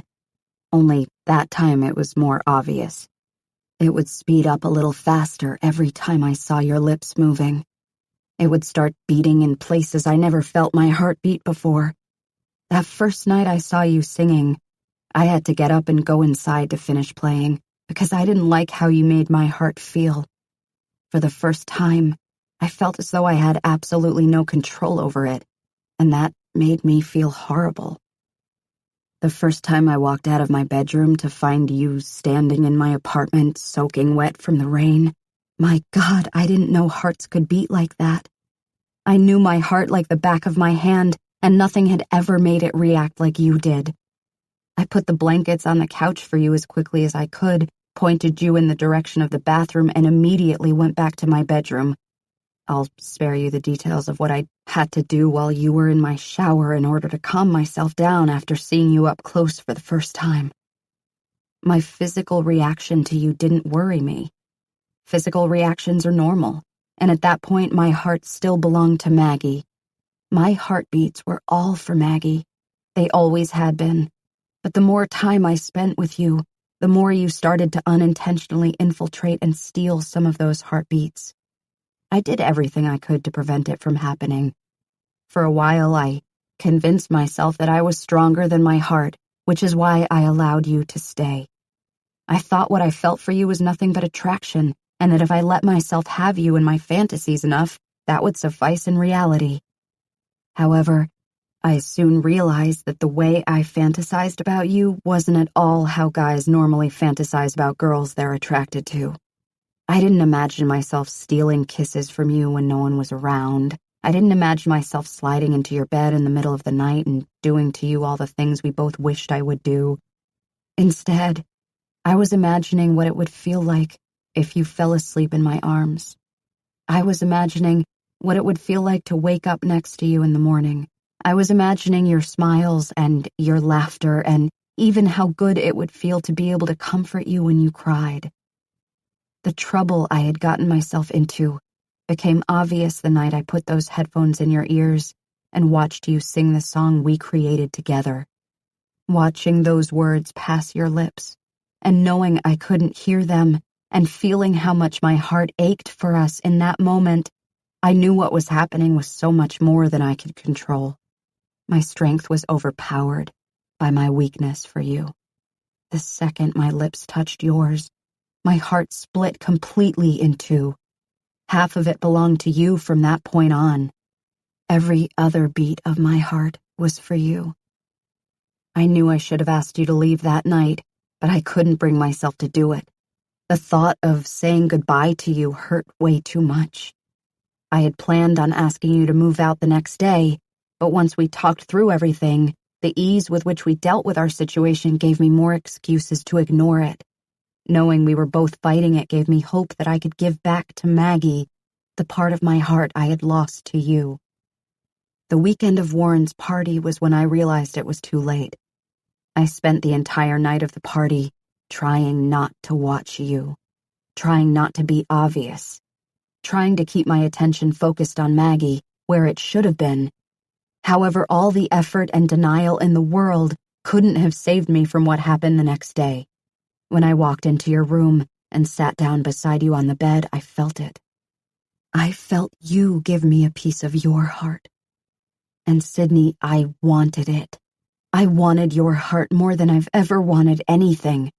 The second I reached down and held your hand in mine, it happened. My heart made its choice, and it chose you.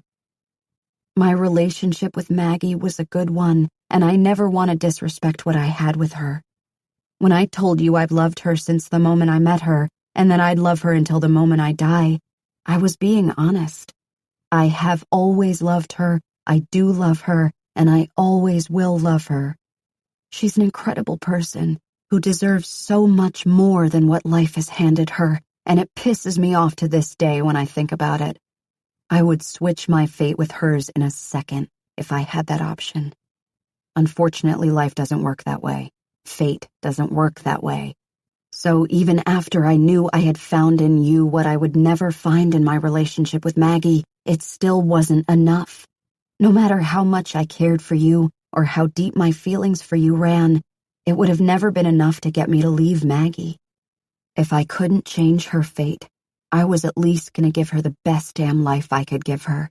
Even if it meant sacrificing aspects of my own, I would have done it without pause, and I never would have regretted it, not even for a second. However, until 3 weeks ago, I didn't realize that the best life I could give her was a life without me in it. She needed the opposite of what I could offer her, and I know that now. She knows that now, and we accept it. So when you ask if I would choose her over you, you're presenting a situation that I can't give you a straight answer to. Because yes, at this point, I probably would walk away from you if she asked me to. The majority of my loyalty still lies with her. But if you're asking who I need more, who I want to be with more, who my heart craves more, my heart decided that for me a long time ago, Sydney. When I've read the last word, I pull the notebook against my chest and cry. He slides me off of him until I'm on my back, and he hovers over me, guiding my eyes up to meet his. It's you, he says aloud. My heart wants you. A sob breaks free from my chest when I hear his words. I immediately grab his shoulders and lift myself up, pressing my lips to the area directly over his heart. I kiss him over and over, silently thanking him for giving me reassurance that I haven't been in this alone. When I lower my head back to the pillow, he lies beside me, then pulls me against him. He touches my cheek with his hand and slowly leans in to kiss me. His mouth caresses mine so carefully, it feels as if he's holding my heart in his hand and is afraid he might drop it. As much as I'm convinced he would do everything he could to protect my heart, I'm still too scared to hand it over. I don't want to give it to him until I know it's the only heart he's holding. I don't open my eyes because I don't want him to know I hear him leaving. I felt him kiss me. I felt him slide his arm out from beneath me. I heard him pull his shirt over his head. I heard him search for a pen. I heard him write me a letter, and I heard him place it on the pillow beside me. I feel his hand as it presses into the mattress beside my head. His lips meet my forehead before he pulls away and walks out of my bedroom door. When I hear the front door shut, I roll onto my side and pull the covers over my head to block out the sunlight. If I didn't have to work today, I'd stay right here in this position and cry myself dry. I brush my hand across the mattress in search of his letter. When I find it, I pull it under the covers with me and read it. Sydney. A few months ago, we thought we had it all figured out. I was with the one girl I thought I would be with forever, and you were with a guy you thought deserved you way more than he did. Look at us now. Wanting more than anything to be free to love each other, but cursed by bad timing and loyal hearts. We both know where we want to be. We just don't know how to get there, or when we should get there. I wish things were as easy as they seemed when I was 19. We'd grab a calendar and pick a date, and we'd start a countdown until I could show up at your front door and start loving you. However, I've learned that the heart can't be told when and who and how it should love. The heart does whatever the hell it wants to do. The only thing we can control is whether we give our lives and our minds the chance to catch up to our hearts. I know that's what you want more than anything. Time to catch up. As much as I want to stay here and allow this to begin between us, there's something I want from you even more than that. I want you to be with me in the end, and I know that can't happen if I keep trying to rush our beginning. I know exactly why you were hesitant to let me in last night. You aren't ready yet. Maybe I'm not either. You've always said you wanted time to yourself, and the last thing I want is to start a relationship with you when I've barely given enough respect to the one that just ended with Maggie. I don't know when you'll be ready for me. It might be next month or next year. Whenever it is, just know that I have absolutely no doubt that we can make this work. I know we can. If there are two people in this world capable of finding a way to love each other, it's us. Ridge. P.S. I spent most of the night watching you sleep, so that's one fantasy I got to check off the list. I also wrote lyrics to an entire song, which was unfortunate for Brennan. I didn't have my guitar, so I forced him to make a rough cut of it at 5 o'clock this morning so I could leave it with you. One of these days, I'll play it for you, along with all the other songs I plan to write for you while we're apart. Until then, I'll be waiting patiently. Just say when. I fold the letter and pull it against my chest. As much as it hurts to know he's walking away, I also know that I need to let him. I asked for this. We need this. I need this. I need to get myself to a point where I know that we can finally be together without all the doubt running through my head. He's right. My mind needs to catch up to my heart. I run the back of my hand across my eyes, then open my texts. Me, can you come over? I need your help. Warren, if this has to do with the fact that I gave Ridge your address last night, I'm sorry. He forced it out of me. Me, this has nothing to do with that. I need to ask you for a huge favor. Warren, be there when I get off work tonight. Should I bring condoms? Me, funny guy. I close out the text to Warren and open up the song Ridge just sent me. I reach into my drawer for my headphones, then fall back against my pillow and hit play. It's you. Baby, everything you've ever done, underneath this here sun, it doesn't even matter anymore. Oh, of this I'm sure, 'cause you've taken me places I want to be, and you show me everything that I could ever want to see. You know it's you. No, it's you. I think about you every single day, trying to think of something better to say. Maybe, hi, how are you? Not just anything will do.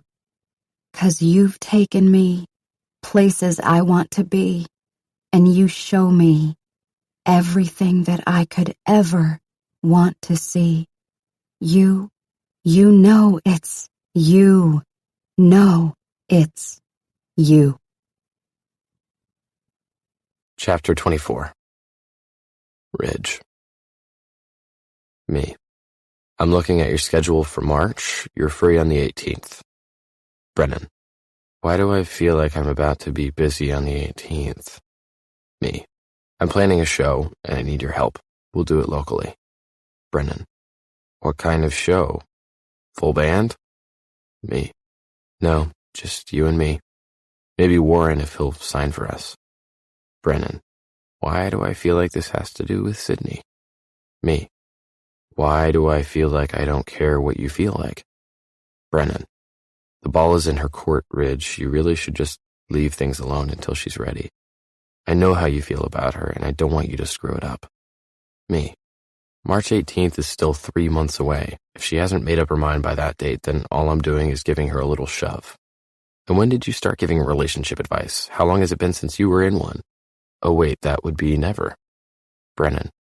If I agree to help you, will you shut the fuck up? What do you need me to do? Me.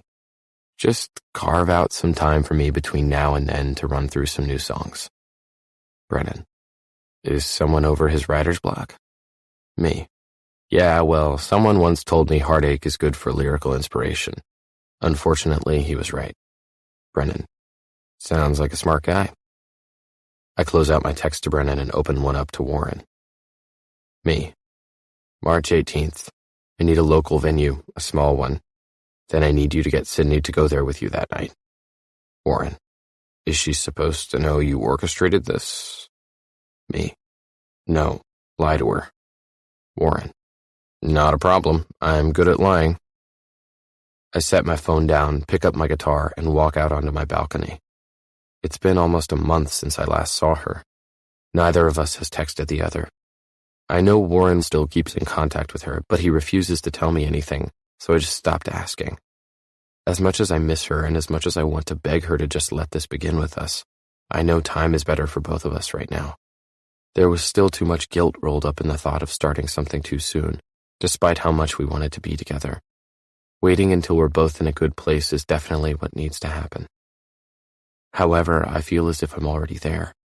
Maybe it's easier for me because I know where Maggie and I stand and I know where my heart stands, but Sydney doesn't have that reassurance. If time will give her that reassurance, then I'll give her time. Just not too much. March 18th is only 3 months away. I hope to hell she's ready by then because I'm not sure I can keep myself away from her for longer than that. I scoot my chair to the edge of the balcony and fold my arms over the railing, then look over at her old balcony. Every time I come out here and see her empty chair, it makes all of this so much harder.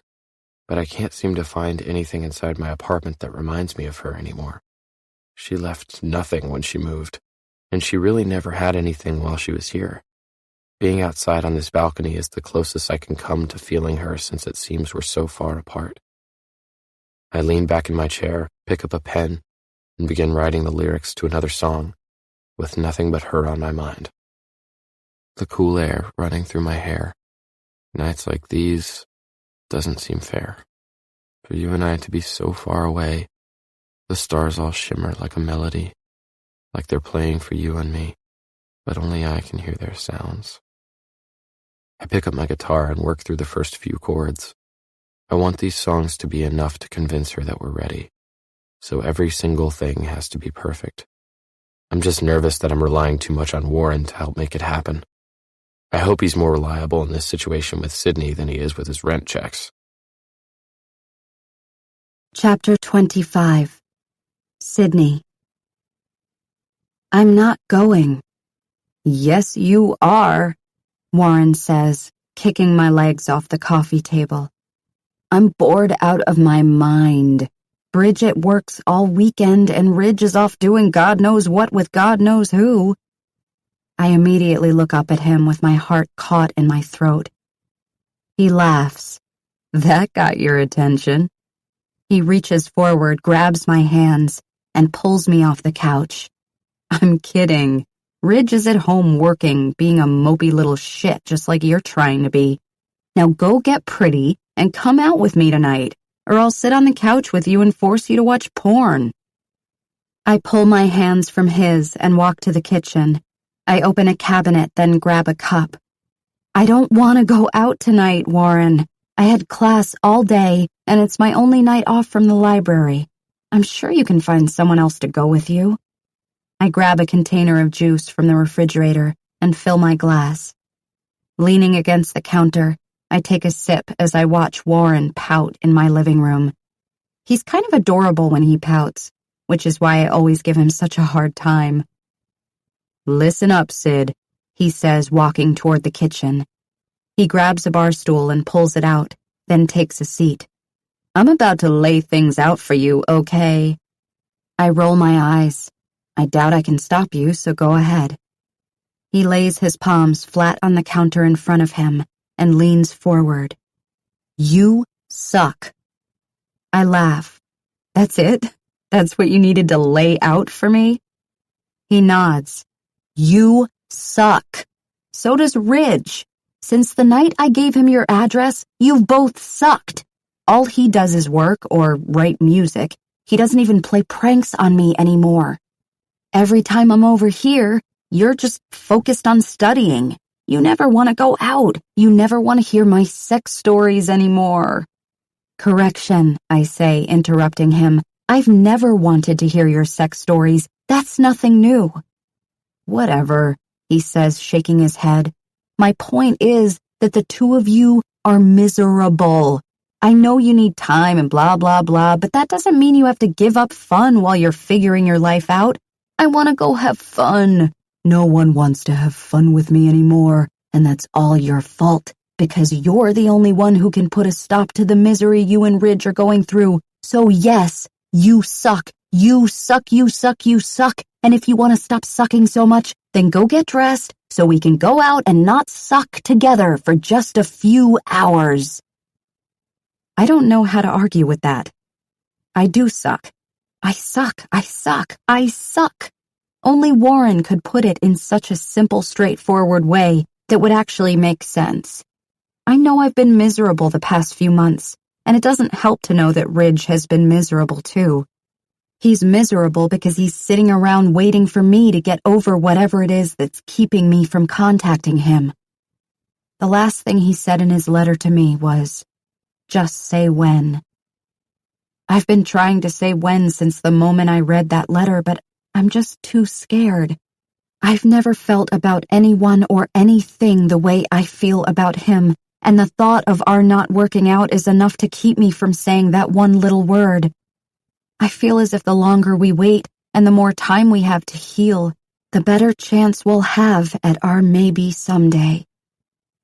I keep waiting for the moment when I know for sure that he's moved on from Maggie. I keep waiting for the moment when I know for sure that he's ready to commit fully to me. I keep waiting for the moment when I know for sure that I'm not going to be consumed with guilt for allowing myself to trust someone with my heart again. I don't know when I'll get to that point, and it hurts to know that my inability to move forward is holding Ridge back. "Now," Warren says, shoving me out of the kitchen, "get dressed." I can't believe I've let him talk me into this. I check my makeup one last time and grab my purse. As soon as he sees me, he shakes his head. I huff and throw my hands in the air. "What now?" I sigh. "I'm not dressed appropriately?" "You look great, but I want you to wear the blue dress." "I burned that dress, remember?" I say. "The hell you did," he says, pushing me back toward my bedroom. "You were wearing it last week when I stopped by. Go put it on so we can leave." I spin around to face him. "I know how much you like that dress, and wearing it tonight while I'm out with you is a little too creepy, Warren." He narrows his eyes. "Listen, Sid, I don't mean to be rude, but all this moping around for the past few months has caused you to put on a little weight. Your ass looks huge in those jeans. The blue dress may be able to hide a little of that, so go put it on, or I might be too embarrassed to go out with you." I suddenly feel like slapping him again, but I know he's just got a peculiar sense of humor. I also know he might have a completely different reason for why he wants me to wear this dress, and I'm trying not to let myself think it has anything to do with Ridge, but pretty much every situation I'm in somehow makes me think about Ridge. It's nothing new. But Warren is a guy who seems to put his foot in his mouth a lot, and I'm a girl, so I still wonder if his sarcastic remark has any truth to it. I have been replacing the void Ridge left in my life with food. I look down at my stomach and pat it, then look back up at Warren. "You're an asshole." He nods. "I know." The innocent smile on his face makes me instantly forgive any crudeness behind his joke. I change into the blue dress, but I am so cock-blocking him tonight. Jerk. "Wow, this is different," I say, taking in my surroundings. It's nothing like the clubs Warren usually likes to go to. This one is a lot smaller, without even much of a dance floor. There's an empty stage along one wall, but there's no one performing tonight. The jukebox is playing, and several people are scattered around at tables, talking quietly among themselves. Warren chooses a table toward the middle of the room. "You're a cheap date," I say. "You didn't even feed me." He laughs. "I'll buy you a burger on the way home." Warren pulls out his phone and begins texting someone, so I look around for a while. It's kind of cozy. It's also kind of weird that Warren brought me here, but I'm thinking he doesn't have any evil intentions because he's not even paying attention to me. His attention is on his phone, and he keeps glancing at the door. I don't understand why he wanted to come out tonight, and I especially don't understand why he chose this place. "You're actually the one who sucks," I say. "Stop ignoring me." He responds without even looking up at me. "You aren't talking, so technically I'm not ignoring you." I'm curious now. He's not being himself the way he's so distracted. "What's up with you, Warren?" As soon as I ask the question, he looks up from his phone and smiles over my shoulder, then stands. "You're late," he says to someone behind me. I look to see Bridget walking toward us. "Screw you, Warren," she says to him with a small smile. He wraps his arms around her, and they kiss for several uncomfortable seconds. I reach up and tap him on the arm when I'm convinced that neither of them can breathe. He pulls away from Bridget, winks at her, and slides out his chair for her. "I have to go to the bathroom," he says to Bridget. He points at me. "Don't go anywhere." He says it as if it's a command, and it irritates me even more because he's being really rude tonight. I turn and face Bridget once he's left the table. "Warren said you were working all weekend," I say. She shrugs. "Yeah, well, he probably told you that because of the elaborate scheme he has planned for tonight. He made me come so you wouldn't leave when you found out about it. Oh, and I'm not supposed to tell you any of that, so if he comes back, play dumb." My heart rate escalates. "Please tell me you're kidding." She shakes her head and raises her arm in the air, calling over a waiter. "I wish I was kidding. I had to switch shifts to be here, and now I have to work a double tomorrow." I drop my head into my hands, regretting the fact that I let Warren talk me into anything. Just when I'm reaching for my purse to leave, he walks out onto the empty stage. "Oh, God," I groan. What the hell is he doing? My stomach is in knots. I have no idea what he has planned, but whatever it is, it can't be good. He taps on the microphone, then adjusts the height of it. "I'd like to thank everyone for coming tonight. Not that any of you are here for this particular event since it's a surprise, but I feel the need to thank you anyway." He adjusts the microphone once more, then finds our table in the crowd and waves. "I want to apologize to you, Sid, because I feel really bad for lying to you. You haven't gained weight and your ass looked great in those jeans, but you really needed to wear that dress tonight. Also, you don't suck. I lied about that too."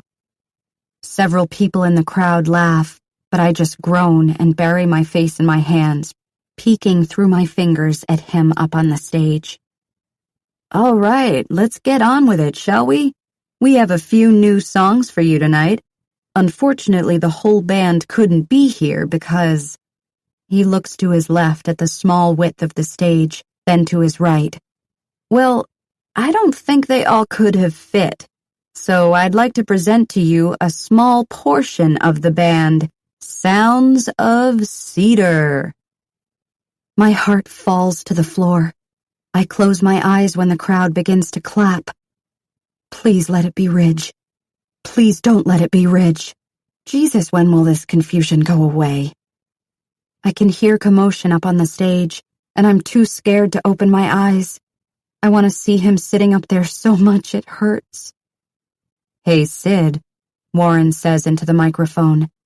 I inhale a slow, calming breath, then open my eyes and hesitantly look up at him. "Remember a few months ago when I told you sometimes we have to have really bad days in order to keep the good ones in perspective?" I think I nod. I can't really feel my body anymore. "Well, this is one of the good days. This is one of the really good days."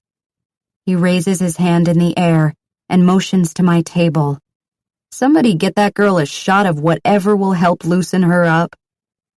He moves the microphone to the stool next to him, and my eyes are glued to the empty chairs. Someone lays a shot on the table in front of me, and I instantly grab it and down it. I drop the shot glass back onto the table and look up, just in time to see them walk onto the stage. Brennan is first, and Ridge is right behind him, carrying a guitar. Oh my God, he looks incredible. It's the first time I've ever seen him on a stage. I've been wanting to watch him perform since the first moment I heard his guitar on my balcony, and here I am, about to watch my fantasy become reality. He looks the same as he did the last time I saw him, just incredible. I guess he looked incredible back then, too. I just didn't feel right allowing myself to admit it when I knew he wasn't mine. I must feel okay about it now because holy crap, he's beautiful. He carries himself with such confidence, and I can definitely see why. His arms look like they were built for the sole purpose of carrying a guitar. It molds to him so naturally, it's as if it's an extension of him. There isn't a shadow of guilt clouding his eyes, like there always was in the past. He's smiling, like he's excited for what's about to happen. His enigmatic smile lights up his face, and his face lights up the entire room. At least it seems that way to me. He glances over the audience several times as he makes his way toward his seat, but he doesn't immediately spot me. He takes a seat on the center stool, and Brennan sits to the left of him, Warren to his right. He signs to Warren, and Warren points at me. Ridge looks out into the audience and finds me. My hands are clamped over my mouth, and my elbows are propped up on the table. He smiles and gives me a nod, and my heart crashes to the floor. I can't smile or wave or nod back at him. I'm too nervous to move. Brennan leans forward and speaks into the microphone. "We've got a few new songs." His voice is cut off when Ridge pulls the microphone away from him and leans in toward it. "Sydney," Ridge says into the microphone, "some of these songs I wrote with you. Some of these songs I wrote for you." I can hear a small difference in the way he speaks now. I've never heard him say so much at once out loud. He also seems to enunciate a little more clearly than the few times he's spoken to me in the past, like the subject in the photograph is slightly more in focus. It's obvious he's been working on it, and knowing he's continued to talk out loud makes my eyes tear up without even having heard a song yet. "If you aren't ready to say the word, that's fine," he says. "I'll wait as long as you need me to. I just hope you don't mind this interruption tonight." He pushes the microphone away, then looks down to his guitar. Brennan leans into the microphone and looks at me. He can't hear what I'm saying right now, so I'll take this opportunity to tell you Ridge is full of shit. He doesn't want to wait anymore. He wants you to say the word more than he wants air. So please, for the sake of all that is holy, say the word tonight. I laugh as I wipe a tear from my eye. Ridge plays the opening chords to Trouble, and I finally realize why Warren made me wear this dress. Brennan leans forward and begins to sing, and I remain completely immobile as Warren signs every word to the song, while Ridge keeps his focus on the fingers strumming his guitar. Watching the three of them together, seeing the beauty they can create from a few words and guitars, is mesmerizing. Ridge. When the song ends, I look up at her. She's crying, but those tears are accompanied by a smile, and that's exactly what I was hoping I would see when I looked up from my guitar. Seeing her for the first time since I kissed her goodbye has a far greater effect on me than I thought it would. I'm trying my damnedest to remember what it is I'm here to do, but all I want to do is toss my guitar aside, rush to her, and kiss her crazy. Instead, I keep my eyes trained on hers while I play another song she helped me write. I begin the opening chords to Maybe Someday. She smiles and clutches a hand to her chest while she watches me play. It's times like these I'm actually thankful I can't hear. Not being distracted by anything at all allows me to focus on nothing but her. I can feel the music vibrating in my chest as I watch her lips singing along to the lyrics until the very last line. I planned on playing a few more songs we wrote together, but seeing her has changed my mind. I want to get to the new songs I wrote for her, because I absolutely need to see her reaction to them. I start one of them, knowing Warren and Brennan will have no problem falling into step with the change-up. Her eyes glisten when she realizes that this is a song she's never heard before, and she leans forward in her chair, focusing intently on the three of us.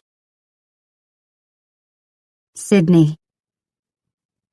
There are only 26 letters in the English alphabet. You would think there would only be so much you could do with 26 letters.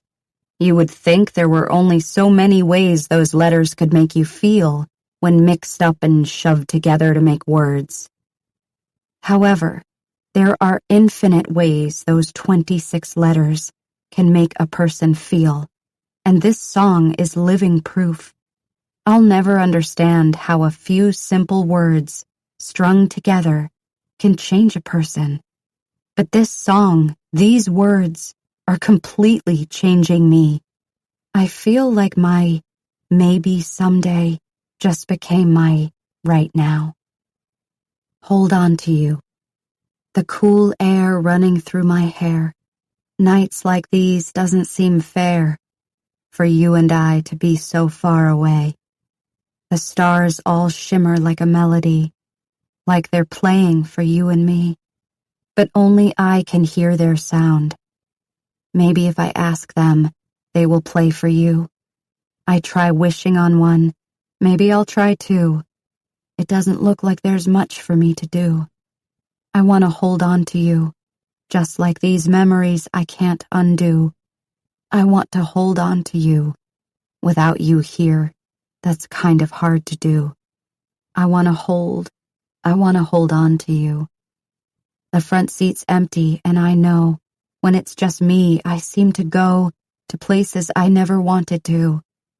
I need you here to be a light, star in the sky, brighten up my night. Sometimes I need the dark to see.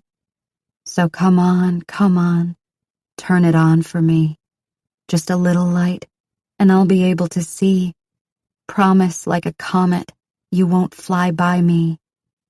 I want to hold on to you, just like these memories I can't undo. I want to hold on to you. Without you here, that's kind of hard to do. I want to hold on to you. Ridge. I finish the song and don't give myself time to look up at her before I begin playing another one. I'm afraid if I look at her, I'll lose every bit of willpower still keeping me up on this stage. I want to go to her so bad, but I know how important it is for her to hear this next song. I also don't want to be the one to make the final choice. If she's ready to be with me, she knows what I need from her. If she's not ready, I'll respect her decision. However, if she's not ready to begin the life I know we could have together by the end of this song, I don't know if she'll ever be ready. I keep my eyes trained on my fingers as they work the strings of the guitar. I glance at Brennan, and he leans forward into the microphone, his voice starting on cue. I glance to Warren, and he begins signing the words.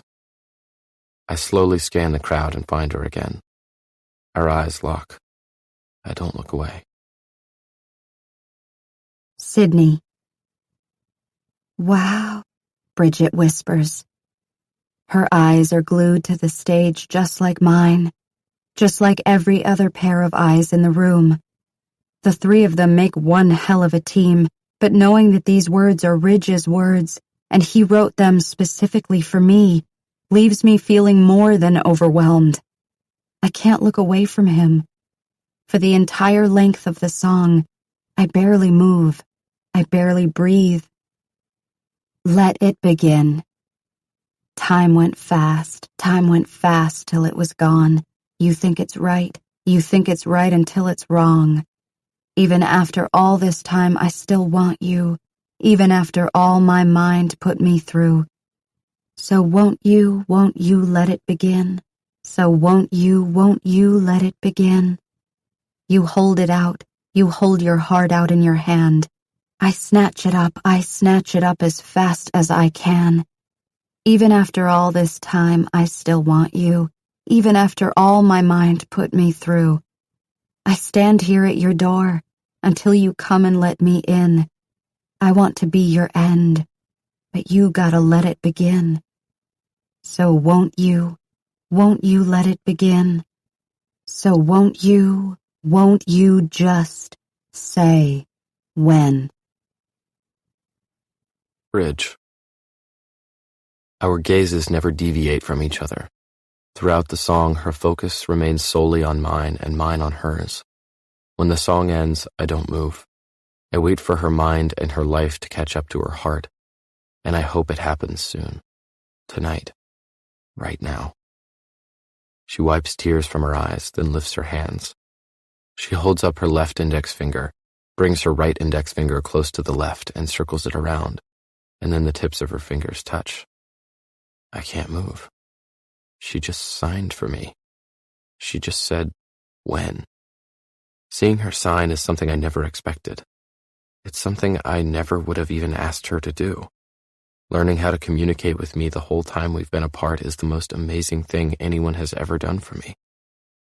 I'm shaking my head, unable to get it through my mind that this girl is willingly mine, and she's perfect and beautiful and good, and holy shit, I love her so much. She's smiling, but I'm still frozen in shock. She laughs at my response and signs the word again, several times. When. Brennan shoves my shoulder and I look over at him. He laughs. Go, he signs, nodding his head in Sydney's direction. Go get your girl. I immediately drop my guitar to the floor and rush off the stage. She pushes away from her table as soon as she sees me making my way toward her. She's only a few feet away, but I can't get to her fast enough. I take in the dress she has on and make a mental note to thank Warren later. I have a feeling he had something to do with that. I look into her tear-filled eyes when I finally reach her. She's smiling up at me, and for the first time since the moment I met her, we're looking at each other without a trace of guilt or worry or regret or shame. She throws her arms around my neck, and I pull her to me and bury my face in her hair. I hold her head firmly against me and close my eyes. We hold on to each other as if we're afraid to let go. I can feel her crying, so I put enough space between us so I can look into her eyes. She lifts her head, and I've never seen tears look more beautiful. You signed, I say out loud. She smiles. You spoke. A lot. I'm not very good at it, I admit. I know my words are hard to understand, and I still feel uncomfortable when I speak, but I love seeing her eyes when she hears my voice. It makes me want to speak every single word I possibly can right here and now. I'm not good either, she says. She pulls away from me and lifts her hands to sign. Warren has been helping me. I only know about 200 words, but I'm learning. It's been several months since I last saw her, and while I've been trying to believe she still wanted to be with me, I did have my doubts. I was starting to question our decision to wait before starting a relationship. What I never expected was for her to spend those months learning how to communicate with me in a way my own parents didn't even care enough to learn. I just fell completely in love with you, I say to her. I glance at Bridget, who is still seated at the table. Did you see it, Bridget? Did you see me just fall in love with her? Bridget rolls her eyes, and I feel Sydney laugh. I look back down at her. I did. Like 20 seconds ago, I fell completely in love with you. She smiles and mouths her next words slowly so I can understand her. I fell first. When the last word passes her lips, I catch it with my mouth. Since the second I walked away from those lips, I've done nothing but think about the moment I would get to taste them again. She pulls me tightly against her, and I kiss her hard, then delicately, then fast and slow, and every way in between. I kiss her every way I can possibly kiss her because I plan on loving her every way I can possibly love her. Every single time we refuse to cave into our feelings in the past makes this kiss completely worth the sacrifices. This kiss is worth all the tears, all the heartache, all the pain, all the struggles, all the waiting. She's worth it all. She's worth more. Sydney. We make it to my apartment somehow between all the kissing. He releases me long enough to let me unlock the door, but he loses his patience as soon as it's unlocked. I laugh when he shoves the door open and pushes me inside. He closes the door, locks it, and turns around to face me again. We look at each other for several seconds. Hi, he says simply. I laugh. Hi. He looks around the room nervously before his eyes fall back to mine. Is that good enough? He asks. I cock my head because I don't really understand his question. Is what good enough? He grins. I was hoping that was enough talk for tonight. Oh, I get his question now. I nod slowly, and he smiles, then steps forward and kisses me. He bends slightly and lifts me by the waist, wrapping my legs around him. He secures his arms around my back and begins walking me toward my bedroom. As many times as I've seen this happen in movies and read about it in books, I've never actually been picked up and carried by a man before. I think I'm in love with it. Being carried into a bedroom by Ridge is quite possibly my new favorite thing out of any and all things. That is, until he kicks my bedroom door shut behind him. Maybe Ridge kicking doors shut is my new favorite thing. He gently lowers me to the bed, and even though I'm sad that he's not carrying me anymore, I'm a little bit happier to find myself beneath him. Every single move he makes is better and sexier than the last one.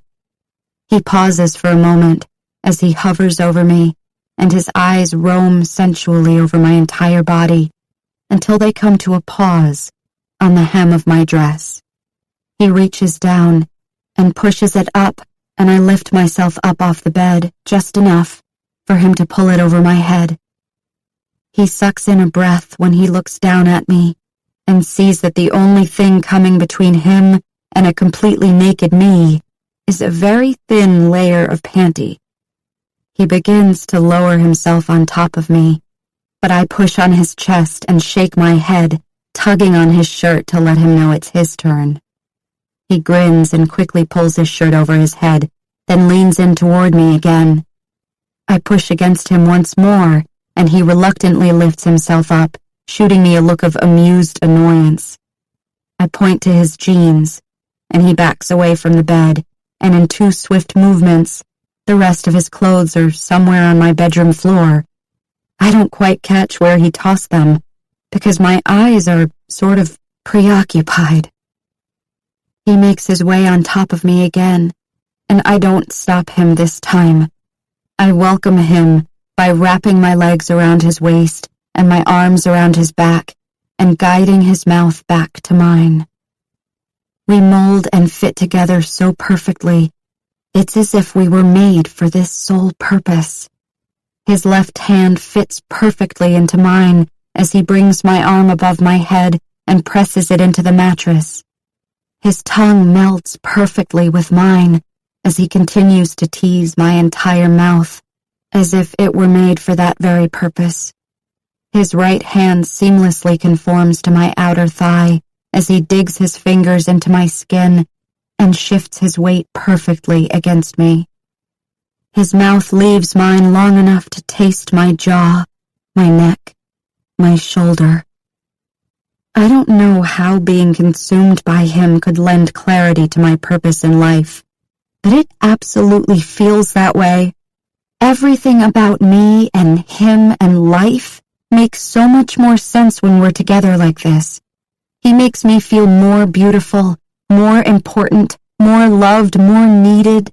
I feel more everything, and with every second that passes, I become more and more greedy, wanting every single part of him. I push against his chest, needing space between us so I can sign to him. He looks down at my hands when he realizes what I'm doing. I hope I get it right, because I've practiced signing this sentence no fewer than 1,000 times since I last saw him. I have something I need to say before we do this. He pulls back a few inches, watching my hands, waiting. I sign the words, "I love you." His eyebrows draw apart, and relief floods his eyes. He lowers his mouth to my hands and kisses them over and over, then quickly pulls farther away, unwrapping my legs from around his waist.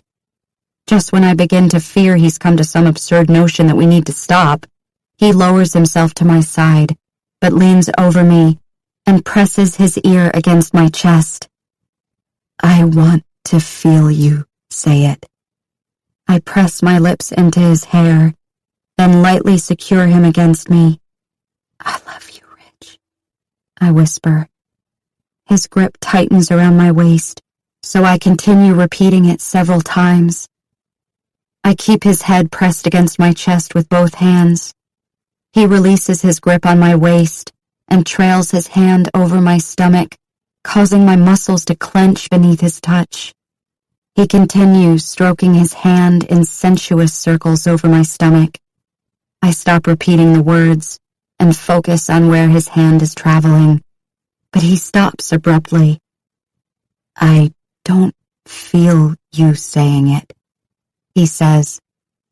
"I love you," I quickly repeat. When the words leave my lips, his fingers begin moving again. As soon as I'm quiet, his fingers stop. It doesn't take me long to figure out what game he's playing. I grin and say it again. "I love you." His fingers slip inside the top edge of my panties, and my voice grows quiet again. It's really hard for me to speak when his hand is that close. It's really hard to do anything. His fingers come to a pause just inside my panties when he doesn't feel me talking.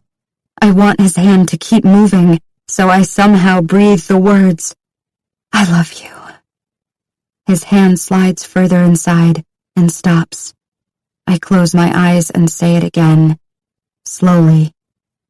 "I love you." What he does next with his hand causes me to repeat the words again instantly, and again, and again, and again, and again, and again, and again, until my panties are somewhere on the floor and I've said the words so many times and so fast that I'm almost screaming them now. He continues to prove with the expertise of his hand that he's quite possibly the absolute best listener I've ever encountered. "I love you," I whisper one last time between faltered and shallow breaths.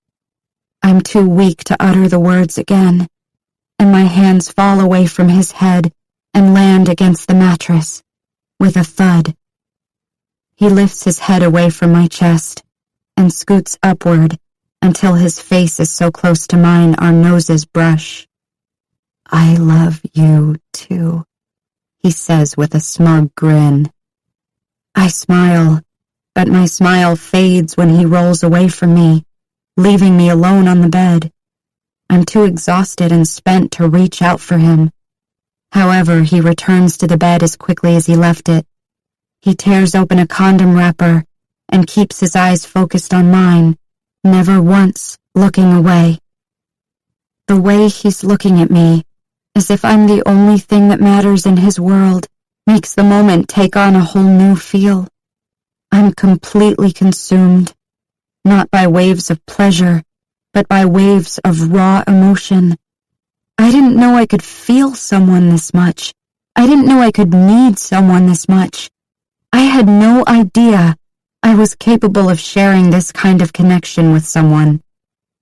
Ridge lifts a hand and wipes away a tear from my temple, then dips his head and kisses me, gentle and soft, coaxing even more tears out of me. It's the perfect kiss for the perfect moment. I know he feels what I'm feeling because my tears don't alarm him at all. He knows they're not tears of regret or sadness. They're simply tears, emotional tears stemming from an emotional moment that I never imagined could be this incredible. He's waiting patiently for my permission, so I nod softly, and it's all the confirmation he needs. He lowers his cheek to mine and slowly begins to ease himself against me. I squeeze my eyes shut and focus on trying to relax, but my entire body is way too tense. I've only ever had sex with one guy, and he didn't mean half as much to me as Ridge does. The thought of sharing this experience with Ridge, as much as I want to, makes me so nervous I'm physically unable to hide my discomfort. He can sense my apprehension, so he pauses and stills himself above me. I love how in tune he is with me already. He looks down at me, his dark brown eyes searching mine. He takes both of my hands and pulls them over my head, then laces our fingers together and presses them into the mattress. He leans into my ear. "Want me to stop?" I quickly shake my head no. He laughs softly. "Then you have to relax, Sid." I bite my bottom lip and nod, completely loving the fact that he just said Sid out loud. He runs his nose down my jawline, then brings his lips close to mine. Every touch sends waves of heat coursing through me, but it doesn't ease my apprehension.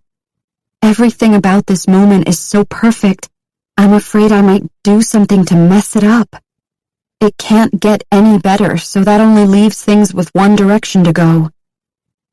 "Are you nervous?" he asks. His voice brushes across my mouth, and I slide my tongue over my bottom lip, convinced that I could taste his words if I tried.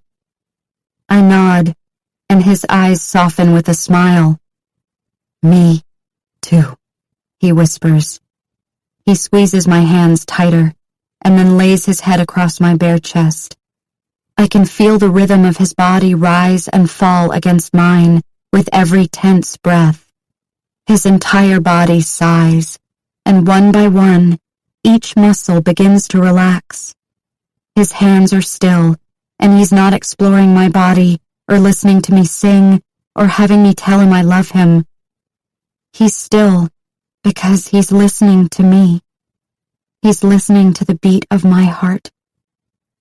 His head lifts off my chest in one swift motion as he locks eyes with mine. Whatever realization he's just had causes his gaze to pierce mine with excitement. "Do you have earplugs?" he says. Earplugs? I know the confusion can be seen in my expression. I nod anyway and point to the nightstand. He leans over me, opens the drawer, and feels around inside. When he finds them, he lowers himself beside me again, then places them in the palm of my hand. He motions for me to put them in my ears. Why? He smiles and kisses me, then trails his lips to my ear. I want you to hear me love you. I look down at the earplugs, then back up at him questioningly. How can I hear you if I'm wearing these? He shakes his head, then places his hands over my ears. Not here, he says. He moves a hand to my chest. I want you to hear me from right here. That's all the explanation I need. I quickly put the earplugs in, then adjust my head on my pillow. All the noise around me slowly fades away. I wasn't aware of all the sounds I was taking in until they no longer run through my head. I don't hear the clock ticking anymore. I no longer hear the usual activity outside my window. I can't hear the sheets moving beneath us, or the pillow under my head, or the bed when he shifts his weight. I hear nothing. He grabs my hand and opens up my palm, then turns my hand around and places it over my heart. Once my palm is flush against my heart, he reaches to my face and brushes his hand over my eyes, closing them. He scoots himself away from me until he's no longer touching any part of me. He becomes still, and I no longer feel him moving next to me. It's quiet. It's dark. I hear absolutely nothing. I'm not sure this is working out the way he imagined. I hear nothing but complete silence. I hear what Ridge hears every moment of his life. The only thing I'm aware of is my own heartbeat with nothing else, nothing at all. Wait, my heartbeat. I open my eyes and look at him. He's several inches away from me on the bed, smiling. He knows I hear it. He smiles softly, then pulls my hand away from my heart and places it against his chest. Tears begin to well in my eyes. I have no idea how or if I even deserve him, but there's one thing I know for sure. As long as he's a part of it, I'll never live a life of mediocrity. My life with Ridge will be nothing short of remarkable. He rolls on top of me and lowers his cheek to mine, holding completely still for several long seconds. I can't hear his breaths, but I feel them as they fall against my neck. I can't hear his movements, but I feel him when he begins making the softest, most subtle shifts against me. Our hands are still locked between us, so I focus on the beat of his heart drumming against my palm. Beat, beat, pause. Beat, beat, pause. Beat, beat, pause. I can feel my entire body relaxing beneath him while he continues to make the subtlest of movements against me. He presses his hips into mine for 2 seconds, then relaxes and pulls back for a brief second before repeating the motion. He repeats this movement several times, and I can feel my need for him growing with each rhythmic movement against me. The more my desire builds, the more impatient I become. I want to feel his mouth on mine. I want to feel his hands all over me. I want to feel him push inside me and make me his completely. The more I think about what I want from him, the more responsive I become to the subtle shifts of his weight against me. The more responsive I become, the faster our hearts race against the palms of our hands. Beat, beat, pause. Beat, beat, pause.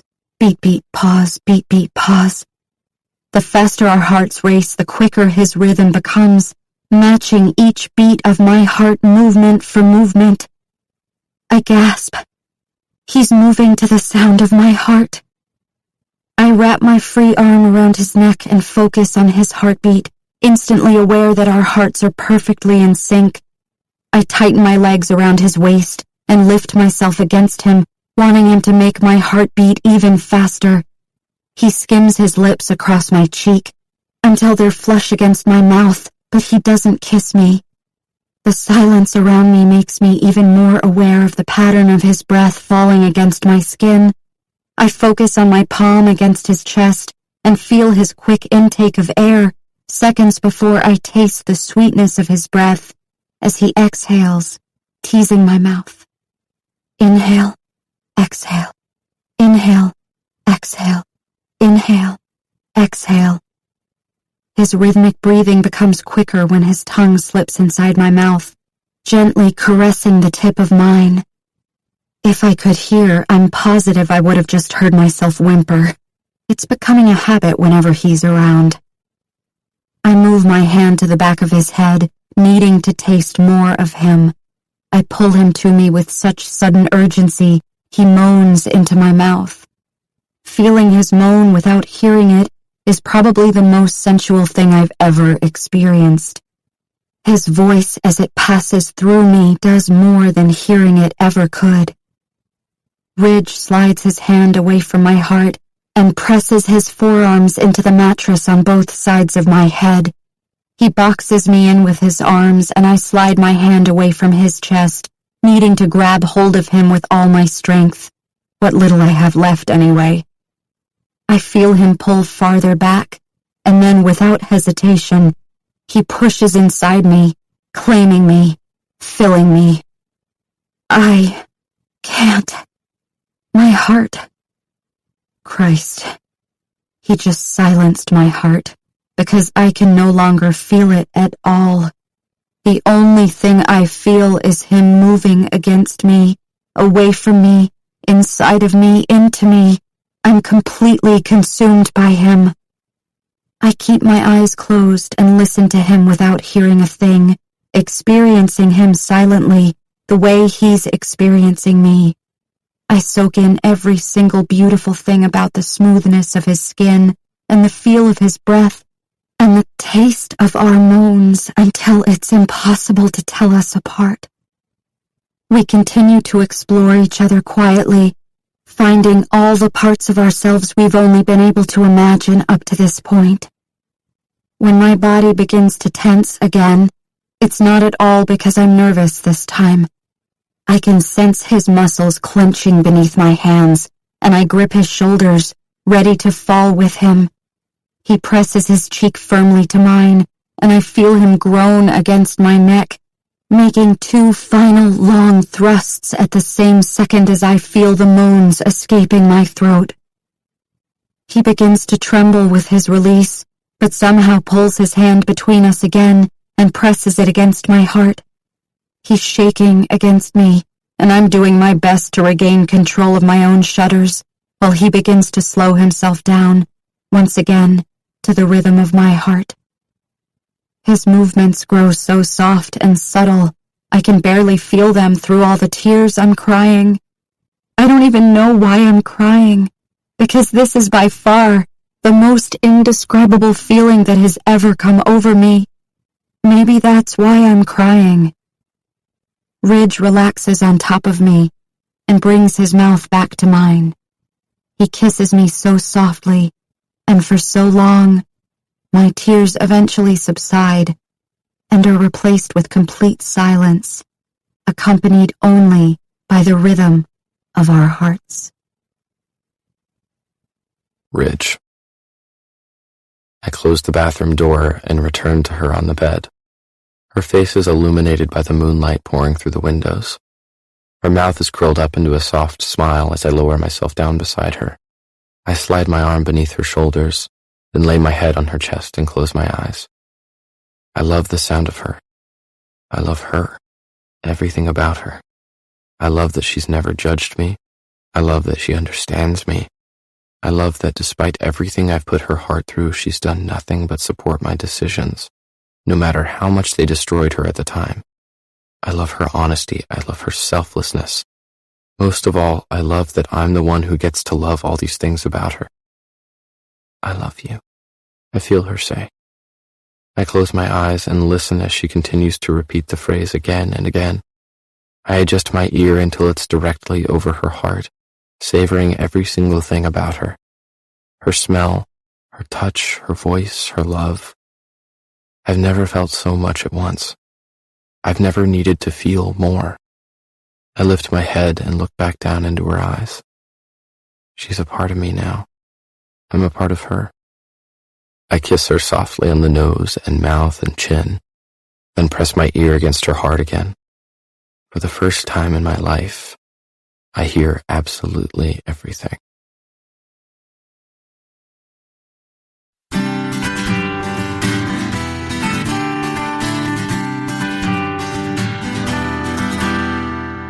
Maybe Someday was written by Colleen Hoover and read by Zachary Weber and Angela Goethals. Editing and post-production by Kessler Media in Katona, New York. The mastering and mix engineer was Alex Reisdorf. The associate producer was Madeline Mabey. Maybe Someday was produced and directed by Robert Kessler. This has been a presentation of Simon & Schuster Audio.